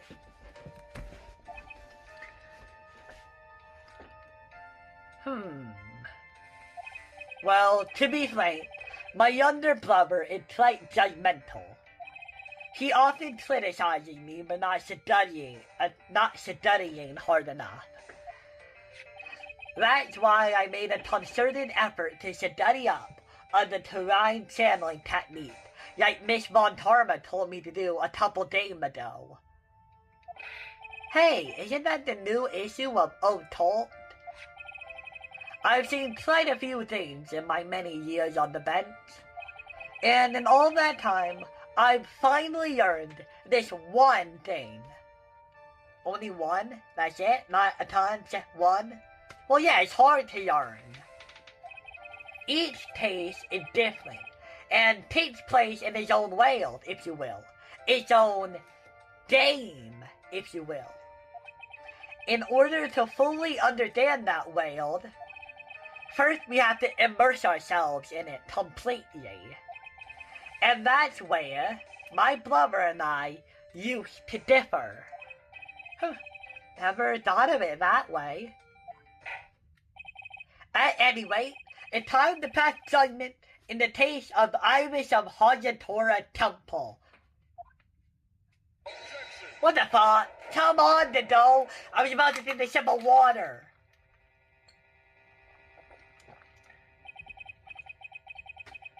What are we talking about here? We had a medium murder. I was gonna say an intergalactic murder, but I didn't realize that, and not realize that. We just had a spiritual murderer in the room. You're a little too fast with that dabble, Your Honor. What do you mean by that, Mr. Dido? This trial, it isn't over yet. That's what he means. What? Wright? Remember what Miss Evil Spirit said in her testimony. Huh? Dahlia's testimony? Can we talk about how, people always call Dahlia by her first and last name? People almost never just say Dahlia. They only say Dahlia Hawthorne. I told them the lantern, and I told out the dad dragged out from the storeroom, and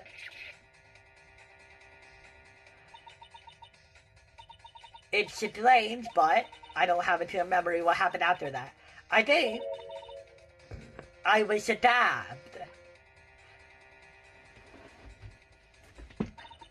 Just as Dahlia Hawthorne was about to attack Maya, she was stabbed and killed by someone. Yes, that's right. The person that was ultimately killed by the spirit medium who channeled Dahlia. Oh, the person that was ultimately killed was the spirit medium who channeled Dahlia. Elise Dunim. No, Misty Faye. But who killed her? We still don't know who did it. This isn't over?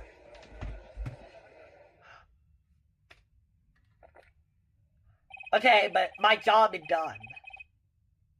But haven't we proven that Iris couldn't have done it yet? How have we not proven that? I thought we proved that we were done. How are we not done yet? I feel you know what the Ace Attorney games would really benefit from?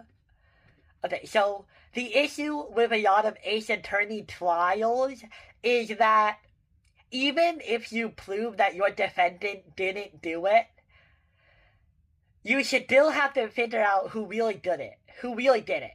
And that isn't the problem. I love finding out who did it.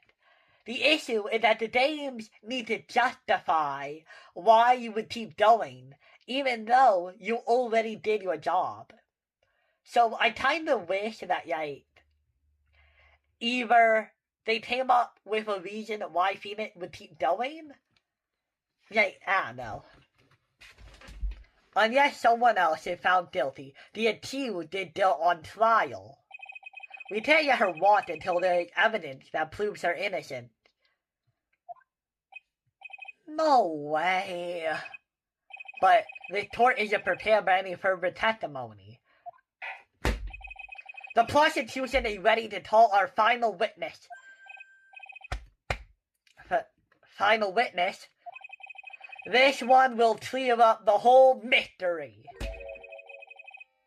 The mystery of who killed Misty Faye. Misty Faye. Indeed.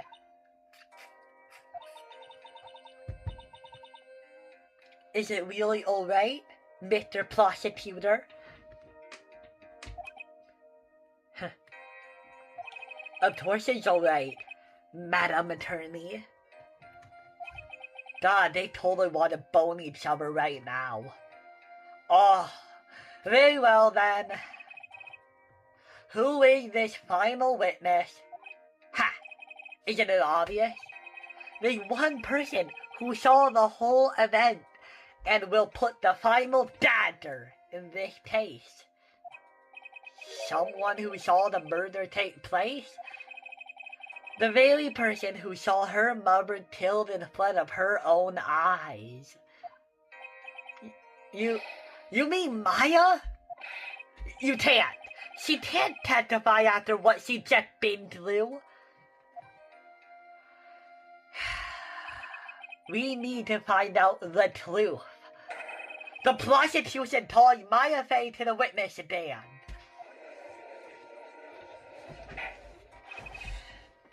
Very well. But first, we will take a brief recess. We will have to wait for Miss Fey to recover before summoning her. When we receive the doctor's permission, we will proceed with the trial. Hey, Wright, I've got something to say to you, so listen up. What is it? I don't think much of you as a lawyer. It's only the same with you. You somehow managed to sleep by without even the slightest understanding of the case. Some beautiful woman always seemed to come dashing in at the last minute to save you. It's like the opposite of an American fairy tale, where the beautiful woman always gets saved by the man. Here, you're a man always getting saved by beautiful women. It's weird, and not very American. You've got some nerve. But that's not gonna happen this time. This time, you're gonna have to do this by yourself.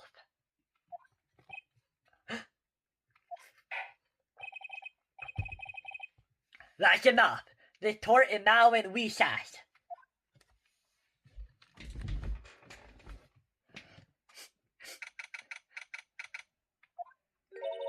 I'm truly sorry about everything.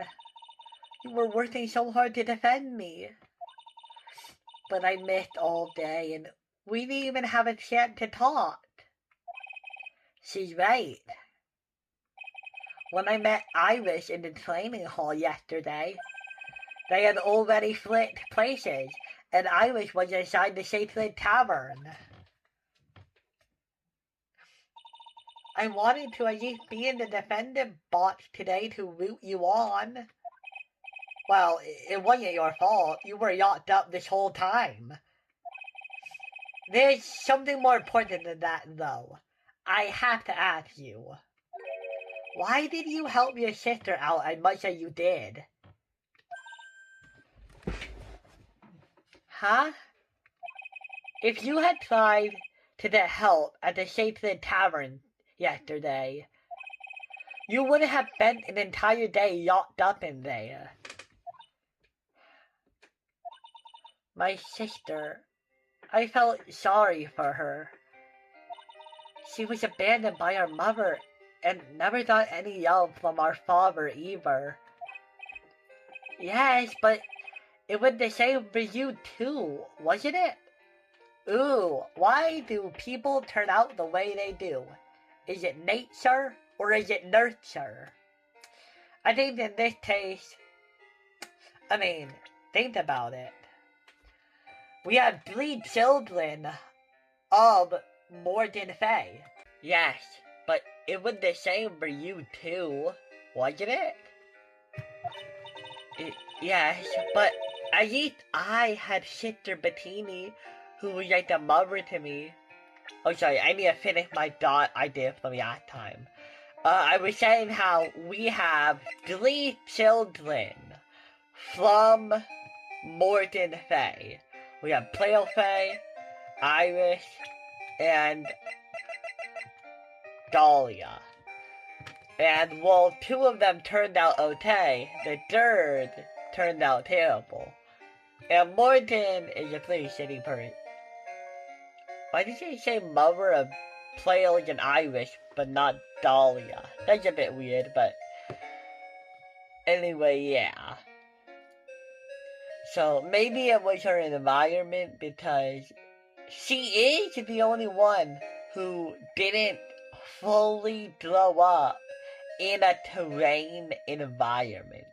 Remember, she had to go with her father, who was a jeweler. Players should had more than a mother. And, somehow she still did a good job, because Players turned out a total sweetheart. And Iris had, she had Sister Bettini, who was like a mother to me. If only Dahlia had come with me to Hajatora Temple. I always loved her. Dahlia was always so smart, so strong. She never complained about a thing. That's why I promised her that I would help her.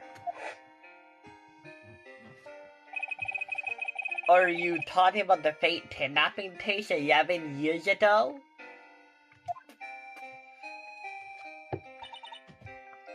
Yes, I wanted to be useful to her in some way.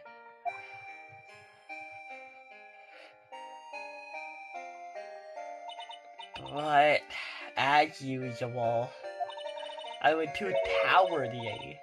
At the last minute, I ran away. Because of that, Dahlia's stepsister, Valerie, ended up.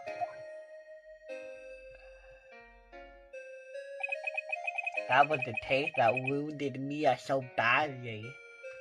And probably why she absolutely hates Dahlia enough to do that metal speech.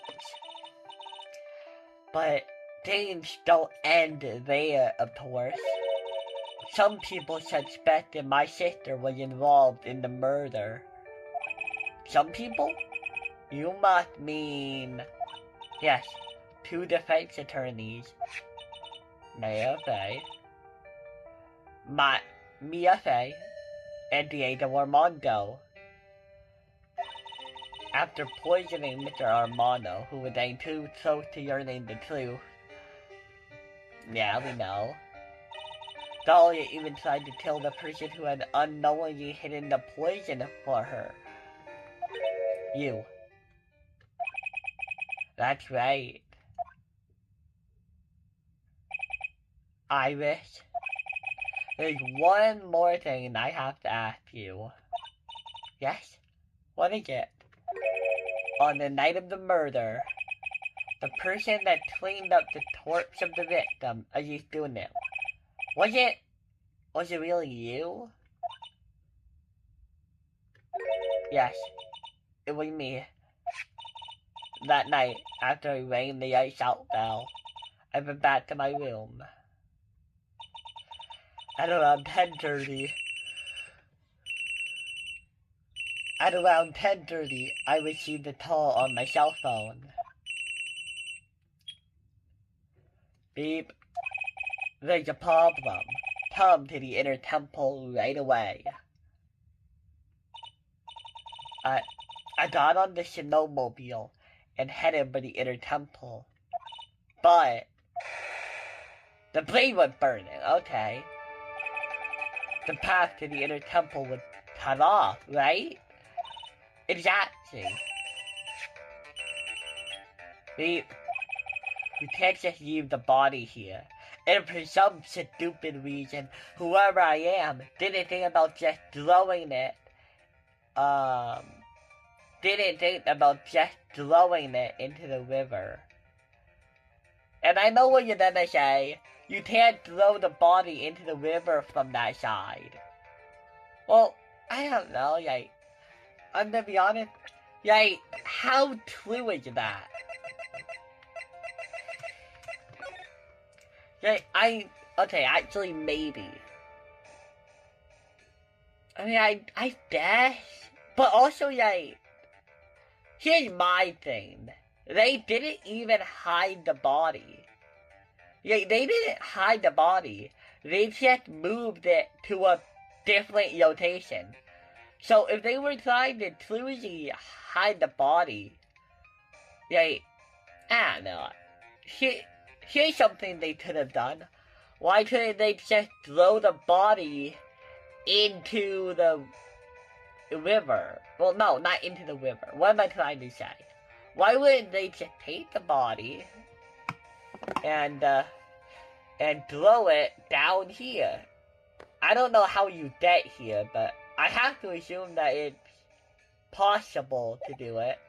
I mean, I think if you throw it down there, you could, like, hide it from normal view for a while. But I guess we should hear more about the plan. We can't just use the body here. So you gotta do exactly as I say. Got it?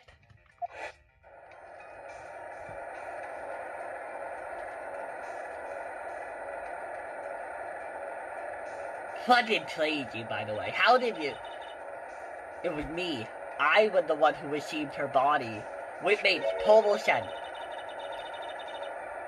The murder weapon had been left in her body so she wouldn't bleed too much.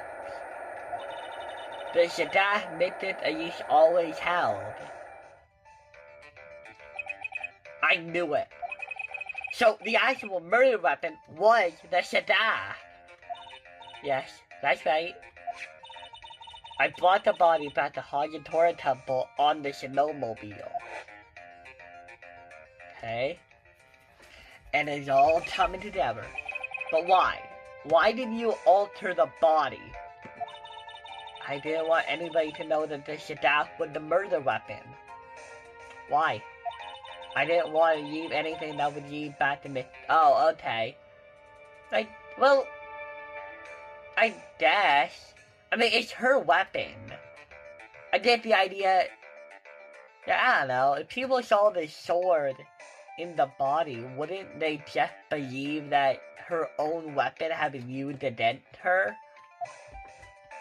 Which is what happened, actually. So I dressed her in a robe and stabbed her with the Shido. She's a shit show. I wiped the blood off the blade and left it next to her on the ground. Iris, just tell me one last thing.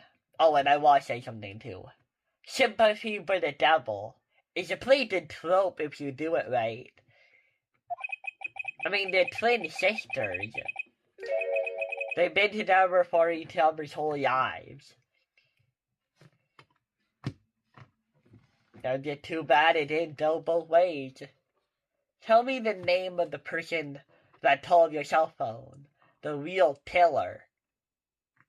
She's not gonna tell you that. I'm sorry, Mr. Wright. I can't do it. I can't say who it is. I see.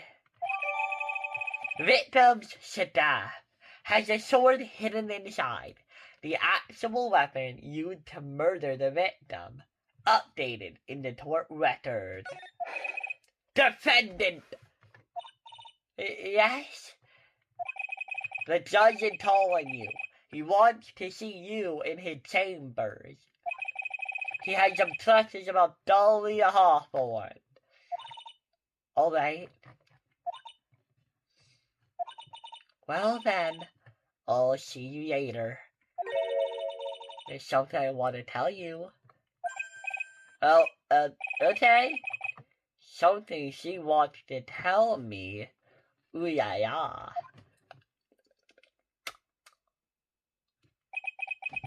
yeah. So it's true. Iris cooperated with the real killer. Maybe even from the very beginning.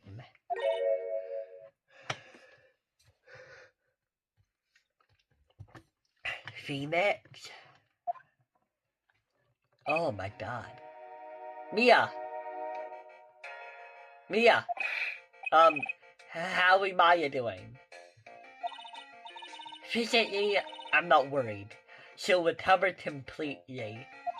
But emotionally, she's been hurt very badly by this case. I see. Huh? You don't mean she learned who a Yeet Dunim really is? Yes, I went to the medical office and talked with her. I told her everything I knew. But why? Maya is stronger than you think. I knew she could take it. All of it. What do you mean by that? I want you to figure that answer out for yourself. The trial is about to restart. The real killer. Do you know who it is yet?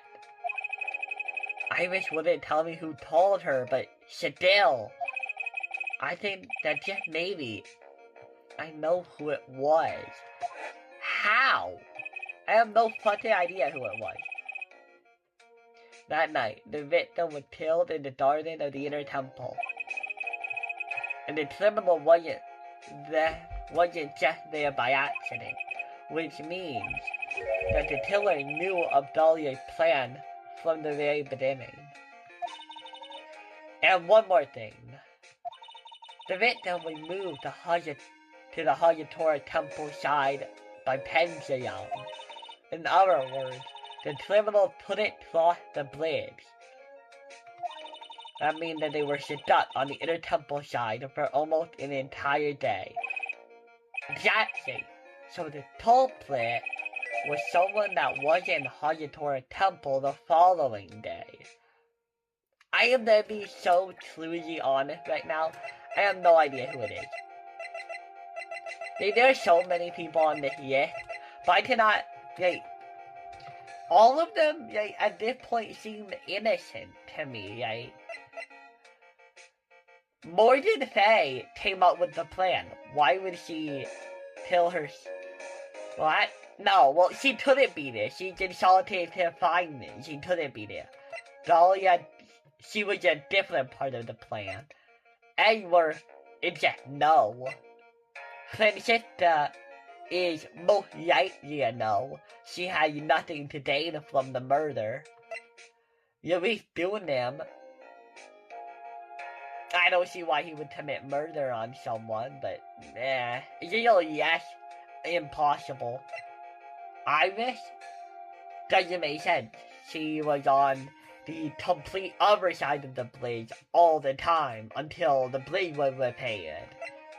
Ajitunam is the victim, so unless she did some sort of suicide, I don't see how that's possible. Bettini? No, she was on the Hayatora temple side all the time. Jumpsuit?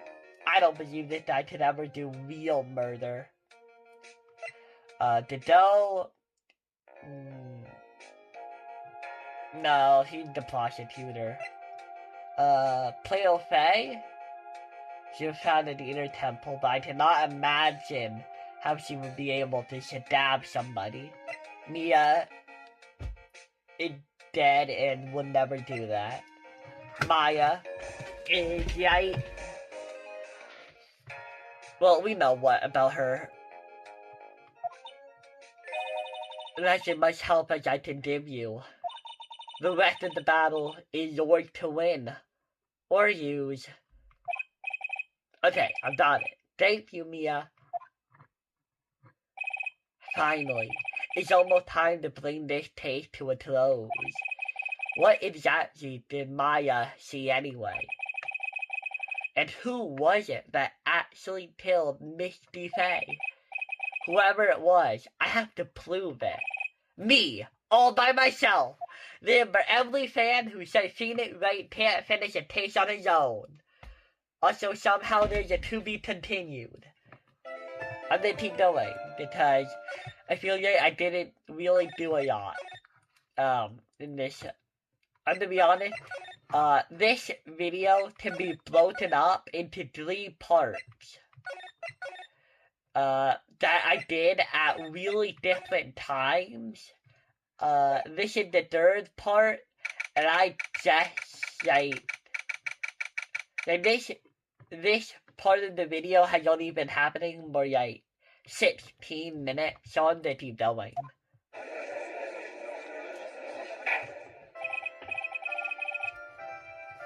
Now then, before we proceed any further, I'm going to announce the results of the test we performed earlier. Test? The blood test on the knife. Yes, test on the bloody dagger that was found stuck in the pine tree. Oh yeah, that. I totally forgot about that. That's the weapon that Maya Fey used when she fought the victim. So what were the results? Was it the victim's blood? Or... due to time constraints, a full test wasn't possible. However, there's one thing that we can say with certainty. The blood that was on the dagger was not the victim's blood. What? But nobody else is bleeding. What did that mean? Yeah. That is all. Now then, let's restart the trial. So it wasn't Misty's blood on the dagger. And whose was it? Were there any fingerprints on it? Dagger, found stuck in a pine tree in the inner temple garden. The blood doesn't match the victim's. Updated in the court record. I'm sure both the defense and prosecution know this, but the trial is rapidly coming to a close. Both sides will need to show firm evidence with their claims. I understand, Your Honor. From what I've heard, the witness is dangerously weak, physically speaking. So, let's finish this quickly. Agreed. We can do this to go, and then you'll finally see me as an equal. Very well. Please blame the witness. The last witness.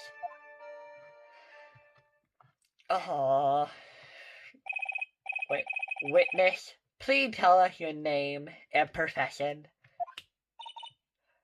Maya Fey, my profession is, I'm the assistant manager at Wright until your offices. Maya, according to the magazine I have here, you're a spirit medium of the Terrain technique. I'm frightened. The Fae clan. I don't want any more to do with it. Oh, Maya.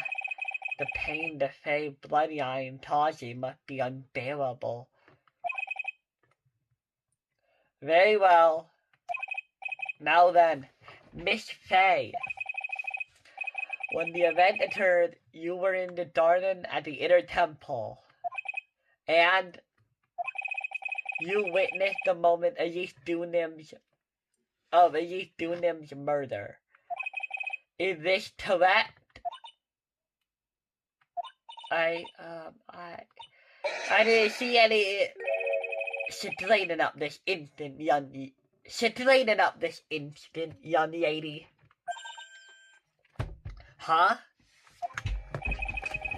Pick up your head and speak clearly. There's always time for trying later. But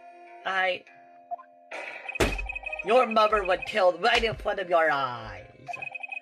There's nothing you can do to change that fact. But there's something you can do. You can finish this. You've been watching the whole thing, right? You've seen witnesses come out, and you've seen us squeeze the truth out of them. Now it's your turn. Let's hear your testimony. On the night of the crime, what exactly did you see happen? Witness, if you please. Yes, Your Honor. Oh man. I do feel bad for Maya, being born into this, really, a family whose entire tradition causes this kind of, toxicity between the family members at the inner temple. I was passing through the garden on the way to a severe prep room when it happened. Suddenly, someone struck me over the head. I stumbled and ended up at the Shadow Lantern. I think I screamed, "Help me!" And then something warm splashed over me. That's when I lost consciousness. What could that be? Something warm. It was winter. Or at least winter-toted. So you were struck on the head. I suppose it must have been this severe. Maya, the person who hit you. It was Dahlia Hawthorne, wasn't it? I'm sorry, Nick. I couldn't see. I don't know who it was. Maya, think hard. Sorry, Nick, but I really couldn't. Ha! Can't say it was an especially good night for young ladies to be walking alone. It seems it will be hard to determine the criminal through testimony alone. Very well then, Mr. Wright. Please begin your cross-examination. Maya, hang on in there. She didn't look well at all. At the inner temple! Okay. I was passing through the garden on the way to a severe prep room when it happened.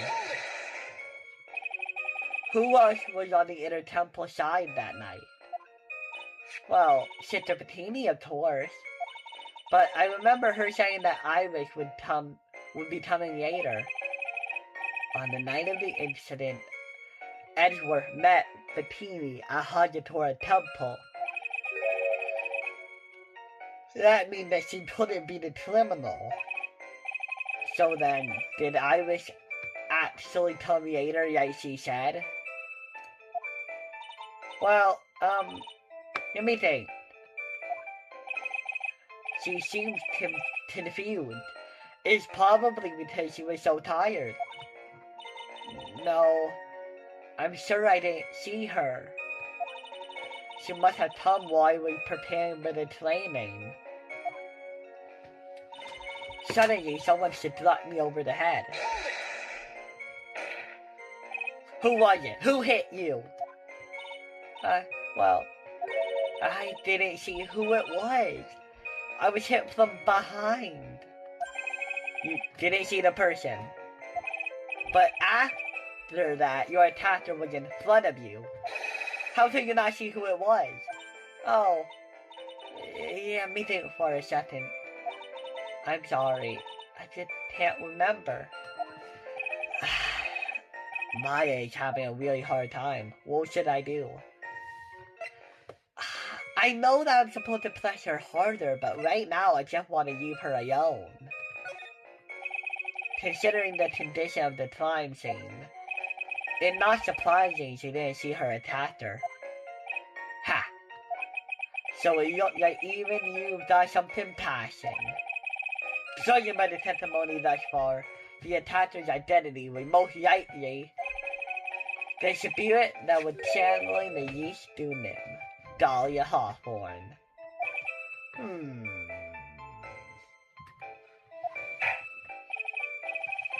Very well. Please continue your testimony. What happened after you were struck on the head? I stumbled and ended up in the Shadow Lantern. What happened afterwards? My attacker was in front of me, blocking my escape, I think? You think?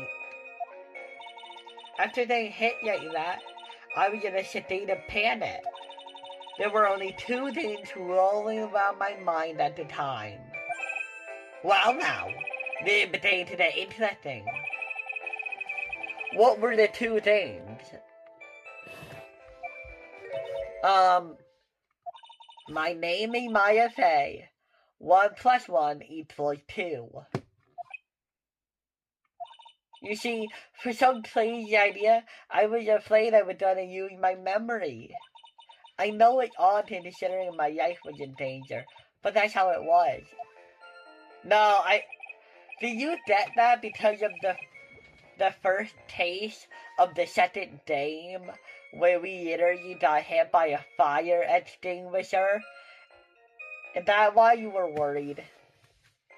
That's not odd at all. Your actions are understandable given the circumstances. So, what do you do then? I think I should dream help. You think you dreamed, but you're not sure. Listen, I was a complete wreck. It was dark, and I couldn't see my attacker. Were you a man, a woman, an adult, a child? I had no idea. I was scared out of my wits. Believe me, my dear, I'm certain I would have soiled my robes. I thought this person might attack me, so I... Anyway, I'm pretty sure I dreamed. I thought that it was my last hope. Wow, it sounds like poor old Maya really was out of her mind. But I wonder, what she meant by last hope? What do? Do I press her for more detail? My last hope? Wait a minute, Maya. What is this my last hope, Shida? What? What do you mean by your last hope? No, that's what you said. You said my last hope. Oh, I can't close the window anymore. Okay. Huh? What? I said what?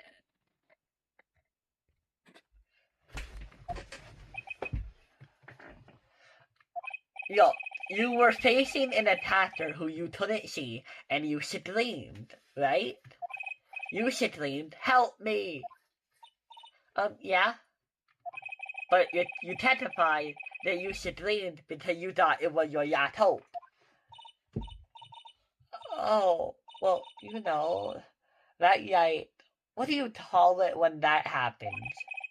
Maya not doing well up there. It's probably her worst testimony yet. Oh yeah, that's right. I remember now. I was facing my attacker, but that's not who I was dreaming at. Oh, what did you just say? Yeah, that's right. It was the person behind my attacker who I was yelling at. That's who I was dreaming for help to. Ah! Well, what is it now? I messed up. I didn't mean to let that slip out. What, are you helping the tiller? Why would you help the tiller of your own mother? That's weird. You must really like this murderer then. Huh? Witness, are you absolutely sure of what you're saying? Behind the attacker, there was another person? I am. Well, I meant to keep that part secret. That doesn't sound good no matter how you say it, Maya. What have I done? Told the truth. Ha. It takes a ton of pressure to make a diamond. That's how I always say. A ton of pressure. You're the twin of y'all here. You can't make things up or try to hide things in this chamber.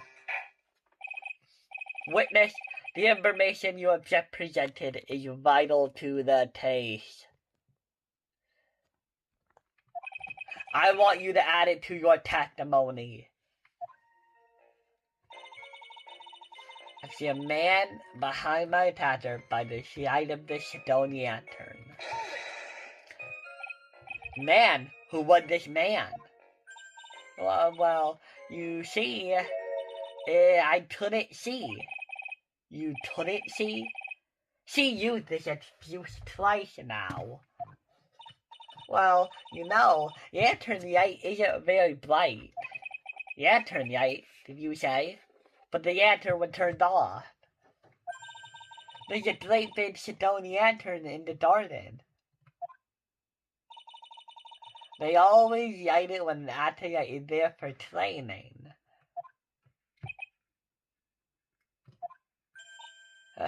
Hey, you know what they say? Under lantern, darkness reigns. So, I could see the person that was far away, but not my attacker, who was close.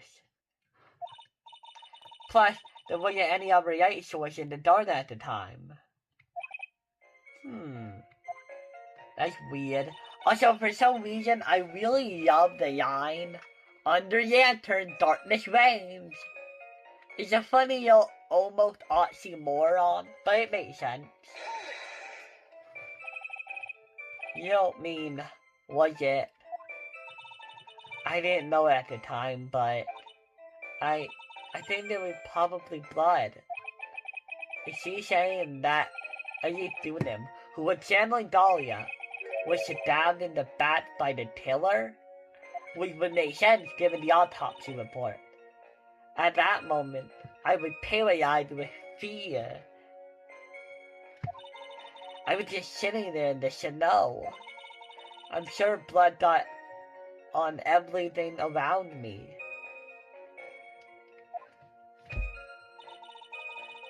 Like when I lost consciousness. So what happened next? I don't remember. How were you saved? You don't even remember that? No. I haven't got any idea. I really don't know what happened at all. That's too bad.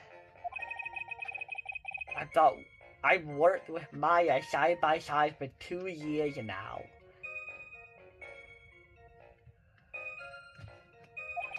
I can tell when she's trying to hide something by how she acts. And right now, I'm absolutely certain she's hiding something. It's my old adult, sir. I call it the mess of humanity. Okay, I was passing. Okay, well, now I actually do have to go back and, okay. Okay. So I'm gonna try to press the other one. I am 85% sure this won't do anything, but let's try it. Come on, Maya. This isn't making sense. Why didn't you see the person? Well, let me think. It was, oh yeah, that's right. It was dark. That's it. It was dark? It's not good to have too much light when somebody is undergoing spiritual training. The photons mess with the spiritrons. Come to think of it, there was earlier testimony to that effect too. So it was dark in the garden on the night of the climb. Which is why you didn't see her attack her. I thought maybe she was trying to hide something, but I guess not. No, she totally still is, guys. Yeah, okay. Pretty much leading to the exact same result. Okay.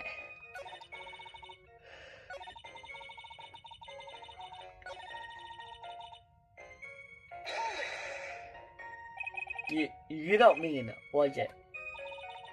No, but time by barely blood. I don't know what it could be. Okay. Oh! See a man behind my attacher back. Because here's my problem. I don't think we have a ton of evidence to like talk like this and oh wait, what the fuck? A man who was a man while using a see into your very bright. Hey, You know what they said? Oh, okay, well, we know this already.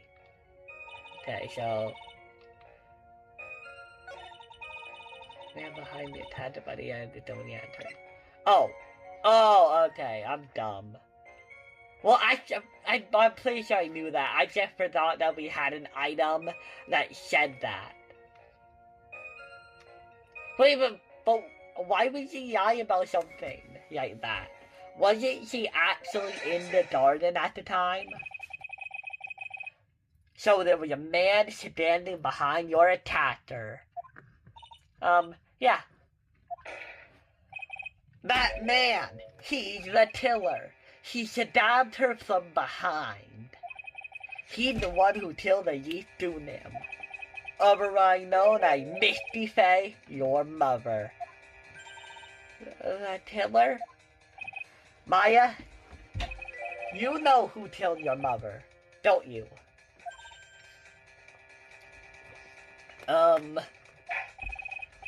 What is the meaning of this, Mr. Wright? No. To be frank, Your Honor, I think she is in shock and quite confused. That's why she hasn't noticed the huge problem with her testimony. Huh? What kind of problem?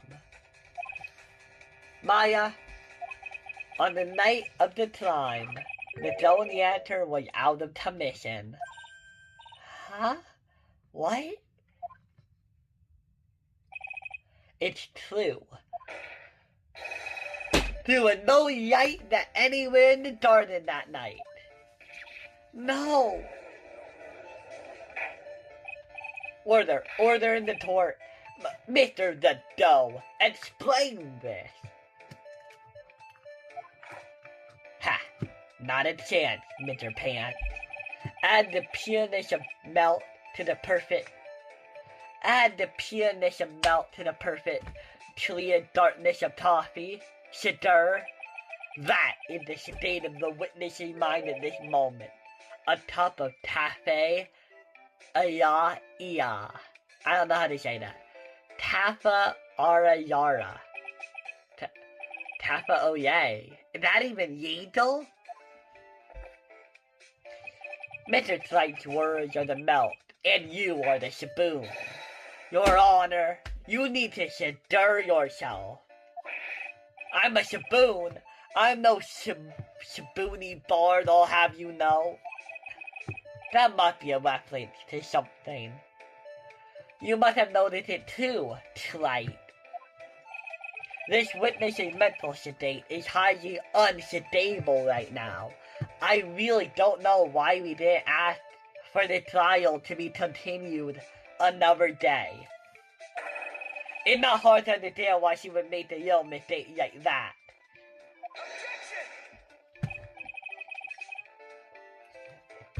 Sorry, but I'm not gonna cut it. What did you say? If there was truly no light in the garden, then there's a fatal contradiction in the witness's last bit of testimony. May I? With all the witness's statement about her attacker, she said she didn't know if it was a man or a woman, a child or an adult. And yet, the witness could describe a person that was standing behind her attacker, and she clearly described him as a man. In other words, that would mean that Maya actually saw a mystery person. Despite it being so dark, she couldn't see the face of her own attacker. No! Sad. Order! What in the meaning of the world is this, Mr. Wright? Are you saying Miss Faye saw the real killer under pitch black conditions? Objection! Right. Do you have any idea what you're proposing? How could she have seen in the dark? There was no other light source at the scene. There are some things you can only see in the dark, Mr. Doe. Maya, you did see who the killer was in the dark. And now you're trying to cover for him. Cover? For the man who killed her mother? For the man who killed her mother? There's only one conclusion I can draw from this. You know who this man is. Please, Ned. I don't know anything. Please, I'm begging you. Ha! You talked to the dame tonight, but let's see if you can walk the walk. It was pitch black, so what did the witness see? I'm calling your bluff. No, Nick, don't. Please, don't call his bluff. Stop. Maya is dead set on protecting this guy. The man who murdered Maya Yon-Ya's mother. To be fair, Maya Yon-Ya's mother was being possessed by Dahlia Hawthorne, who was trying to murder Maya. I can see why Maya would be conflicted on betraying him, because she saved her life. But I can't let him get away with it. I'm a lawyer, an officer of the court. I'm here to find the truth. Alright, Mr. Wright. Show us what you got. Who was the person you say... Wait, what? Okay, so I have to divide it into men and women. So it can't be these two. They're female and... You know, Edward was in a whole different country at the time. Not a man. You read doing him. He was on the heavenly hall side of the time, and we were there to witness that. Can't be you. Can't be you. Can't be you. You were on the temple side. You vanished into thin air. You vanished into thin air. Nobody knew where you were for a couple days there. And I don't think I remember seeing you until after the bridge had been put up, where you were in the inner temple.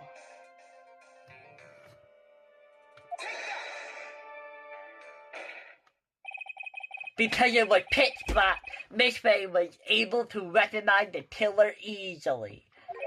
I'm sure the court would like to see for itself how it is possible. Yes? What? How do you propose to show us something like that? It's easy. We just need to recreate the conditions of that night.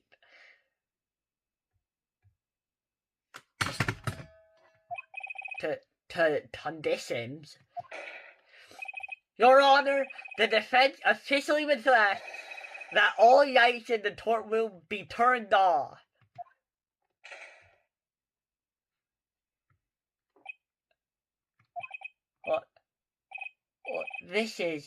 But this can't be. Ha.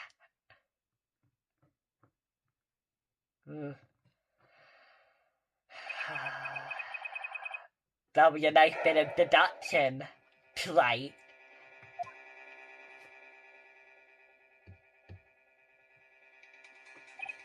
Well, everyone,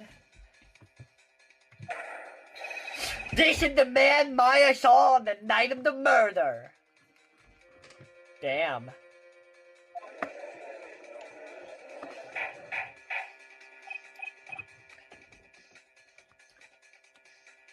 Order, order, order! Miss Prosecutor Doe, what is the meaning of this?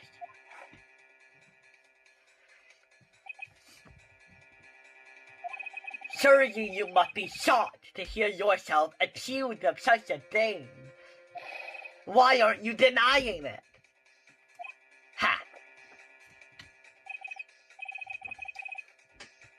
Your Honor, you're asking the wrong person. What do you mean by that?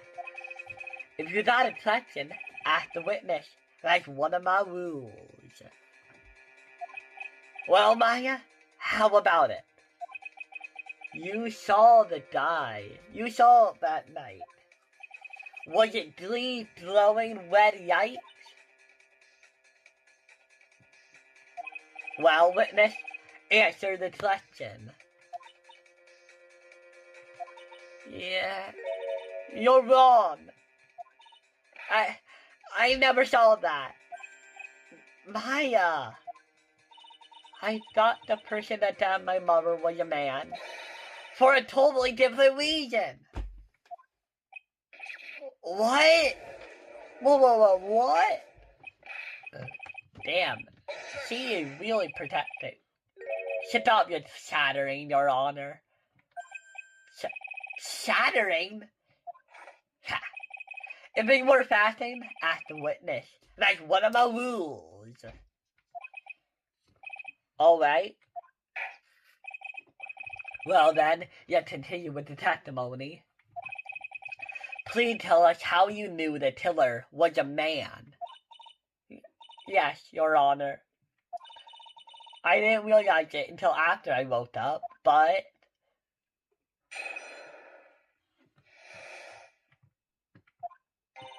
when I came to, I was just lying there on the training hall floor.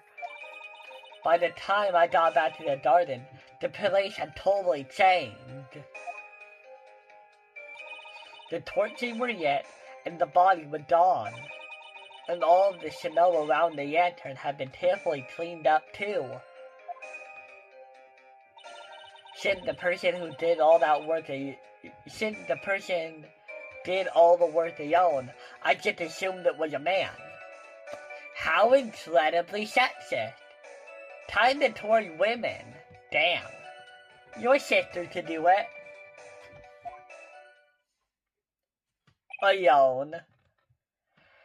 So it was after the crime took place that the witness came to think the killer was a man. And for a very sexist reason as well. I can't say that you aren't, gender biased now. Yes, that's right. I'm sorry, Your Honor, No need to apologize. It is just like Mr. Dido said, you are utterly exhausted. It's only natural you would be a little confused. Also, if you consider the situation you described, it doesn't seem too much of a stretch to assume the culprit was a man. What are we talking about here? Yes, it does. The only evidence he had was the concept of men being slightly stronger and faster than women. That's really it. Mr. Wright, please proceed with your cross-examination.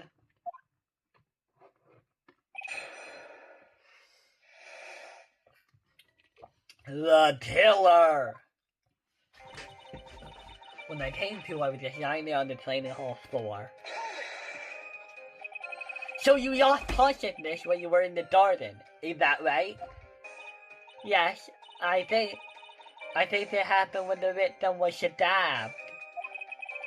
So the person that carried you to the inner temple, it could only have been the killer.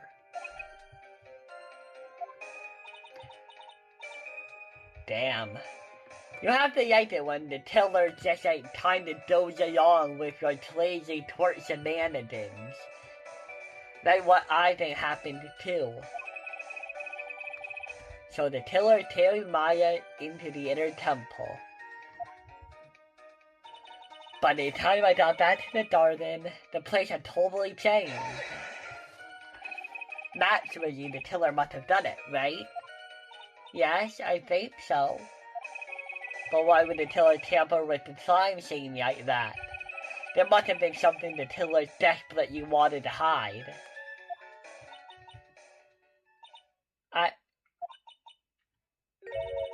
I don't know. It looks like she doesn't have enough confidence.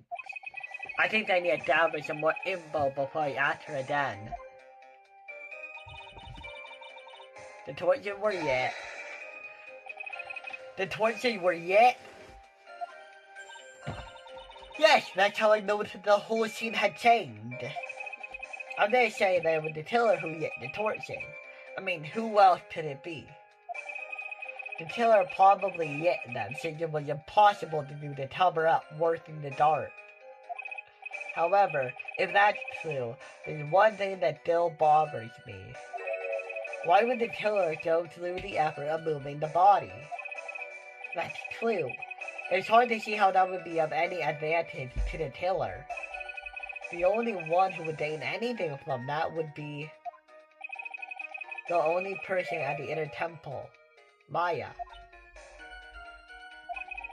Very well, let me hear some more about the condition of the crime scene. After all the snow around the lantern had been carefully cleaned up too. So you're saying the killer cleaned up the snow? It did get really odd. The snow was removed in an unnatural rectangle shape around the lantern. There was a lot of shovels around the inner temple. But they're all way too heavy for me to use. An odd fellow indeed, this killer. Why on earth would anyone want to take snow away? Well, there's one thing I can think of. Didn't you say that a lot of the victim's blood had splayed onto the snow? Yes. The area I kayaked in being splattered. In other words, the killer's purpose was to hide the bloody snow. I think that's the most reasonable explanation. Perhaps.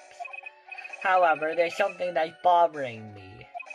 If the killer just wanted to hide snow with blood on it, there was no need to remove that amount. That's true. She could have scooped up just the snow that was stained with blood. It looks like there is some mystery behind this issue. But I think this will help explain them. That did not explain the snow part, but I guess you could say it explains the person part. You're saying you never saw the killer, right? Yes. But earlier, you very clearly stated, you saw a man behind your attacker. It's painful to watch.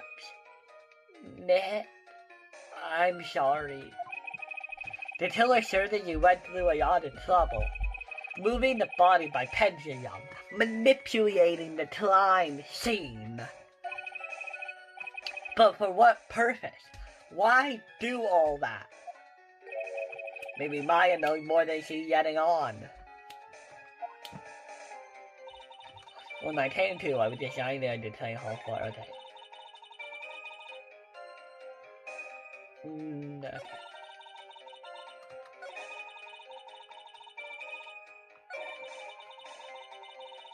So I want to remember where that. So you are tossing me when you were in the dark in that correct? Yes, I think so. I didn't with the killer.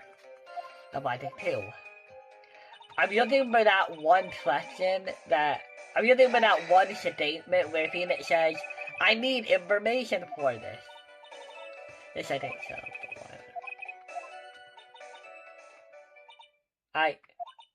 The truth is, when I saw the crime scene, I felt something. You did? Yes. I felt like the killer was hiding the evidence for me. For my sake. What? Hiding it for you? Everyone knew I was the only one at the inner temple that night. If Sister Bettini had come back and looked at the garden, she may have thought you had done it. No, she definitely would have thought so. And you're saying that's why the killer cleaned up the crime scene to make it look like nothing had happened? Yes, I'm sure of it. Well, that's certainly an important piece of information. I want you to add that to your testimony. Yes, Your Honor. I think it would be my shame that the killer cleaned up the evidence. They did it for your sake? Well, if the body of blood hadn't been removed, it would have immediately become the prime suspect, right? I mean, it's happening every game so far. It's happening right at this very moment. Yes, I suppose that's true. Yeah, and if that happened, the body would have caused some problems too. If her real identity had come out right then, it would have been terrible.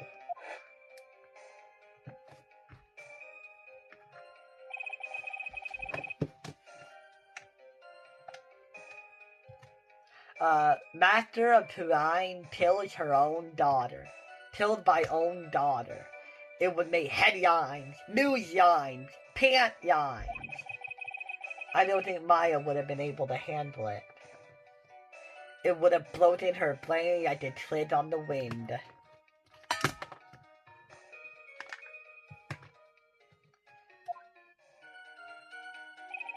But still, it's very difficult to fathom the killer's motives. Was there a reason to go through so much trouble to protect you? They knew you and cared about you, maybe? You had a past relationship with them? When the torches were lit and the body was gone. The torches were lit. Yes? That's how I noticed the scene had changed. I'm just saying, when the killer... one thing about me. Why did the killer go to the effort of moving the body? That's true. It's hard to see how that... The only one who would date anything without would be... the only person that was on the Temple Maya. Okay, so, do I actually have to try to find the total addiction in here now? I think I do. Okay, well, yeah, get into that. Right later! I'm joking, right now. Okay, I do this. Okay, just doing it once over then. The snow was removed in that unnatural rectangle looking shape. So I shoveled, but they're all really heavy, way too heavy for me to use. An odd fellow indeed, they kill a lion. But there's one thing I can think of. Didn't the victims play on it? Yeah, okay. I think the answer is that, yeah, the doe can't see red. The doe can't see red. It has been a consistent theme that the doe can't see red. He could have seduced us just to know that was stained on blood. He was really lucky to have gotten all the blood, by the way. I'm kinda sad that, like, Phoenix doesn't say anything about this being sexist. You saw a man behind your attacker. Nick, I'm sorry. Okay, so I actually do have to figure this out. Okay, so...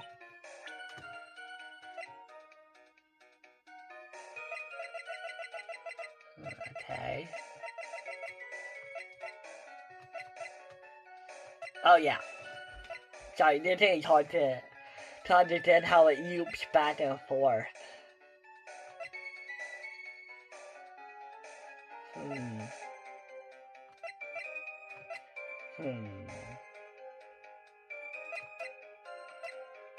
courtyard with. Wait, but that isn't true anymore. Why didn't it change? That's weird. I don't think this is relevant anymore, is it? The actual murder weapon used to hit the victim. Okay, unrelated. Probably unrelated. Sorry, give me a minute. Okay, Irish's hood.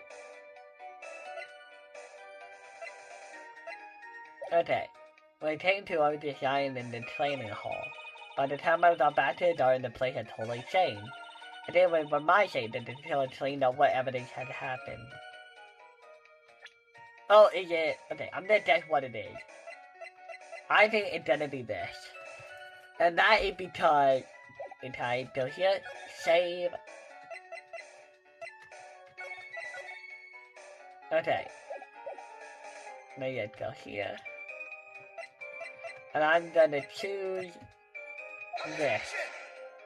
No, unrelated, okay. Your Honor, this talks a bit shit, and I'm dumbass. Okay, well. Okay. Shit. Assuming that this is it, I think we were my sake that the killer cleaned up what evidence had happened. Yeah, okay. So, we basically need to talk to Dit the idea that it was done for her. Oh, the lantern, it had the name on it. That makes sense.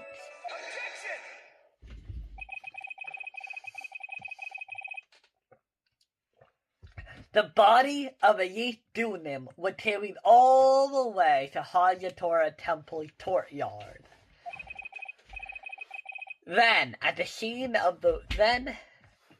garden, the real scene of the crime, the snow we suspect was covered in blood was scooped up and removed.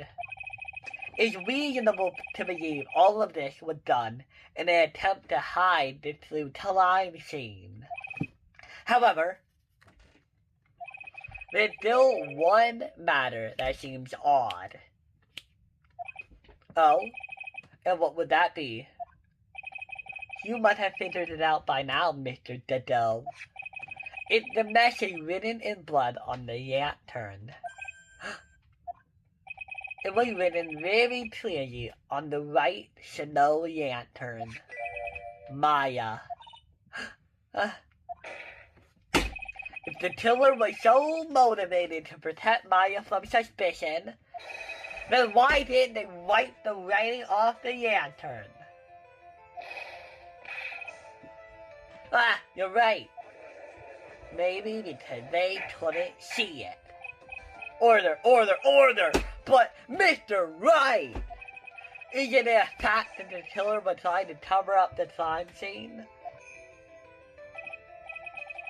Indeed, but does it make much sense to move the body and remove the bloody snow, and then not wipe off the most incriminating part of all, the bloody writing? But if that's the case, do you have an explanation for the killer's mysterious behavior? Why would the killer move the body and remove the snow, but leave the bloody writing on the lantern? I don't know what the killer's plan was, but it is a fact that the killer left the writing on the lantern. There must be a reason for it. Well then, Mr. Wright, let's hear your opinion on this. Why did the killer leave the message in writing on the bloody lantern? Okay, I think I actually do have time to do a couple of the funny ones. Let me do that now. Oh man, I forgot to fuck. The killer wrote it. There's only one reason, and it's easier to spot their sister Bettini in a bikini. It's because the killer is the one who wrote it. Huh? Too bad, Mr. Wright. Don't you remember the testimony of the rather pathetic, vile woman? Damn! Everybody throwing shade at Dahlia. it. I'm kind of sad we don't get the ages of the deceased people, but yeah. She's, I mean, like, well, she was executed last year, so she's like 24, I guess. I guess that's old enough to insult without it being weird. Damn, that rather pathetic, vile woman. I think I was stabbed. Anyway, I said it lost consciousness. But before I did, I drawled her name on the lantern. I had hoped it would cast suspicion on Maya. Shit! I forgot about that, because I blacked out when she said that, because I really just don't like her. Oh yeah, she did say that, didn't she? Ha! You and Dahlia. I'm not sure which one of you is more pathetic. What the hell? It's definitely her, though. Didn't she murder you? I've thought of all everything I've seen and heard up to this point. The answer is somewhere. Well, Mr. Wright, you share your opinion. Why did the killer? To pin the crime on Maya. There's one reason, one as obvious as Jean Armstrong in a sedan in the Rivera. What are we doing here? Why do you keep making people wear clothes that don't make them look good? Why are we doing this, Phoenix? One as obvious as Jean Armstrong in a sedan at the Rivera. The killer was trying to pin the crime on Maya.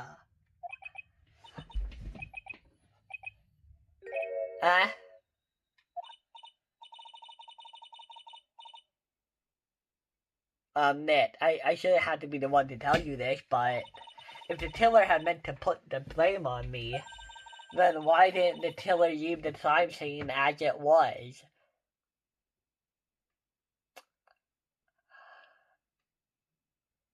Well, shit. Oh, but once again, you've been pointing that finger where it doesn't belong. Ah! Oh God, I'm fucking dead. I've got to recall everything I've heard, seen, done, ate, and said up to this point.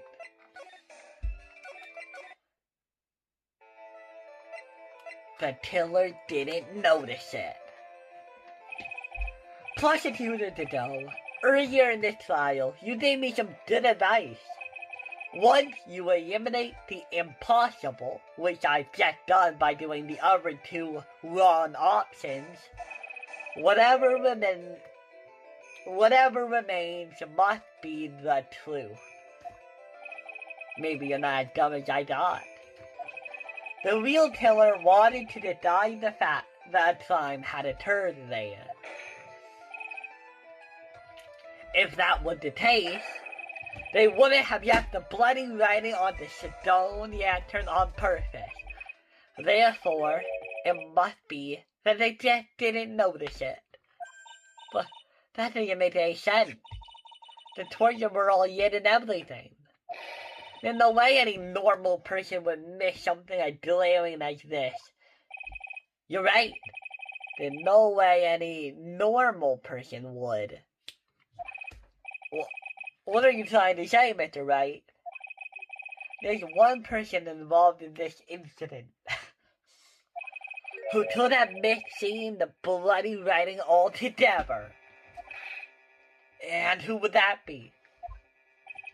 Who is this person that would have been able to notice the bloody writing? Mia! Sorry about that again. Take that! Mr. Dado! This is what you said yesterday. My eyesight is pretty messed up. Even with these huge goggles on my head, I still can't see everything. You can't see everything? Anything? Is that correct, Mr. Dado?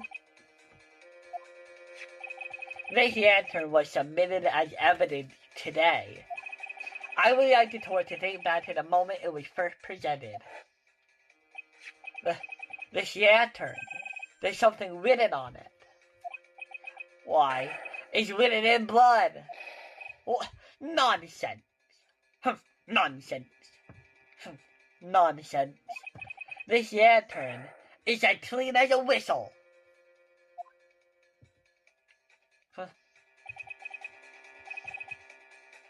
I can't believe the dough can't see red on white. Mr. Dodo, just a minute. There are certain colors you can't see, correct? You can't see red on a white background. That's right, we went through this once before. During the poisoning taste at Clay BN. This is the apron that the delightful Miss Bird was wearing at the time. And somehow she spilled toffee on. There's something strange that's bothering me to do. Why haven't you explained the blood stain to the tour? Blood stain? What blood stain would that be? Don't play games, prosecutor. The blood-colored stain that smeared all over the apron. That's ridiculous. No one told me anything about blood. Okay, we don't have to. We only really needed one line for that. You can see the toffee on the right apron, but you couldn't see the ketchup because it was red. Ha! It's strange. In a black and white photo, those letters would have appeared black to me. I wonder, why am I the only one that can't see them? So then, Mr. Dodo, you're admitting it. You're admitting that you can't see red writing on the lantern?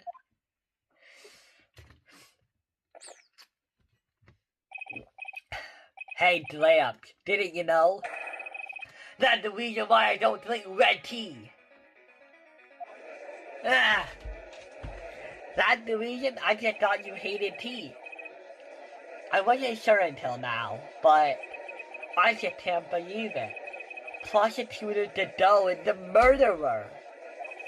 But there's no going back now. I finally figured out the truth.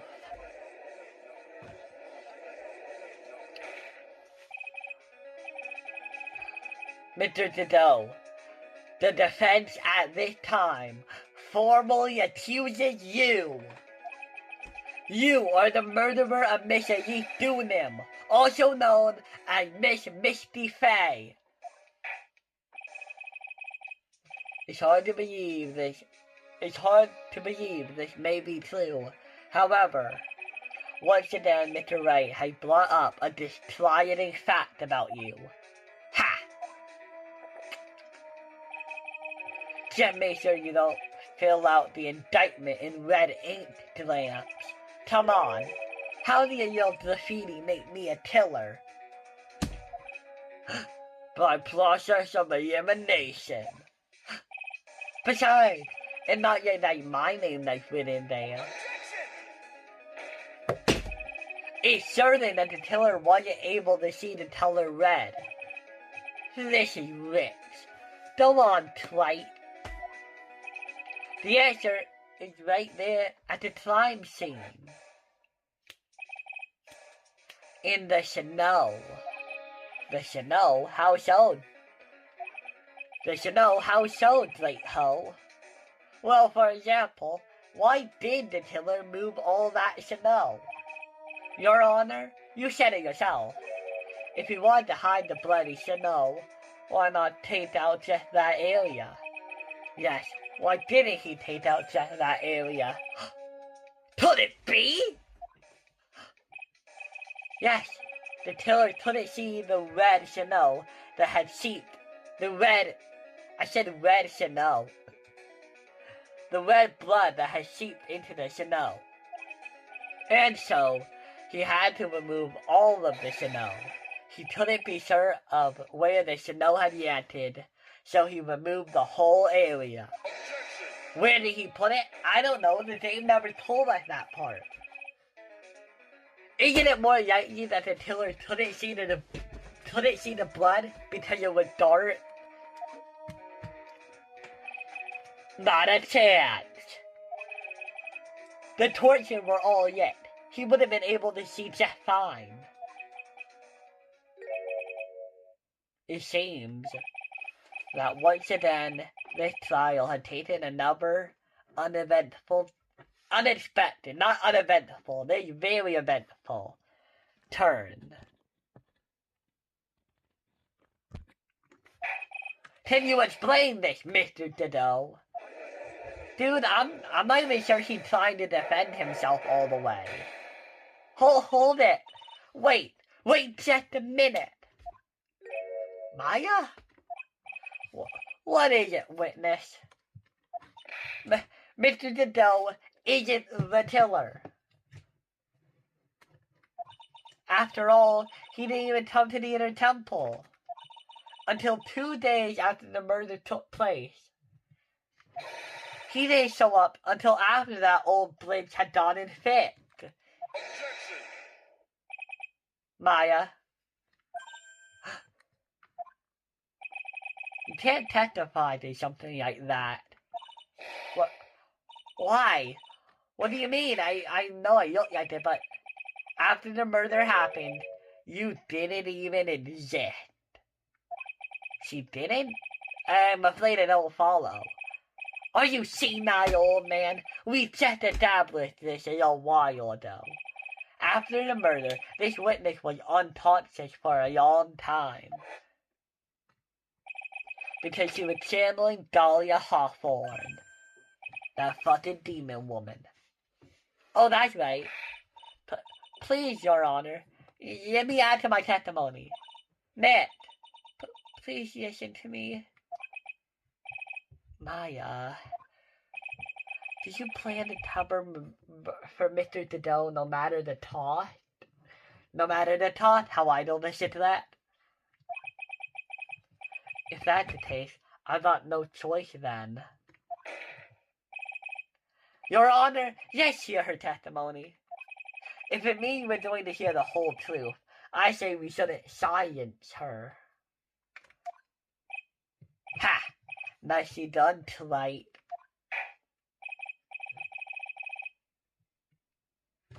Well, let's hear the witness and testimony.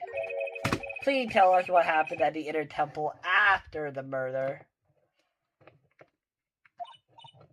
Yes, sir. After I woke up, I began channeling, and my spirit left me, as it were. But little Plainly was there at the inner temple, too. After the incident, Plainly was also set up on the inner temple side that night. The next morning, she looked around but couldn't find anyone. The next day, when the blade was finally fit, she was in the spare prep room. Right when Mr. Dido arrived at the inner temple for the first time. He found Plainly first and cheered her right up. Who is this Plainly? Right, my old cousin, Plainly. So when did you hear about this? Oh, just a while ago, when I was in the medical office. I'm terribly sorry. But what you heard from someone else is simply not admissible as testimony. What? Come on. Plainly would never tell a lie. She's way more honest person than I'll ever be. Damn. Nice to others, mean to yourself. Real nice, Maya. You only know the best things to say when you're under oath.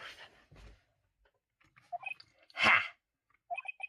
The prosecution had no objection.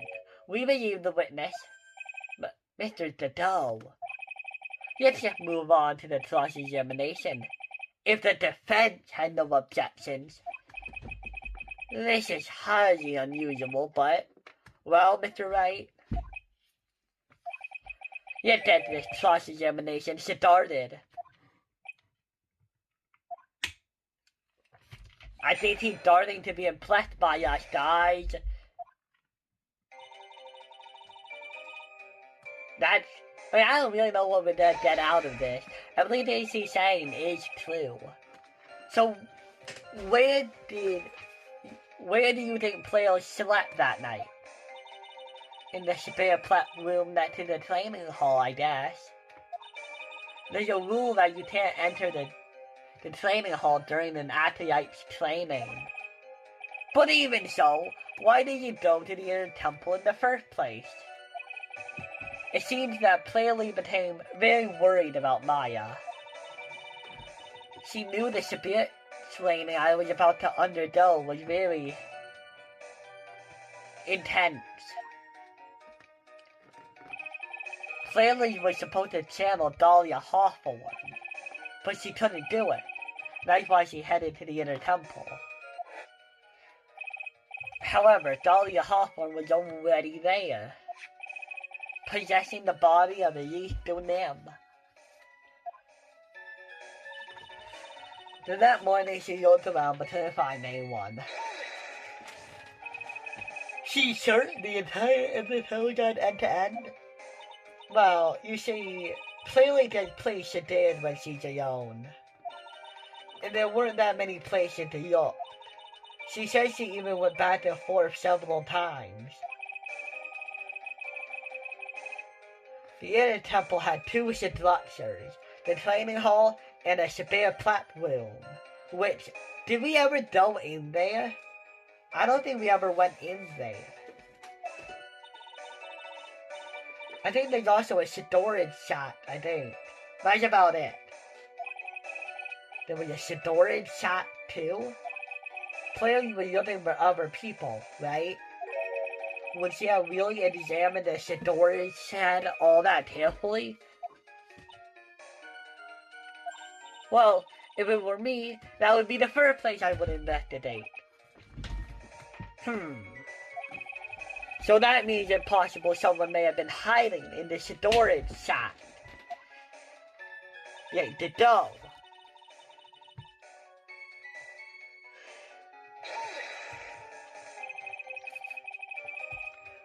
Players didn't hear the sound of them working on the bridge? What do you mean? I was just wondering why she would stay in the prep room. If it were me, I would at least go out and wait at the foot of the bridge. Oh, well, clearly said she was sleeping at the time. She said she was so scared during the night that she couldn't sleep well and woke up a bunch of times. Poor little Dale, always yelling like that. Well, we know she at least had one friend in the Shakespeare Tavern, Dahlia Hawthorne, who was busy battling the Clint yacht. She couldn't let anyone see her, so she wouldn't have shown herself to players. What happened after the blade was finally fixed? That's when Mr. Diddle arrived at the inner temple for the first time. So it was your first time on the inner temple side, Mr. Diddle. Huh? That's funny. Am I imagining things, or did the defense ask me a question? Mr. Wright, please save your attention for the witness. What you heard from someone else is simply not admissible as testimony. Those are your words, Your Honor. Touche, Mr. Wright. Oh well. What do you have to say, Mr. Diddle?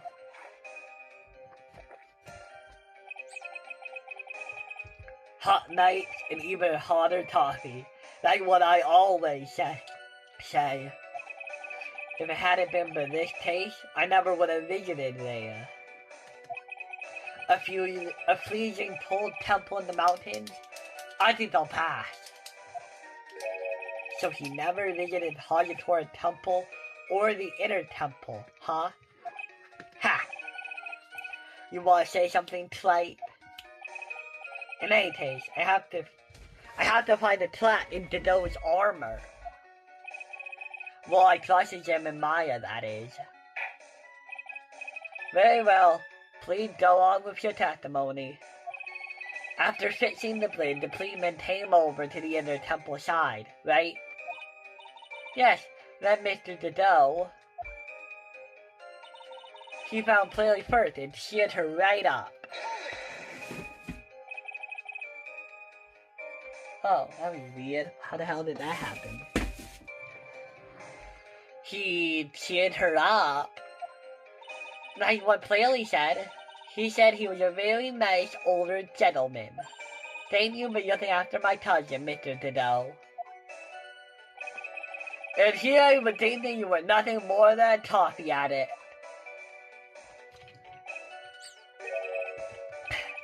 Ha!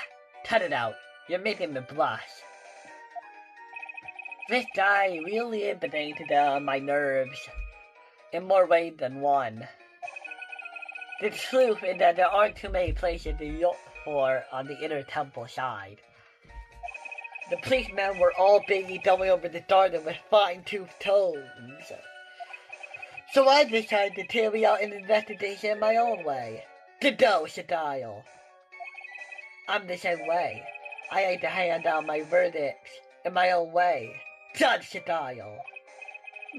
Maybe I should ask some questions. Phoenix style.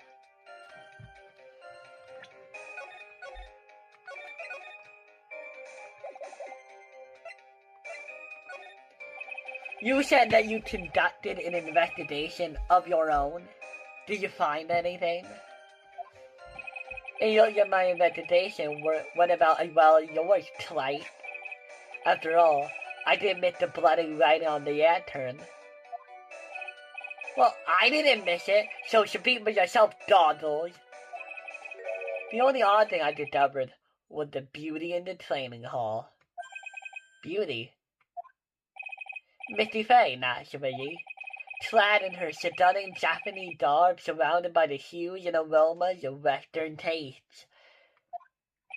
Western taste? Could she find a stranger way to describe gravy? So from there you headed to the platform? Wait a second, what did the just say now? I think I just found a proverbial weak spot. There's only one thing of any importance here. Where would you go when the murder was taking place? He must have already been in the inner temple when it happened. Otherwise, he couldn't have killed the Yitsunem. Okay, so I think... Okay, because here's the thing. Sorry, the hanging scroll of Misty Faye is covered in gravy. So you couldn't be able to tell who it was, unless you managed to see it earlier in time. Right. Just after the murder, maybe. Play with the... Oh wait, can we go here? Go here. Here. We light up and shit her up first. Okay, so it goes here, and we need to ask another question, I think. Because we did find his weak spot, but there isn't really a way to press on it yet. So you should clearly up. When I found that Yellowtail, the first thing she asked was about her cousin, Maya Faye. Really? The place had burnt down and she was huddled in that tiny shack with no heat. Even though she must have had a truly terrifying experience out there, she asked about you before she had to think about herself. Clearly, I'm the hunter after this over. I noticed that you weren't anywhere on the inner temple side, but I couldn't find it in me to tell her that. So I gave her my laptop with melted sugar to hide the bitterness of the harsh truth. What a fleet story. She had a dermish of toffee? Why doesn't that surprise me? There's only one thing of any importance here. Where was the doll when the murder was taking place? She must have already been in her temple when it happened, otherwise she couldn't have been. Yeah, so she was on that side. I need a way to prove it, though. And I don't really see a way to prove it because not a lot of this is...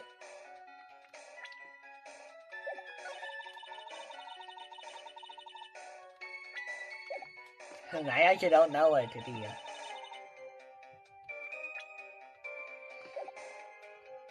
Flash? Okay. Okay, yeah, no. Yeah, okay. Can I say something slight? It's just as I thought. The doll is lying. If it's his first time, he shouldn't know about that piece of evidence. Very well, please don't want me to testimony. No. What the fuck? I'm sorry, I don't know why, but my Pamela's lighting just keeps changing.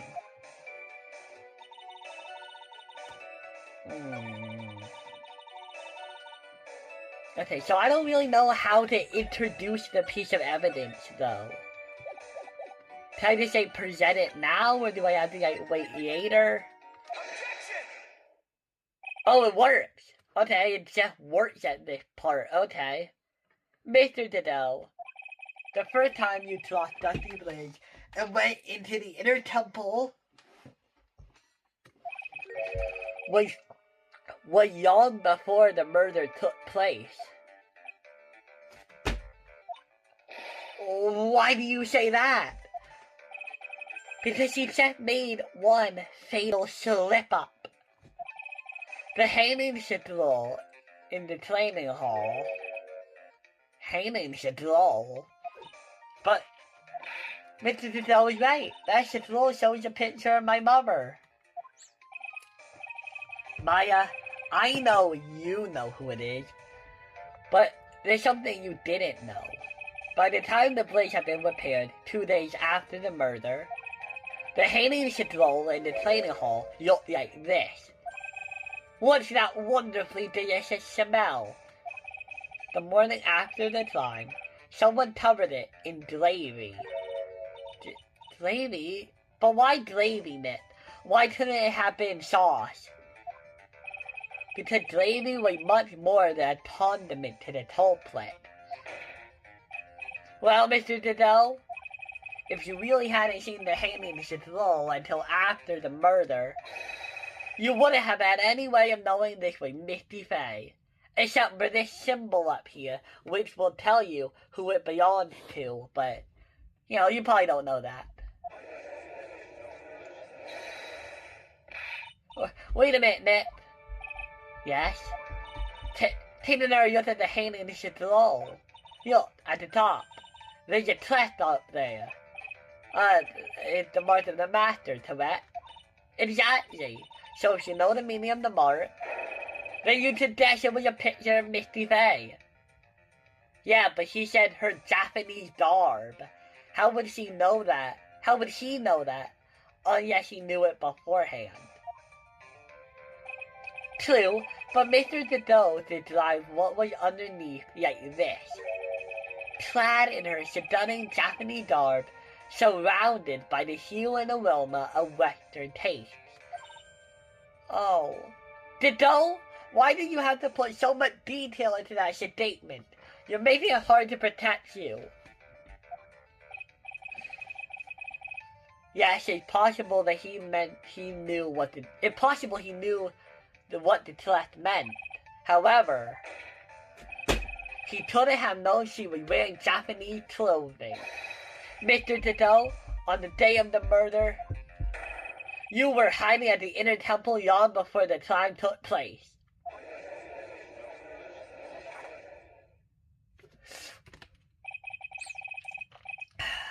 Can I ask you just one little thing, Wright?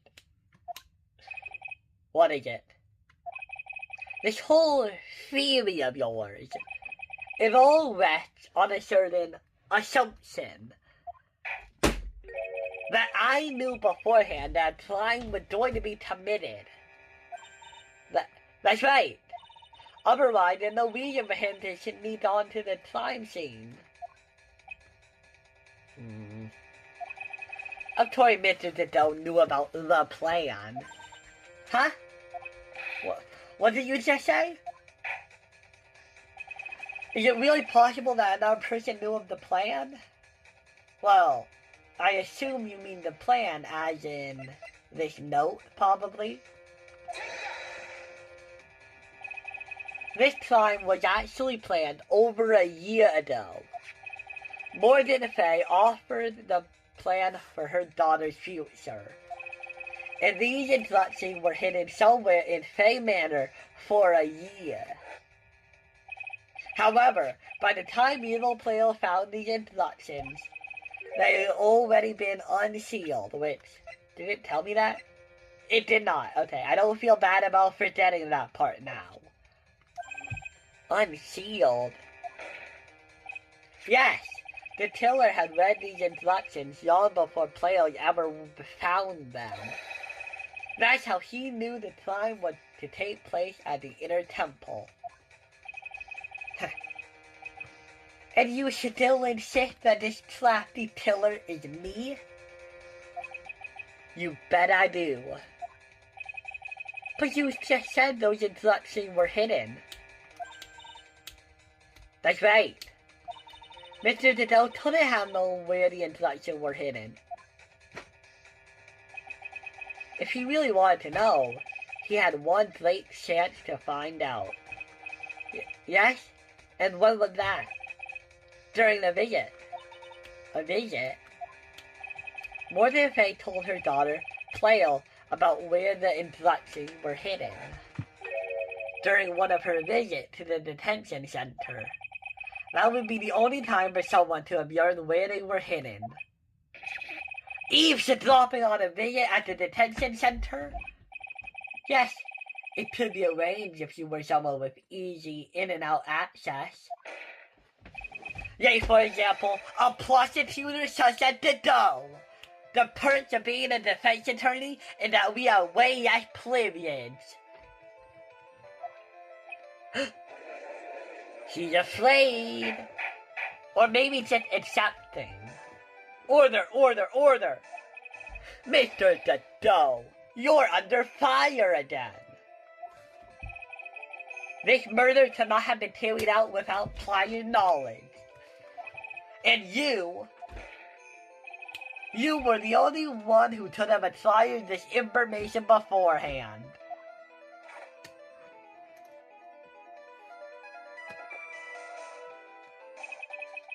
Humans are afraid of the dark. And yet, at the same time, we are fascinated and bewitched by it. Maybe that's why humans drink the darkness that is toffee. Sorry for always asking, but what did that mean? Man, Phoenix, this guy just loves making toffee jokes, okay? There doesn't always need to be a deeper meaning to it. It means that there's a reason for everything. According to your theory, the killer in this case, Eve, should drop on a conversation during a jail visit where he learned of a hidden plan for a crime. After he discovered the plans, he hid in the Inner Temple and waited for the crime to occur. Then he ultimately took the person's life. And he did it all just to protect this witness? That's right.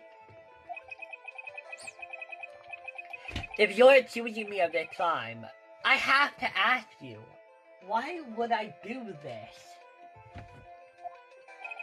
This tale is nothing but a stranger to me. I've got no reason to go through that kind of trouble to protect her. I am what you see. I am certainly not the type to rescue the damsel in distress.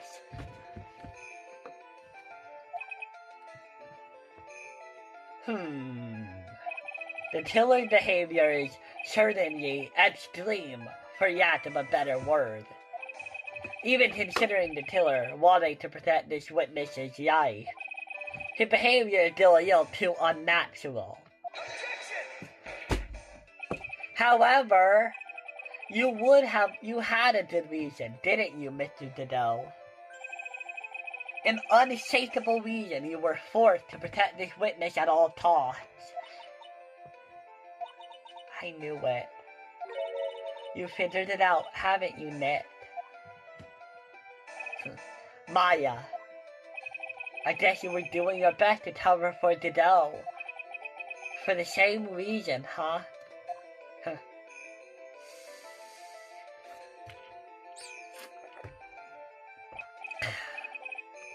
Okay, Twilight, I'm all ears. Let's hear it. It's very simple. Maya Fey is a lot more than a stranger to you. What's this? Are they siblings? Yeah, that will never happen. There's one person who lies at the center of this whole story. One person that ties you and Maya together inextricably.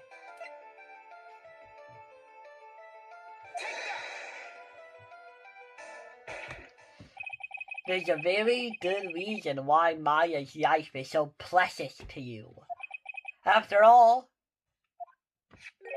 she's Mia Fey's only sister. Mia Fey. You once worked alongside her. That was when you were a defense attorney. Wait a second here. Nobody told me this. Was I supposed to figure this out on my own? Man, they would I get but never leaving the courtroom. I know nothing about most of the cases. Mr. Dado is a defense attorney? With your honor's piercing intellect, you must have figured it out by now. The real name of this man who calls himself Dado, his real name is Diego Armando. Isn't that right?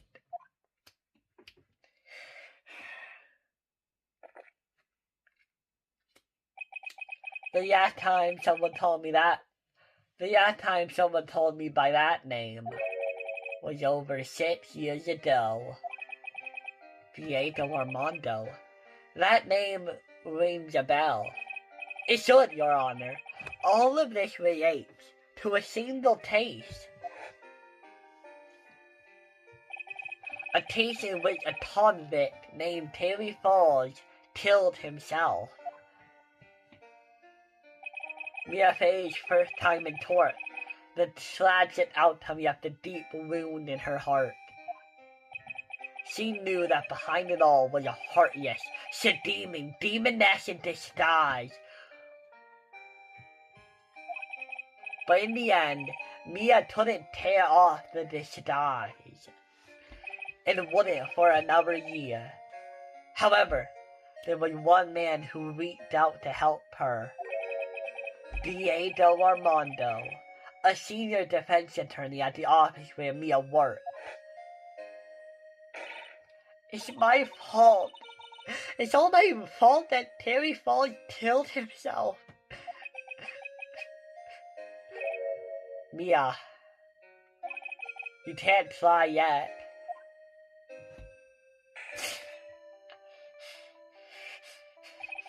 The only time a lawyer can try is when it's all over.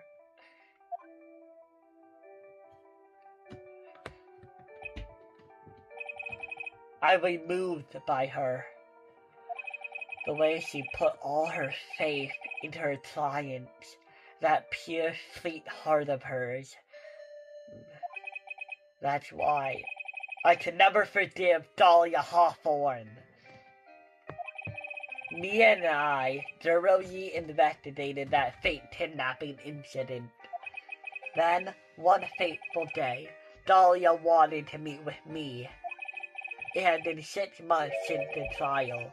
We met in the courthouse cafeteria, which I didn't remember existed.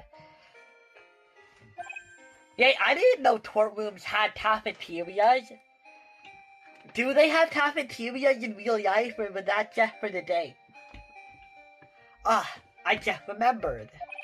6 years ago, right here in the courtroom, you were poisoned. Even I didn't see it coming. Dahlia Hawthorne slipped some poison into my coffee. Some newspapers at the time called it a murder. But very little information about the case was released to the press.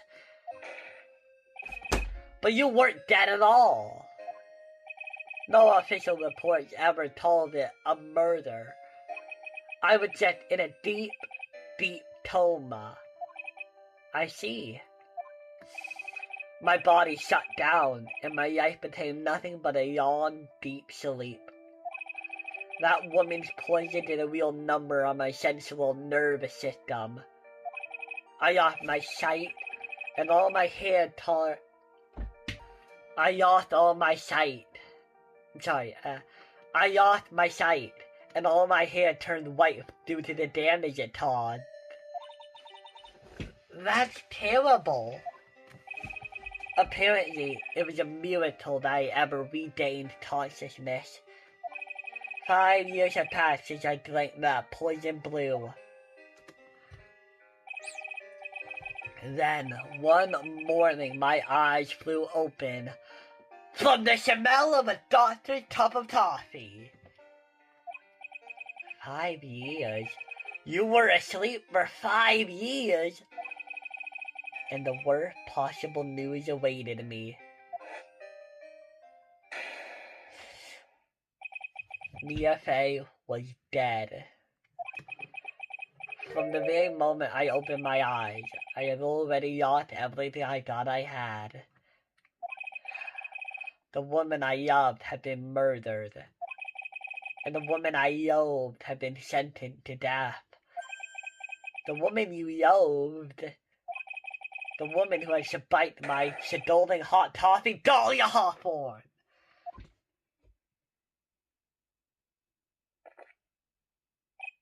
Ha! Good old Mia. She didn't let me down. She got her revenge before she checked out. In the end, there wasn't anyone waiting for me when I woke up. That's so sad. For someone like me, for someone who has slept away their best days, there were only two reasons left to live. And it was for those 2 reasons that I decided to become a prostituter. If I may ask, what were your 2 reasons? The first was you, Wright. Huh? Me? If I hadn't drank that stupid poison, Mia Fey never would have died. Much less the way she did. Are you implying that, this sentence is kind of weird, Mia Fey never would have died, much less the way she did. She was only to die, and, I kind of figured that you were talking about the poisoning, but, this part of the sentence is the one that talks about poisoning, not this part of the sentence. So what are you implying, that you would have kept her alive, indefinitely, or? You were the only one there to protect her, but you let her die. It was all your fault. It wasn't like that. I wanted to see for myself what kind of man you really were. So that's why you became a prostituter? My other reason for living, she goes by the name of Mia Fey. Huh? You mean me? You were the only way I could make it up. You were the only way I could make up, but not... You were the only way I could make up for the sin of not saving Mia. 1 year ago, when the Terrain Village incident was resolved, it was obvious that Morgan Fay was planning something. Whatever her evil plan was, I was determined to stop it. My role as a prosecutor put me in the perfect position to do something about her. That's how you overheard Player's visit with Morgan at the detention center. I knew that time was drawing near. Since I knew the plan, I thought I could foil it. My goal was to outwit the plan. I thought if I could do that, I could keep that deal from being caught up in it. That makes sense. If players had known that the actual purpose of the plan was to kill Maya, she would never have helped out. Finally, the day of the plan was drawing near. I contacted both of my accomplices. Accomplices? Iris of Purgatory Temple and Misty Faye. I especially needed the help of Iris. She wanted to take the fall in my backup plan in case we couldn't control Player Faye. Stop! I feel really bad, right? Iris is always getting used and the fall die. She basically just Terry Falls too, but female. I feel so bad, right? Not only in Morgan Faye's plan was she the Fall Dale, but also in Dodo's plan, she was the Fall Dale. I feel so bad for her now. Both sides were just using her. It feels so shitty. But, how did you contact my mother? She has been missing for almost 20 years. Officially, yes. What? What do you mean officially? You've heard about it, haven't you? About the strong tie between the main family and the government? Now that you mention it, Bettini did say something to that effect. She said that the master of the Terrain had great authority. Even without her official position, Misty Faye still wielded great influence. The police had been keeping an eye on her movements all this time. That's how I was able to contact her. Again, because of my position as a prosecutor. Crazy. So my mother was cooperating with you? Don't ever forget. No matter how far away from you she was, she never stopped thinking about you. She was always... That's why I knew she would do anything to protect you. If you wanted to know how strong her resolve to protect you was, look at her staff. Her staff? The one with the sword in it? The day the plan was to be carried out arrived soon enough. We met for the first time at Hajatora Temple. Right when your mother showed me her special staff. I realized it then, just how far she was willing to go. She was ready to use that sword to protect you from Morgan Fay, if necessary. Yes, even if it meant paying the ultimate price. Muffer. That night, the night of the climb, there was just one way to stop Morgan Fay's evil plan. You mean players, don't you? We had to make sure she didn't stop. She didn't sample Dahlia Hawthorne.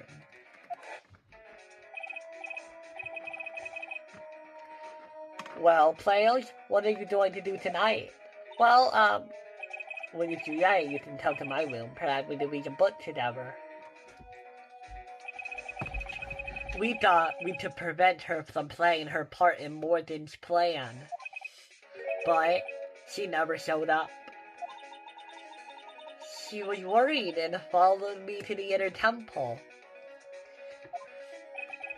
That was the thing we were most afraid of. And that's why Misty Faye had to do the channeling herself. She channeled Dahlia Hawthorne into her own body. What do you mean? If she channeled the Shabi at first, then Claire wouldn't have been able to do it herself.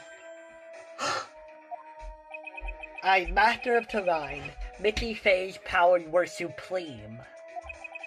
So that's how it went down.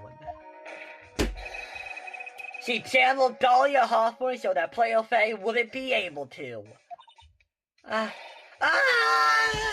Oh my god, I'm so shocked even though this isn't that big of a deal. What? Is this true? My role in the plan was to make sure no one would hurt Maya Faye. That's why I hid myself in the inner temple. Just in case you needed to be saved from Dahlia Hawthorne. The dough? Anyway, that's all I'm going to admit to tonight. Huh? What? Oh man, I thought we were at the ending exposition. Are you telling me I'm gonna have to keep doing my job and actually, presenting evidence and shit? There's no doubt about it. You're a great defense attorney. But you're gonna have to do the rest yourself. The background leading up to this case has been laid bare. There's just one question that remains. Phoenix, right? Who killed the victim? There are only two possible suspects right now. Maya Faye, and I'm sad to say, you, Mr. Dodo. Ha. Well, it's like, if you're the real deal, then finish this thing once and for all. Show us beyond a shadow of a doubt that you can finish this on your own. No, Nick, please don't. Maya. I heard the whole thing from my sister in the medical office. That's why I had to protect Mr. Dodo. I can't do it. I can't testify against him. After all, he's the man who put a knife on the eye to protect Mia. And me too. Maya and me too. Mia, I'm Mia, not Maya. Maya, yeah. Maya, I know that. Man. But even so, it doesn't absolve him of his crime. Please, Maya, testify.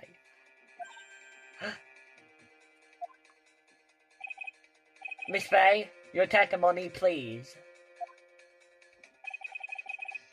This is the final testimony.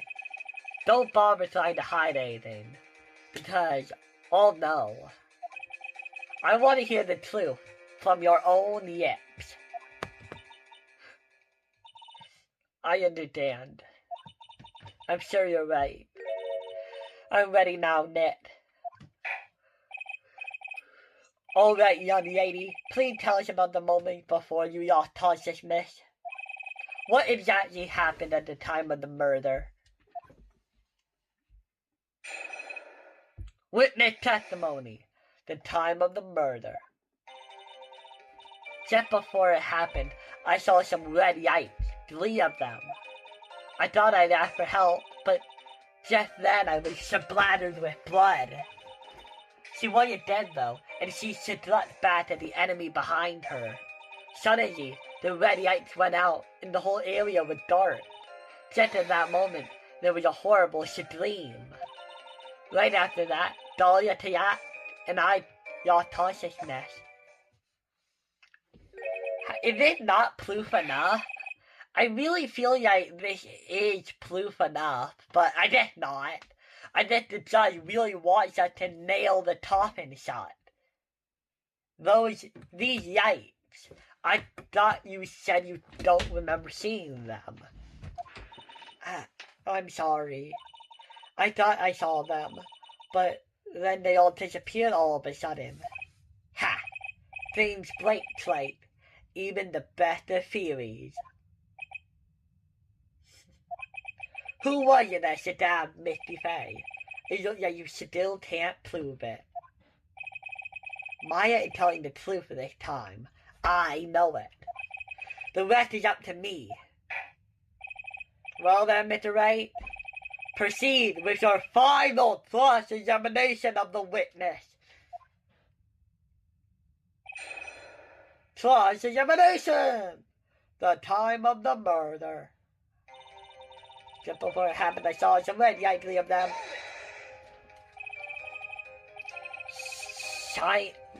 Light shining in the dark? I don't think you could make a mistake like that. Yeah, you're right. I think I saw them, but I can't say for certain. And I can't tell you for sure that they were from Mr. Diddley's mask either. I don't get the feeling she's covering for him anymore. But press harder! Just after that, you turned towards the Yites and called for help. Isn't it because you thought the Yites were coming from Mr. Diddley's mask? Yeah, I guess so. Maybe that's what I was thinking at the time. But I can't remember, after all. There was a person I couldn't identify in front of me. Maya Yites was in terrible danger at the time. There's no way she could remember the details of the scene perfectly. Alright then, let's go with the testimony. What did you do when you saw the red Yites? I thought I asked for help, but this guy was splattered with blood. The blood, was it Dahlia Hawthorne's blood? I think so. Probably. Just at that moment, I heard a soft scream that seemed to be close by. It was a woman's voice. So that we went to killers and stabbed the victim from behind with a murder weapon. Is it Dahlia Hawthorne's blood, or is it Ajit Dunham's blood? Because, like, does the blood also change when you spirit channel or not? And if you kill somebody while they're channeling, does the spilt blood stay the victim's blood? Or does it... does the blood change back to the blood of the normal channeler? Or does it remain the blood of the channeled? Is that right? Without a doubt, Maya is in the middle of a really dangerous situation. Anyway, the victim was stabbed by the murder weapon. What happened after that? She wasn't dead though, and she struck back at the enemy behind her. Struck back? How do you know that? Well, you're right. I didn't see it exactly. But I could tell by the sound of their breathing and movement. And also, the smell of blood. You have witnessed more horror than any young lady should ever have to in one lifetime. Tell me about it, buddy. Maya is on the Trauma City train and it is going full sedation. So, what did you do at that point? I couldn't move. I could just barely make out their shadows in the dark. Moving in the dark, but I had no idea what to do. Could you still see the red lights you mentioned earlier? Yes, I think so. But suddenly the red lights went off and the whole area was dark. They went out. Yes, suddenly I couldn't see them at all. What does that mean? If the red yeti were coming from the Doge mask, and they went out at the middle of the fight, maybe the mask was damaged. Or maybe it was knocked off. Or maybe the batteries ran out. Right? I'm joking, this thing is chargeable. Or maybe the old red pinhead looking yeti just stopped working. Pinhead?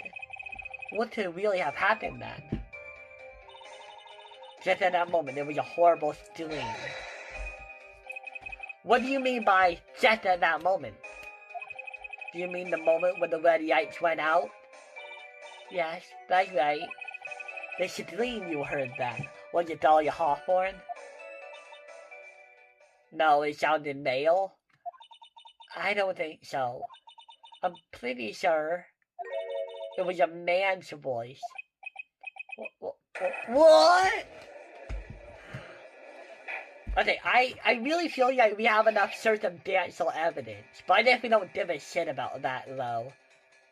So then, the scream came from the tiller. That's gotta be it. I think Dahlia Hawthorne must have taken the blade and attacked the tiller with it. And then the tiller let out a scream of pain, huh? After that, the tiller should dull the final blow back. The tiller should dull the blade back and deliver the final blow, I guess.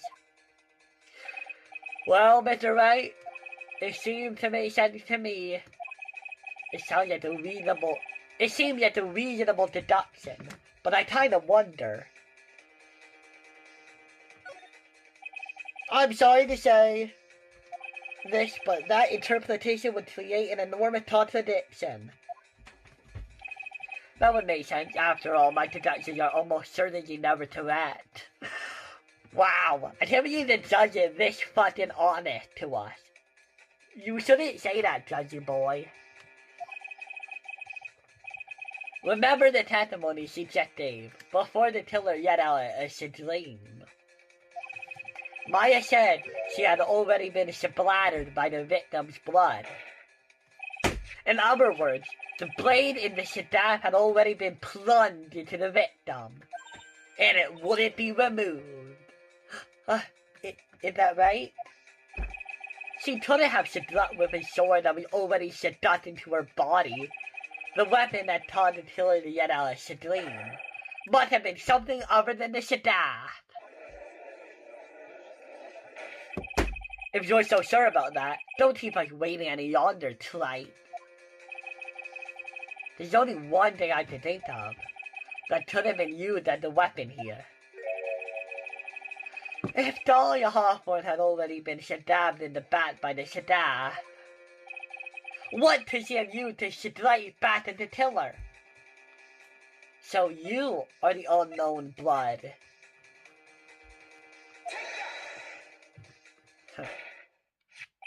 Naturally, the dagger the tiller brought to the scene of the crime. Oh, right, I forgot about that. And that's why you found it. Oh my god. This dagger was found at the crime scene, stuck in...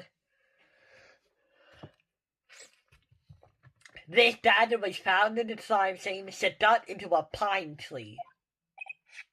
Yes, the detective found it this morning and brought it to me. Dahlia Hawthorne struck the tiller with this, and she managed to wound him as well. Just because he let out a scream doesn't mean he was wounded. For all we know, the blood on the dagger could have been the What the fuck? What are we talking about? It literally says, doesn't match the victims. What are we talking about here, buddy? No, not now. Have you forgotten the blood has already been tested? Since we learned that it wasn't the victim's blood, it must have been the tiller's blood. The tiller must have a wound somewhere on his body. Are you saying the blood on the dagger belonged to the tiller? Exactly. A DNA test of the blood would prove it beyond a shadow of a doubt. And yes, Mr. Diddle, it would prove that it's your blood. Ha. Nice feeling, Wright. Order in the torch. Is this the end? Have I done it? Even he won't be able to change the results of a scientific test. Ha! Let me ask you something, Wright. Let's just say it turned out that I was the killer. A hypothetical. Do you really think I would be stupid enough to use evidence like that? What? Just think about it for a second. This dagger was found this morning by a detective and brought to me. There was already blood on it, correct? But even so, I was the one who brought this dagger here to the torch room. Yes? What did that prove? Well, if I really were the killer, I could have washed the blood off the blade and planted someone else's blood on it. That can't be! In any case, there's only one thing I can guarantee tonight. That blood, it doesn't belong to me. Not a chance! What? In any case, it seemed to have been established that the killer was wounded. Alright then, witness, continue your testimony. Wait a minute. What's the problem? I know I probably shouldn't say this, but there's a big contradiction in this explanation. Maya! God, you're ruining this. This dagger, you said that it wounded the killer. That's right. But, if Mr. Diddle has really been cut with this dagger, his clothes should be bloody or have a whip in them, right? Maya, maybe he just changed his clothes. That would solve the contradiction pretty easily. What are you talking about? It's not that simple at all. Remember back to the day of the murder? Come on, everybody. They put on our thinking caps. Everyone that was on the inner temple side got trapped with them. Trapped there. Aha, that's right. Your contradiction isn't dumb, Maya. You're a super genius. And once the blade was fit, and the priest headed for the inner temple, Mr. Diddle was already waiting for them. He never had the chance to change his clothes. Ah! Maya, it seems that you finally learned your sister's ultimate technique. Bluffing. Yeah, maybe he brought a change of clothes with him. But no one could have predicted the lightning strike that shut down the bridge. Why would anyone bring a change of clothes with them? Did the judge take smart pills during the recess? You aren't supposed to be smart. You're supposed to be an avatar for the audience. Not to say anything about you guys. Well then, maybe the killer took off his glove. What the fuck? That way he wouldn't get any blood on them. That's impossible, Wright. You know how cold it gets out there late at night. Huh?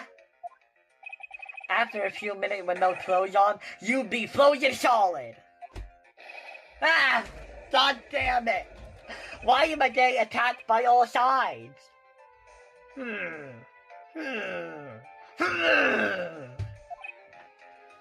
Ha! So that's all you got. I knew you weren't tough enough to finish this.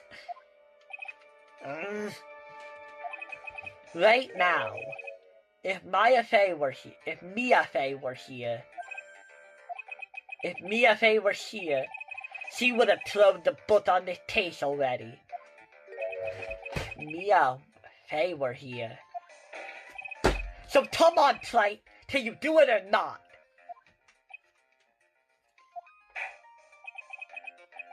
So how about it, Mr. Wright? You've accused Mr. Diddell of being the killer. But till you prove it, have you not even one piece of evidence? The question isn't whether I can prove it or not. The fact is, I have to prove it. That's the only choice I have. If I was taught that it's one of the rules of being a lawyer.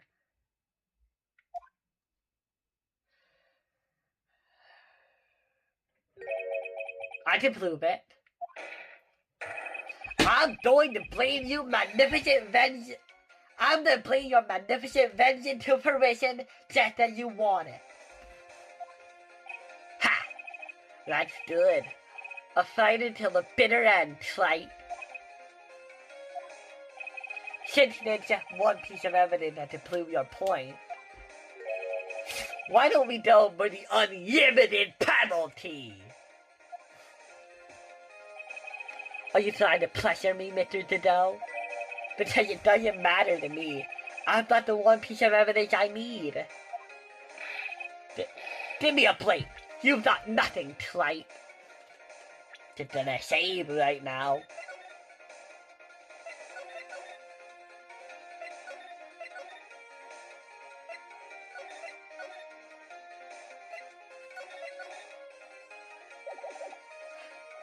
Give me a plate. You've got nothing, Wright. So what do I do at a time like this? It's simple. I've got to think outside the box and approach this from a different angle. Alright then, Mr. Wright. Let's see what you've done. There's one thing I've demonstrated in the previous cross-examination. The killer was wounded. That was proven by the blood on the dagger. But we decided it was impossible for him to have hidden such a wound. If he had been cut by a dagger, there should be a blood stain on his clothes. There's one place the killer could have hidden his wounds. What did you say? Hidden?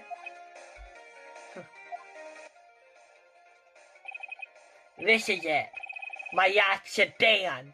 I've got to think about this from a different angle. I don't need to think about why there were no blood stains on his clothing. I need to show how he hid his wound. At the end of the line, the final stop, Wright. Let's see what you've got. Where in the location where the killer hid his wound?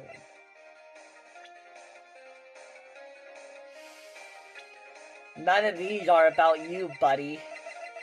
But I can tell you what is. Your profile. Ha! I don't know what you're talking about. Until you literally just presented my profile. I don't know what that means. And frankly, I don't need to know. What I do know is that you'll never be half the lawyer she was. Isn't that right, Wright?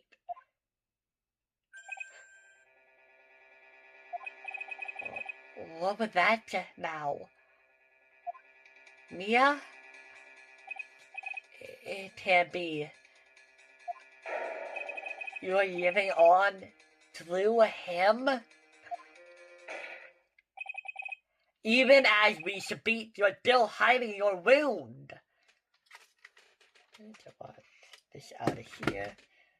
I want to have it set up.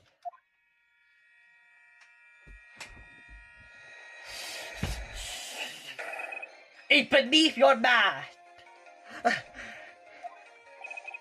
During the fight, the red light given off by the tiller suddenly disappeared. Seconds later, the tiller let out a scream.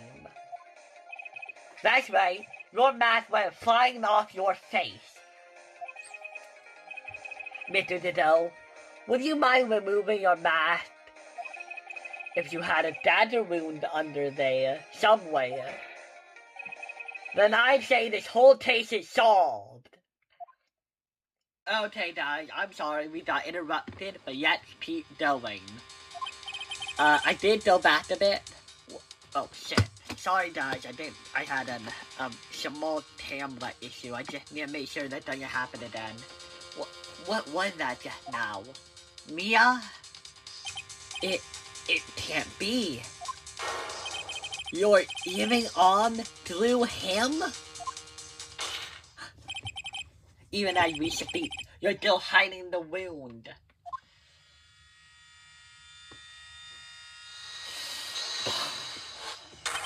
It's beneath your mask. During the fight, the red light given off by the tiller suddenly disappeared. Seconds later, the tiller let out a scream. That's right, your mask went flying off your face. Mr. Dido, would you mind removing your mask? If you have a dagger wound under there somewhere, then I'd say this whole case is solved.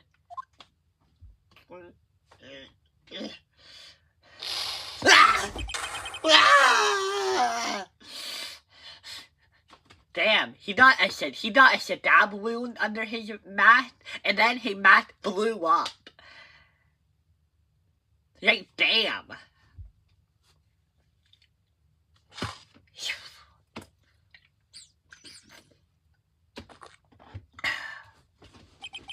Just now, I saw her spirit in you.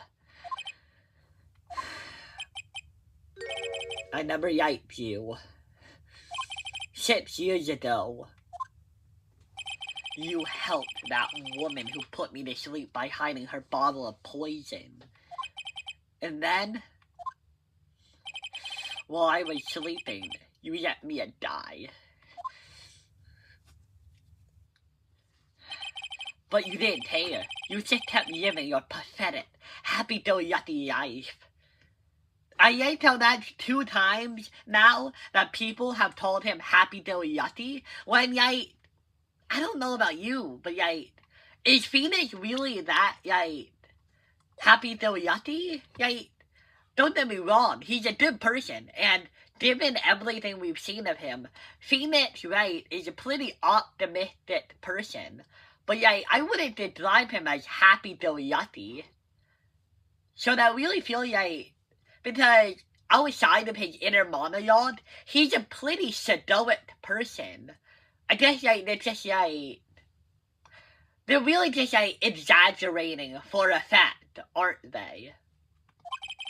You even had the nerves to follow in her footsteps as a lawyer. I could never forgive you. That's what I thought. Mr. Dido. But I was wrong about you. I knew it from the very beginning. The truth is, the only person I could never find in my heart to forgive was me. You. Yourself? I was the one who failed to protect Mia. Me and nobody else. I tried to avert my eyes from the truth, to escape the harshness of reality. I just couldn't face Mia's death head on, so I ran. I hid beneath a mask. I threw away my true name. I couldn't even deal with being a defense attorney anymore, so I quit. But you saved Maya! Yeah. That was my plan. Up until just now, anyway. What do you mean?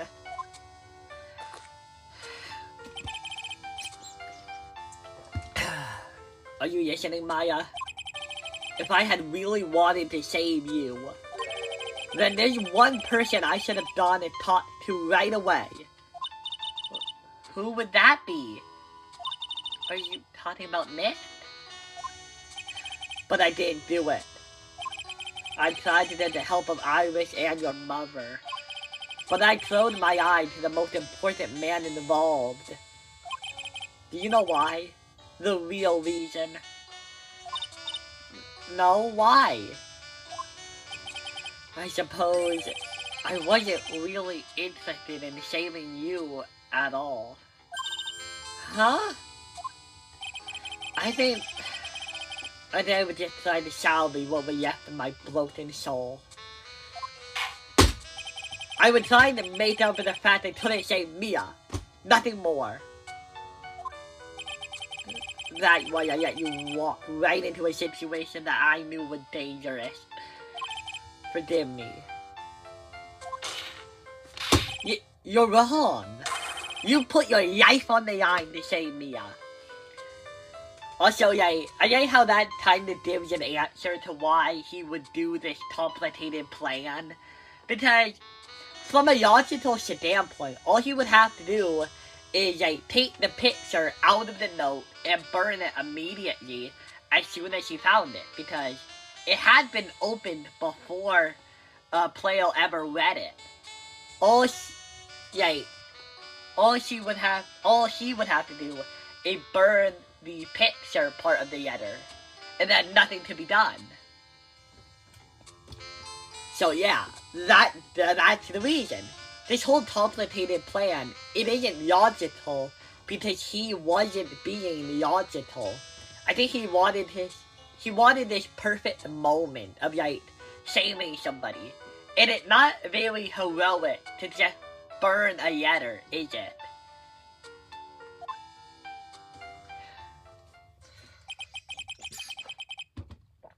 Was it really for Maya's sake? Even I'm not really sure. What do you mean by that? That night, in the darkness of the garden, when I saw her silhouette? A part of me must have known the truth. The truth that it wasn't really Dahlia Hawthorne standing there in front of me. It could have been Misty Faye, or even that little Dale. But I still picked up the blade. It was like I was dreaming. I hate how they use the lightning silhouette also for the blade, even if it doesn't make sense. I guess the idea is that being stabbed with a blade it may feel electric. I don't know. I wasn't really sure what was going on in my mind at that point. Was I really motivated by the pure desire to save Maya Fey? Or was it something else?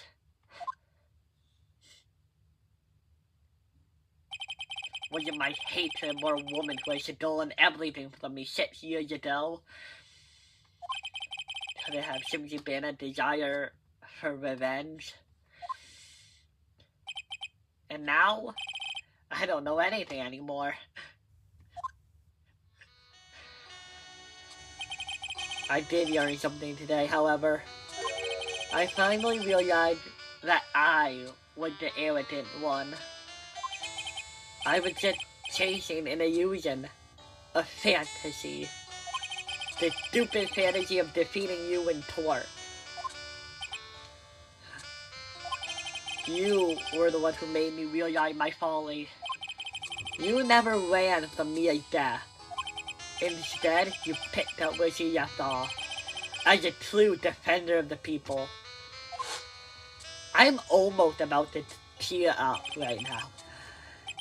In that moment, in that one moment, I understood everything. Mr. Dido.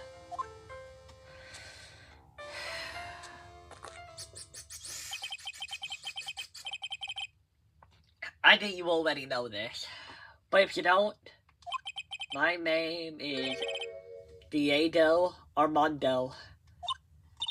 Mr. Armando! I believe in you! I know you were trying to save me.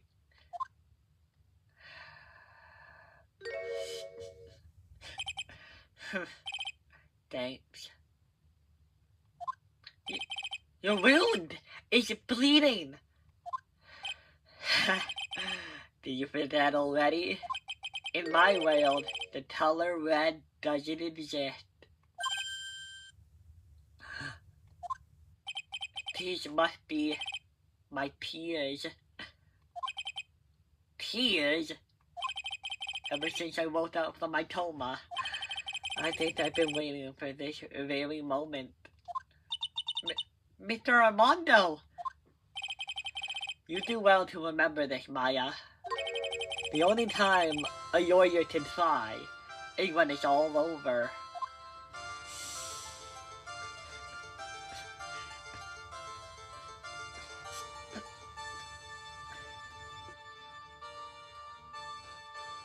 Oh my god, that was a moment, right?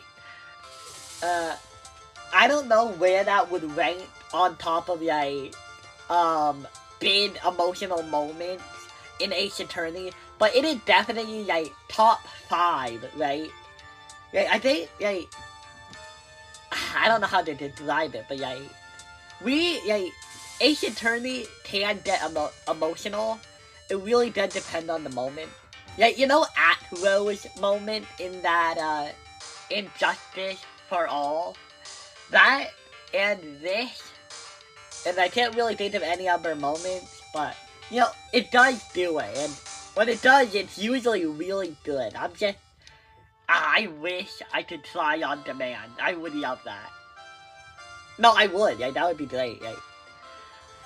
This time, it really is all over, isn't it? Defendant? Yes, Your Honor? Although you weren't directly involved in the murder, tampering with the body and the crime scene is still a serious offense in itself. I understand, Your Honor. Mr. Armano explained that to me very carefully. I knew the risk, and I willingly cooperated anyway.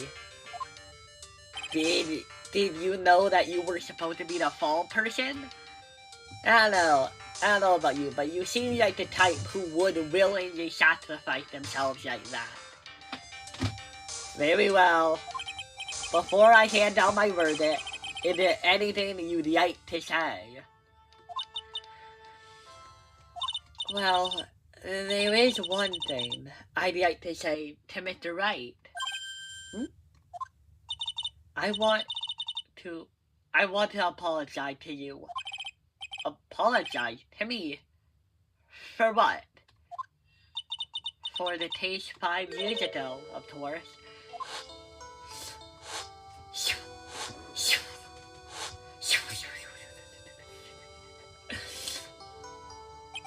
I just remembered! Weren't you poisoned by your own yaba? Not exactly, but yeah, something like that. Even now, 5 years later, I can hardly believe it. She would gonna do it. Oh shit. Well, apparently I would gonna drop this. Okay, let me do that then. She was gonna do it. She was going to kill me.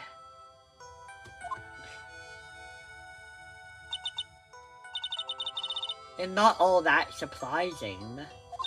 The two of you hardly knew each other. Huh? What do you mean?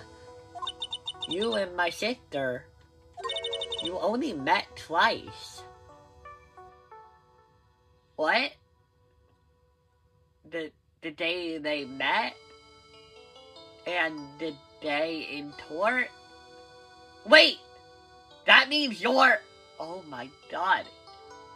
You were the one dating Phoenix for 6 months? Or something? Huh? You see, this is where he's allowed to get nervous. I'll give him this moment, because he's done with his battle, he's not really fighting for anyone anymore. So he's allowed to like do the old flat drops and be a little confused, Because she's not really fighting for anything anymore. Huh? Well, we only met twice. The first time you met was on that fateful day. The day she poisoned Mr. Armando in the cafeteria of this very courthouse. The next time you met was with her 8 months ago. Okay, 8-month relationship. You met her again on the day she stole your cold medicine. And Dud Flolo was killed. No way. It can't be true.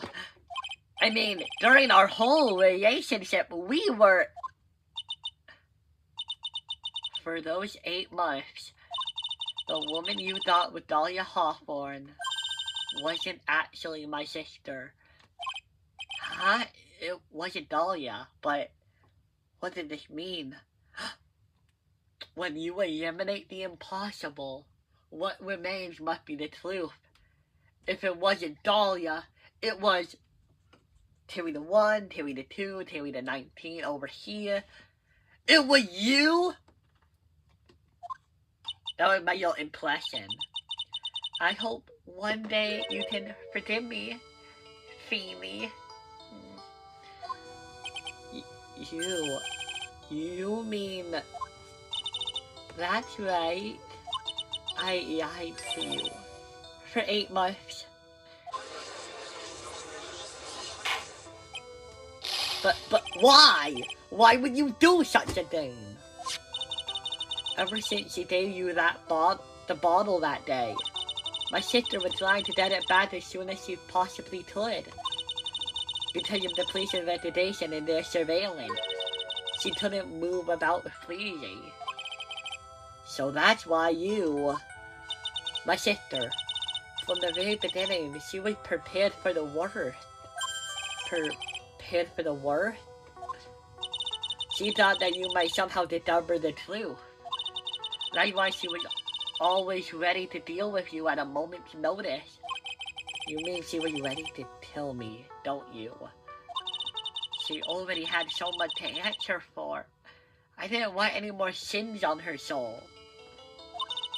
I begged her not to do it, and she agreed to give me a chance. And that's why you came to me. You came to get the bottle pendant back from me in her place. But I couldn't get you to give it back. I failed at something even as simple as that. 8 months passed, and I still couldn't get it back from you. You were some sort of stubborn, hot-headed, happy-go-lucky, optimistic, never return a pendant fool. Finally, my sister couldn't wait any longer.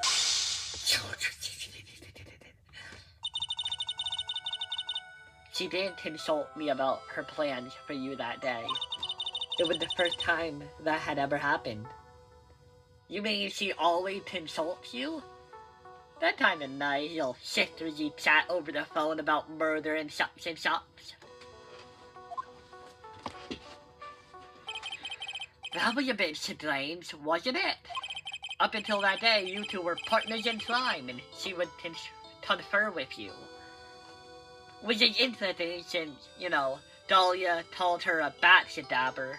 You have to wonder at what point she told her that, right? Was it the time that she failed with the blades? Maybe? But even after that, they still communicated, so that's interesting. I think she must have noticed. Huh? Noticed what? My feeling for you. If I had found out she was planning to kill you, I would have done whatever was necessary to stop her. Even if it meant her life or mine. Iris, after spending those 8 months by your side, my feelings towards you, they changed. I have something to tell you too. Yes? You really are the person I always thought you were. Oh, that's so sweet. Because in the first trial of this game, we saw Phoenix, even after the trial, he still said that no way that's her. And we all thought that he was just being a naive idiot, but no. He was actually able to get a pretty good read on the person he met for 8 months. Even after Dahlia Hopper was found guilty, I still believed in you.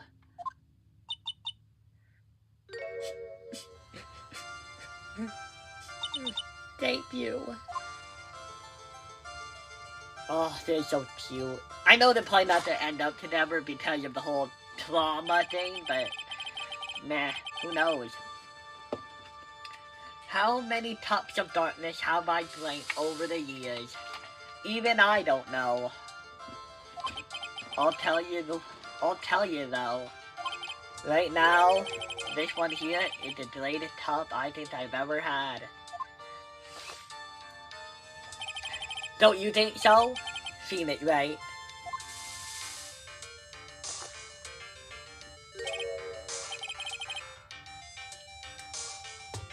Yeah, I think you're right. The purpose of this trial was to rule on the murder of victim Elise Dunem.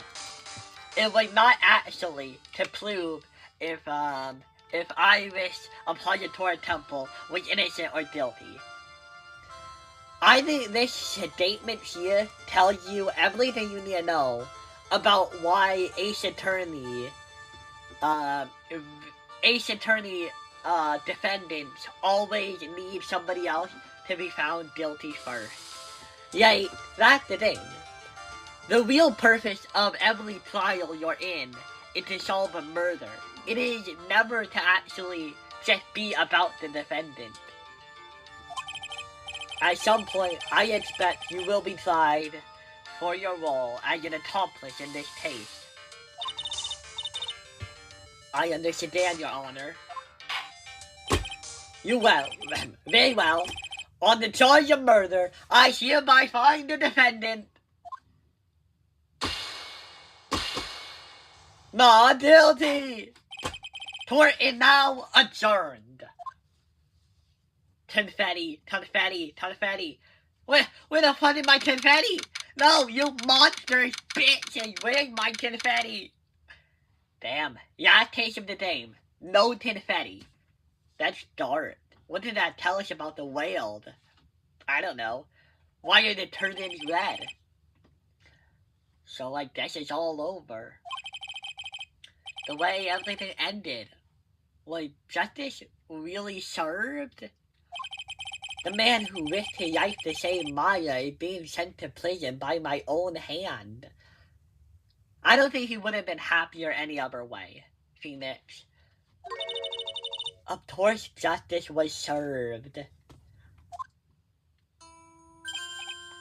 Mia!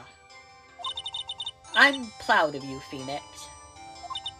Your defense was truly brilliant. But I couldn't save Mr. Armando.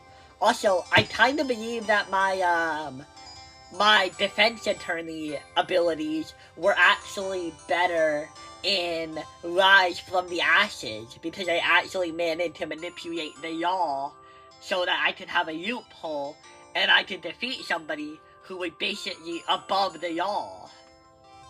But, you know, it's semantics. You know, you can't really determine in which case is Phoenix Wright smarter than in other cases.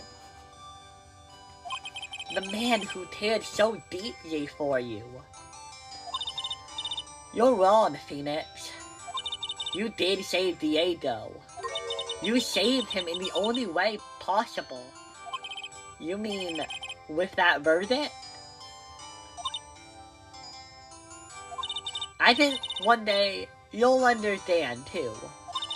Phoenix, I want you to remember one thing. You were as good out there today as any defense attorney could ever hope to be. There's nothing more you can learn from me. Mia, please, Phoenix, I want to go to the afterlife. You guys have been telling me so much, I don't even remember most of it. You know, you ever heard of rest in peace? Yeah, I don't know if I've had a lot of that. You've accomplished something I wasn't able to. I owe you a great deal. Thank you. Mia.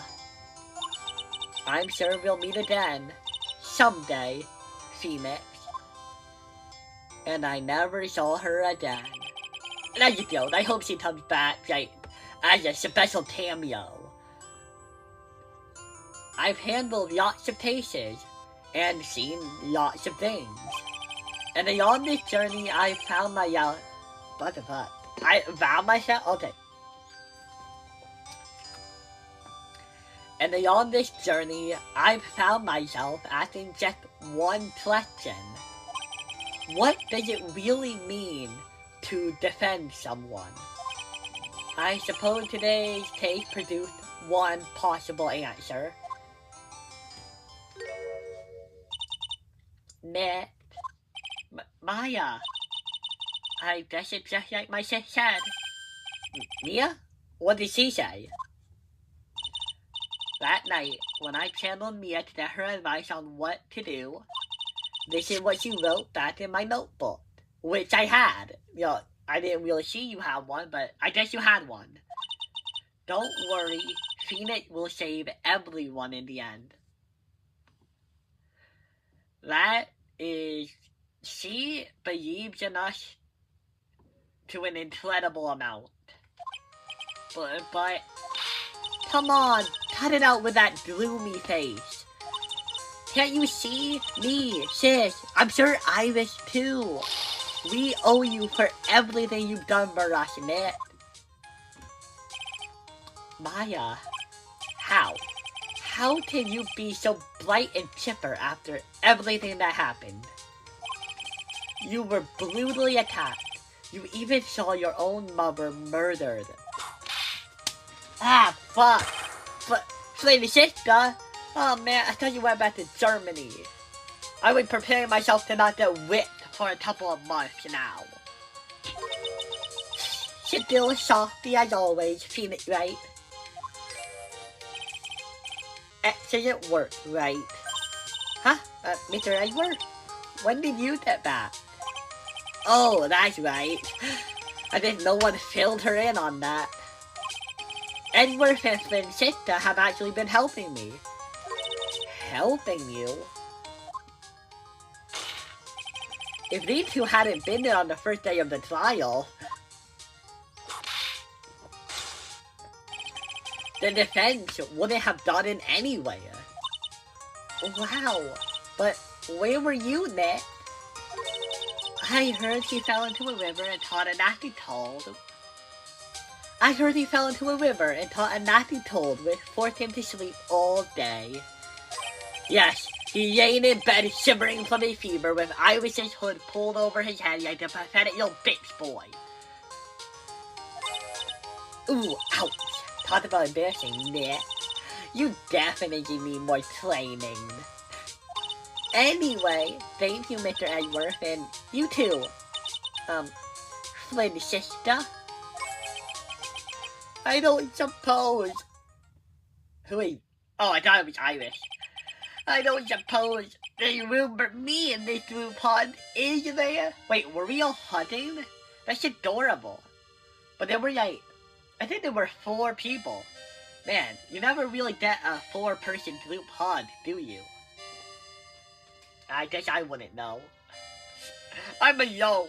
Like Yeri Butches. Is there? Oh, Yeri! What's with the yonder than usual face? I realized something when I was reborn.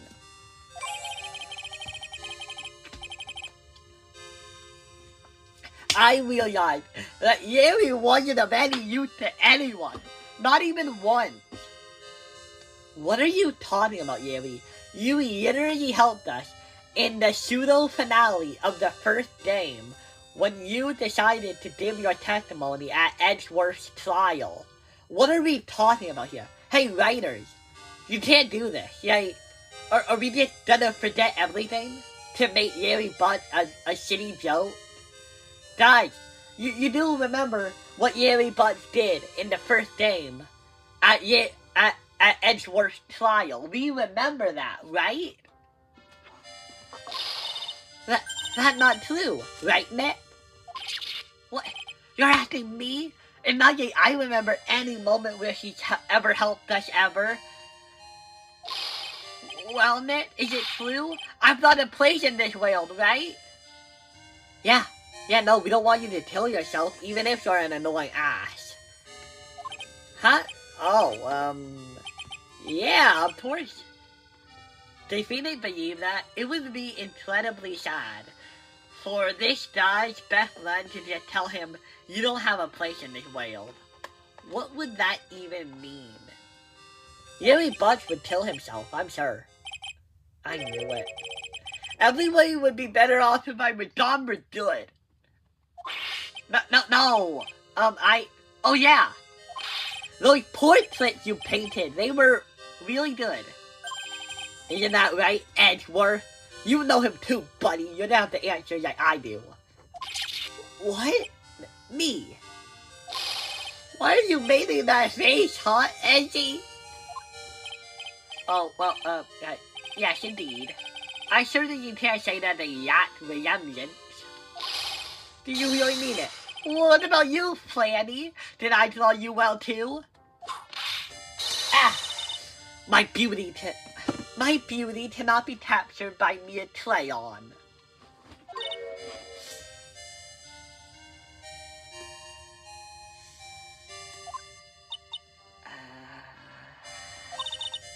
Nevertheless, I recognize the effort you put into it, and that's worth something. So then you'll do it, like you promised. You're doing the model for my next picture book, Flanny Wibbly Whip Clip. Don't get carried away. Damn. You're happy, bub. Well, how about that? I think painting portraits is the only thing I'm good at.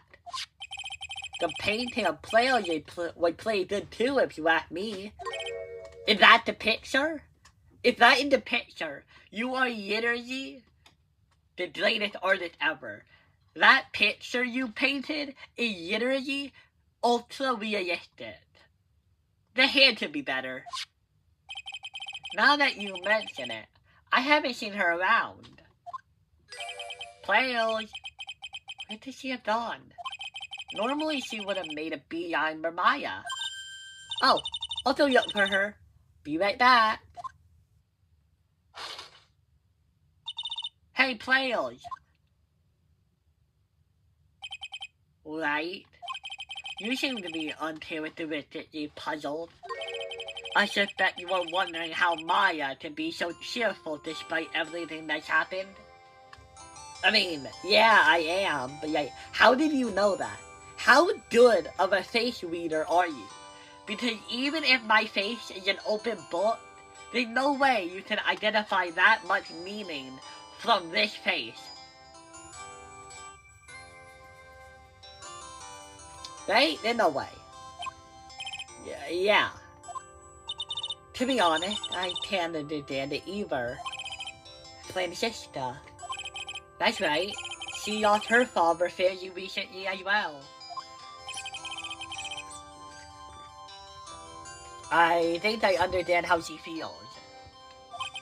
Maya is a much wiser person than she appeals. Maya is a much wiser person than she appears. And I think she realized something. Now is exactly the time she needs to be as strong as she can. What do you mean by that? What do you mean by now is exactly the time? Maya wasn't the only one that was badly wounded by this incident. In fact, There was somebody that was hurt far more deeper than she was. I believe it is for that person Maya is trying her best not to fly. Someone who was hurt more deeply than Maya? Edgeworth. I think I'm starting to understand too. Ow! Then tell me, Phoenix Wright, who is Maya being strong for? Me. Or Mia, I guess. No. If I was an option, I would choose me, but, you know, I can't even, save right now. Always save after you get to the defendant hall. Oh, fuck! Why did you just show me that thing now? Well, now I'm an idiot. Hey, guys, Master Windoso is an idiot now. Can I Yoda save? I'm gonna Yoda save.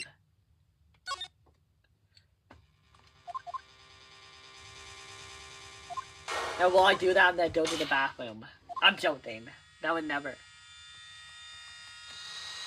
I'm playing that cut this part out of the video, though. You heard the dream, even if you beam, having all the people shooting me, but you know the meme. Ah, I blew up. Yeah, no. Always save when you get to the defendant's hall, so you don't have to look like an idiot always going back. Thank God that this last part doesn't really have any questions. It's pretty much just a straight visual novel if you think about it hard enough. I saw her Sabia and you 6 years ago, you helped and then, you let her die. Oh, you're happy to be at the life and to never find myself to forgive you.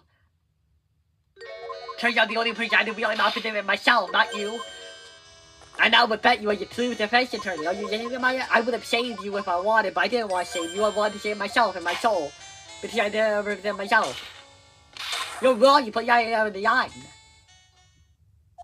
No, you see in that silhouette. I didn't care who it was. You could have been your player. You could have been Dahlia. But I killed her because I didn't really care about that. It was just a dream. If I wanted to save you, then I would have. But no, I wanted revenge.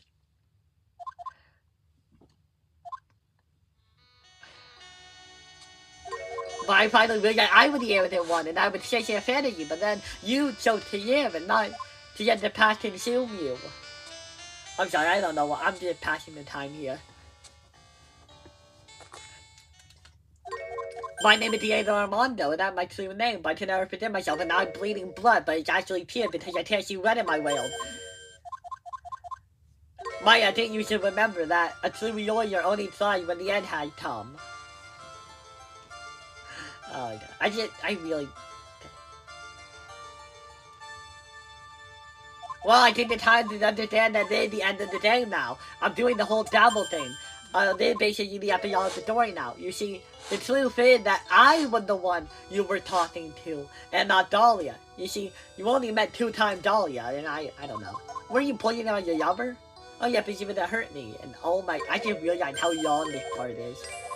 We only met twice? Yeah, the first time you met and the last time you met. During a whole relationship, it was me. I was the one. Hope you didn't forgive me, Phoebe. Even though that's the nickname that my sister used to make fun of you. But why would you do that? Because she's a bad person, but I wanted to save her because I kind of wanted to save her because she's my sister and I love her. And maybe she loves me too, I don't know. Kind of confusing, yeah. We were partners in time, her and I, since the day we met. Or were born. We're born.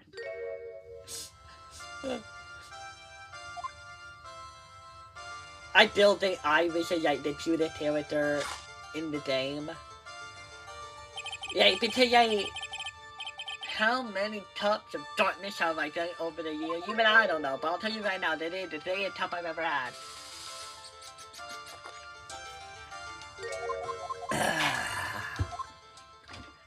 Not guilty! And then somehow we don't get Tiffany and the fucking asshole would do.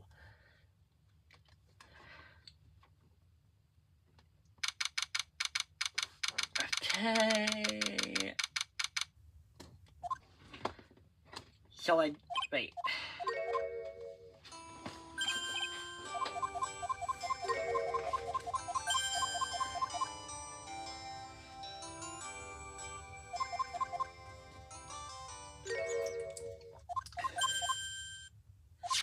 But baby, yeah, the process, even if I know sex, even if I'm not sex, having all the boxes, you're land sister, you're worker. I really wish I actually showed the right answer. Also, I wish if they were the last choice of the game, that they would have it so that you would have different answers no matter who you chose. Because it's kind of boring to only have one answer. If I did it wrong, I still want to have a unique answer. And being drawn for yourself isn't the most wrong answer you could give. It would be weirder if you said for Yeri. So I kinda hope that if you choose Yeri, Francisco would say something that made no sense, dumbass. Why would Maya care that much about Yeri? But it's Playle. It's Playle Faye. Playle Faye? Playle Faye?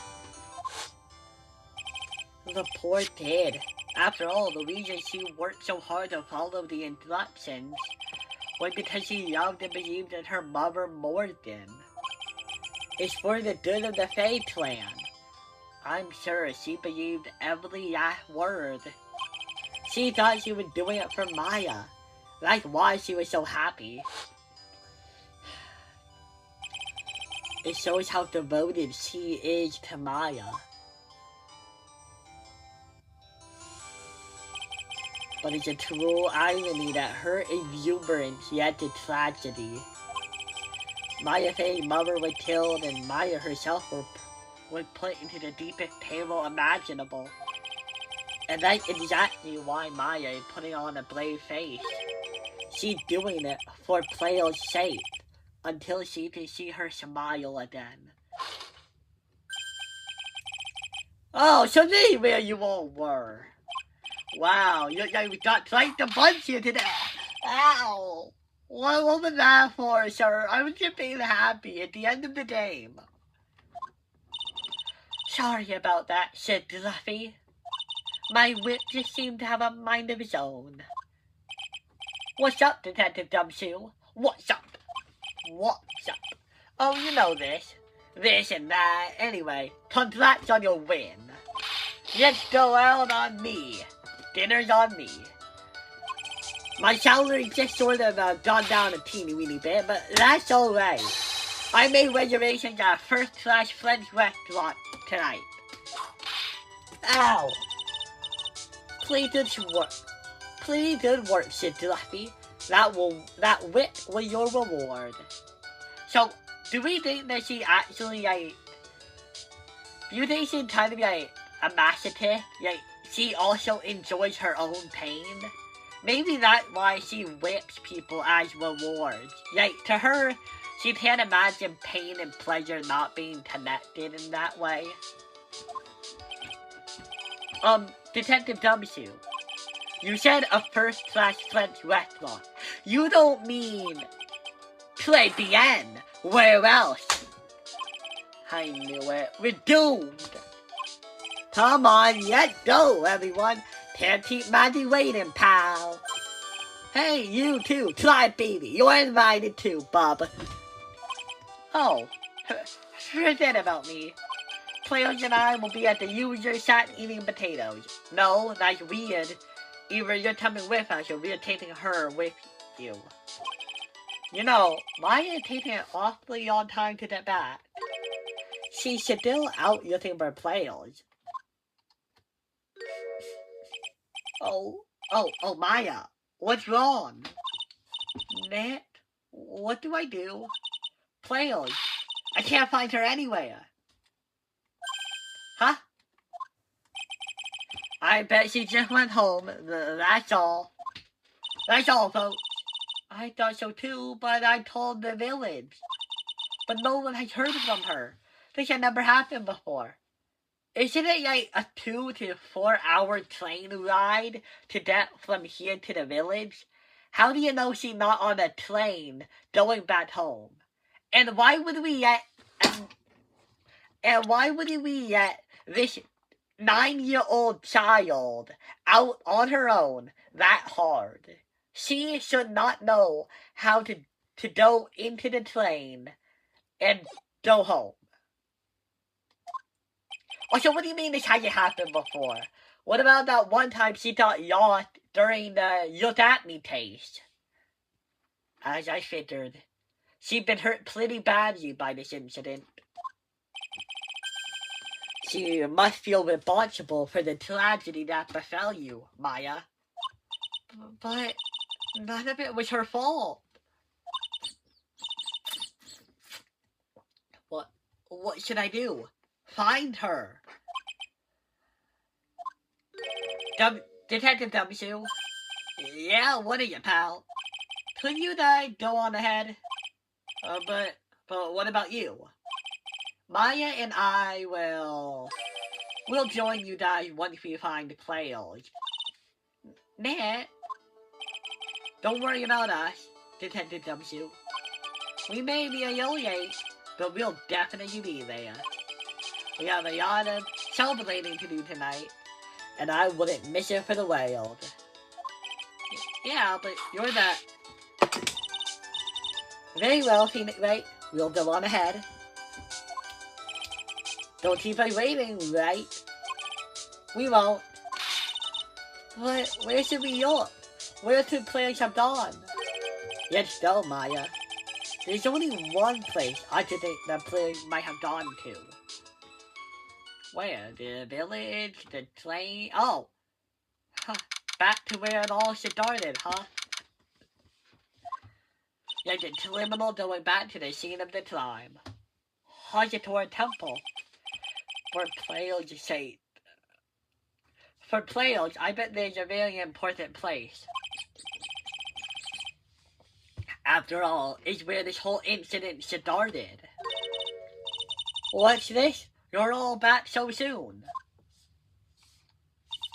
Sister Bettini? I thought we'd be eating mashed potatoes alone tonight. So she's here.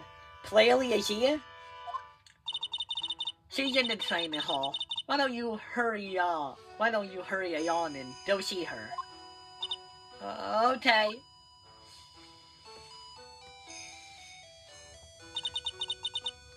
Clearly not here. Oh, but the Shadrol is back to normal. How did that happen? Maya, the hanging Shadrol. Oh, wow. Someone cleaned it off. It's gotta be players. Ah! Mr. Maya! Clearly! Why? Why did you just leave like that?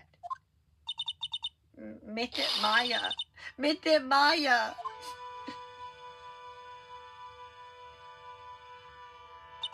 I swore that I would never trouble the two of you again.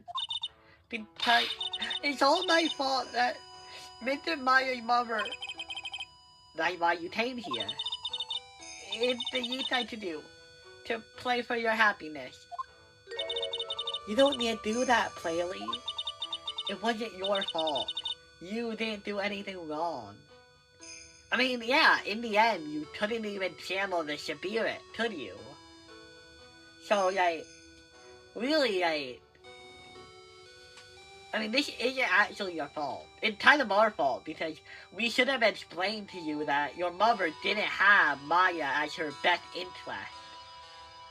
In fact, it was kind of Phoenix's fault, because she made the active decision so that Mia would possess you, so that you wouldn't have to hear what kind of person your mother is. Of course I'm sad that my mother is gone, but how can I say this? I'm still happy. You don't have to lie just to make me feel better. No, really. It's true. The only reason I'm still here at all is thanks to everyone who was there for me. Huh? My sis, my mother, Mr. Armando, Nat, and you. If even one of you weren't there, I'm sure I wouldn't still be alive right now. That's why I have to be strong. For all the people who were there for me when I needed them. god, why is every one of the main characters a really nice person?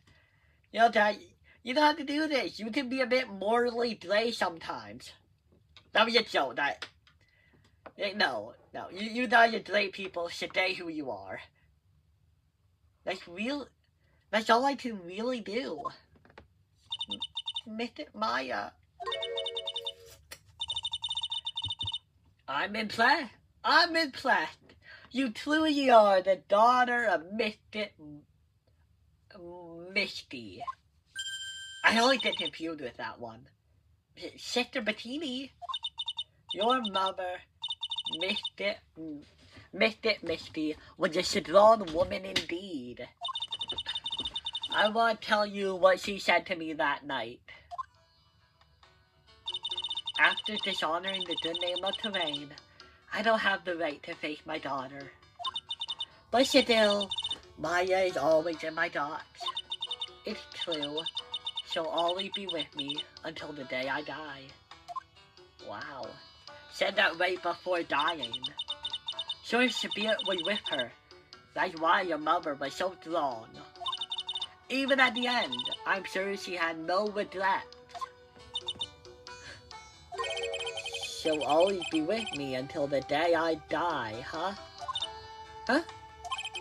There's a rule or something that all masters have to follow. Isn't there? To never take the charm off until the day you die? That's the master's talisman. I guess it's yours now, Maya. The dream that Misty tapped by her heart and would never take off. It wasn't the container that was important, rather its contents.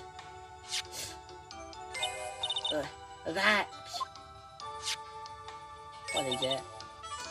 Oh no, is this gonna be another moment like what happened at the end of Rise from the Ashes?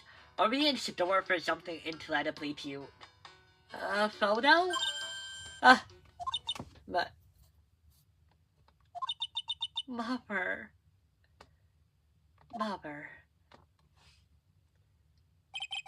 It's only natural for living beings.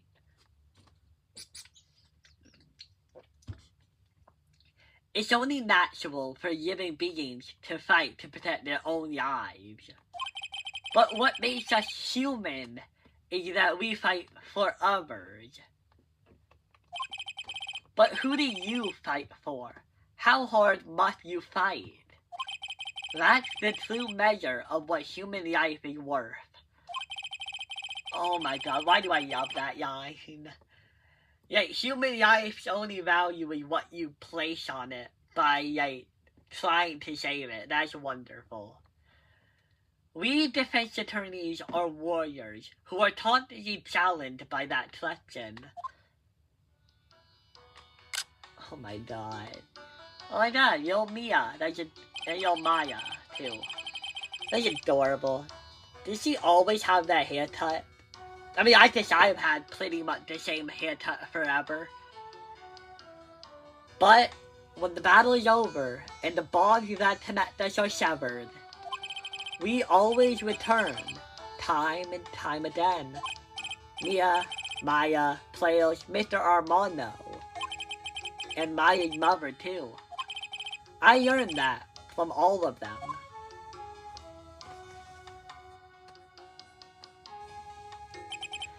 Well, shall we get going? Everyone is waiting. This is a day to remember. A day where a lot of things were finally put to rest. I think we should celebrate what we've overcome today. But I still can't. Yes, you can. Go on. Come on. You're a little kid. You shouldn't be facing all of this right now.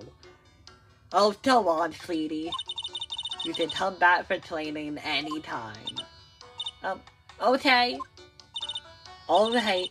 I'm gonna make a brand new start too. Also, I want my refund. Because technically, I never actually got to do the special tours. And because technically, I was locked on this side of the place for like a whole day. Sister Bettini, I'll be back for more training. As if I did any training. I promise.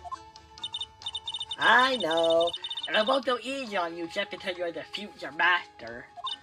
I'll make sure to prepare a reservation for 3 when you come back.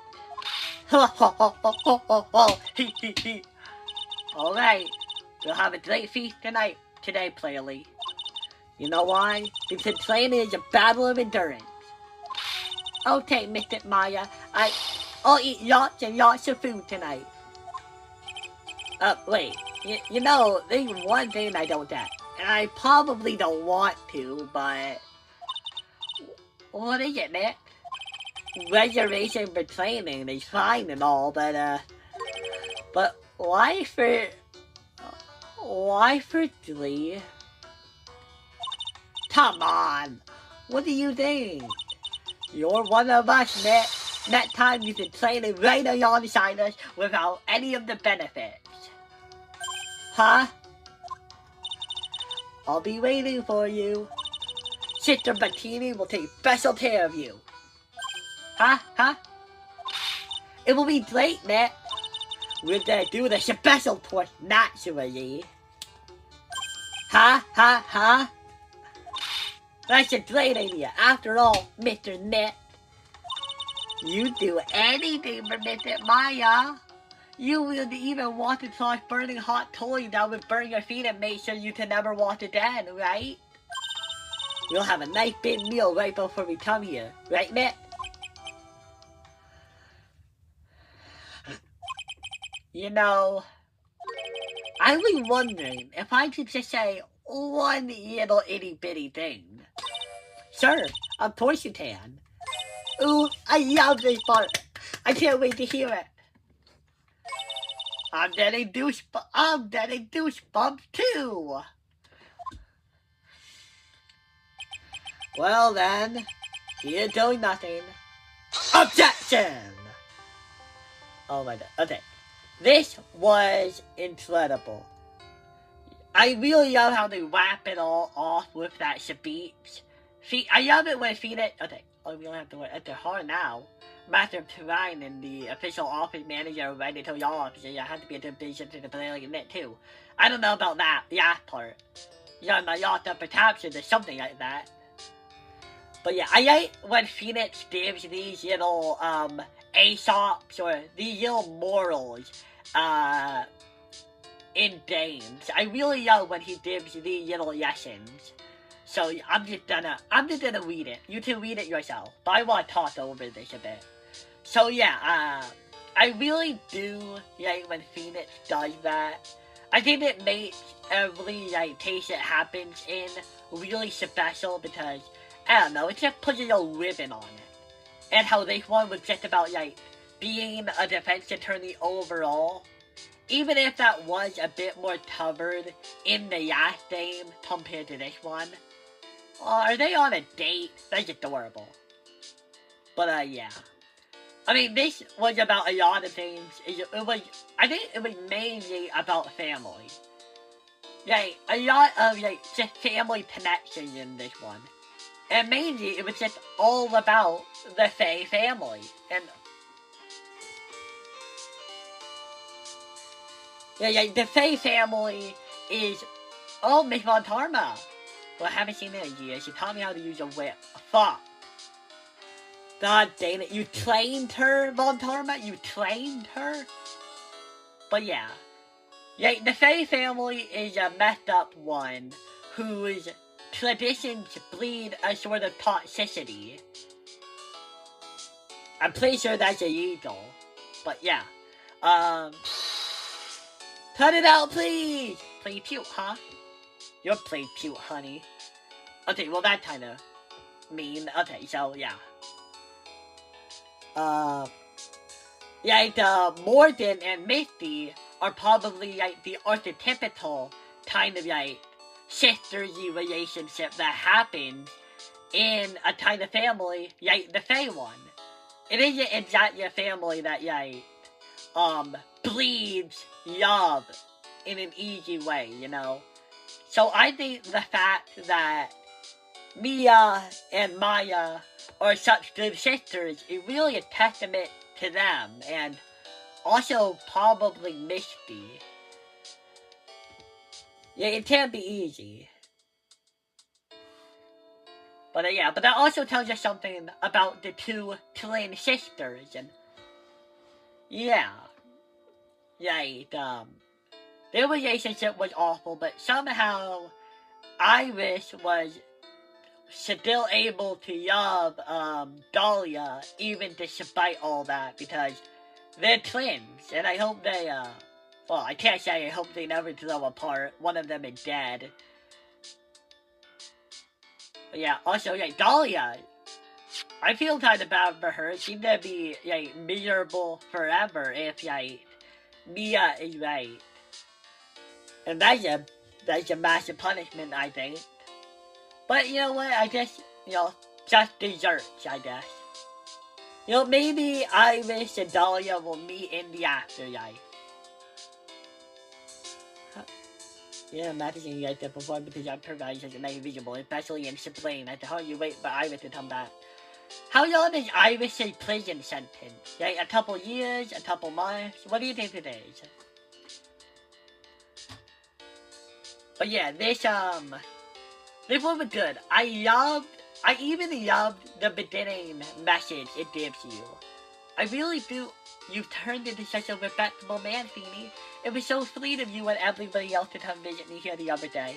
Of course, I was happy that you thought that you had your eye on me, but I kind of felt bad when the old one slapped you so hard you got a bloody nose.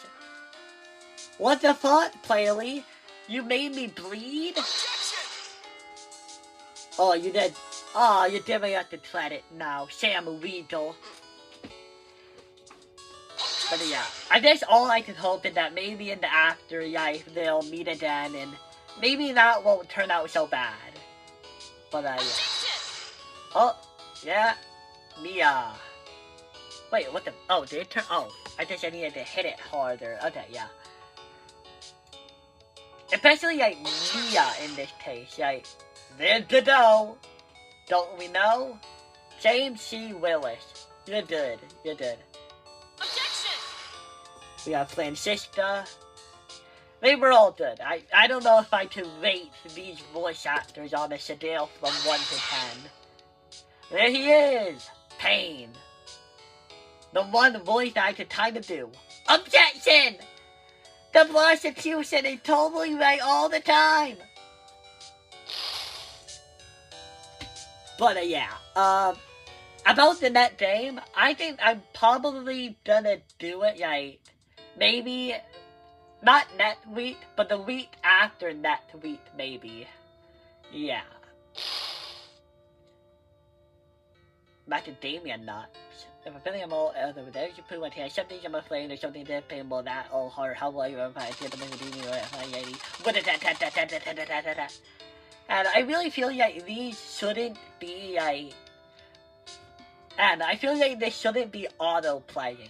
I feel like it kind of oh, I found something to do. Flanny whippity whip clip that turns art realized head. I really should have realized it earlier. Self-centered, lazy, antisocial. I'm an artist. A really good portrait artist. I'm not a user after all. Good for him. I think we all learned a valuable lesson about what it means to be human. And oh my god, that is so cute. Oh, is that the end? Oh, wait, no, it's not? Oh my god, they're on the upper page. Okay, if this is his art, I don't know why people are saying he's not a good artist. That is a really good sketch of them. Like, pretty much only a step away from being not realistic. Like, photo-realistic, I mean. But yeah. Yeah, I really want to end this video with, like, something really big. Like, a really big, like, speech or something. But I don't think I can do that, I think, like, I'm trying to come up with an ending for this video as good as the ending of this thing.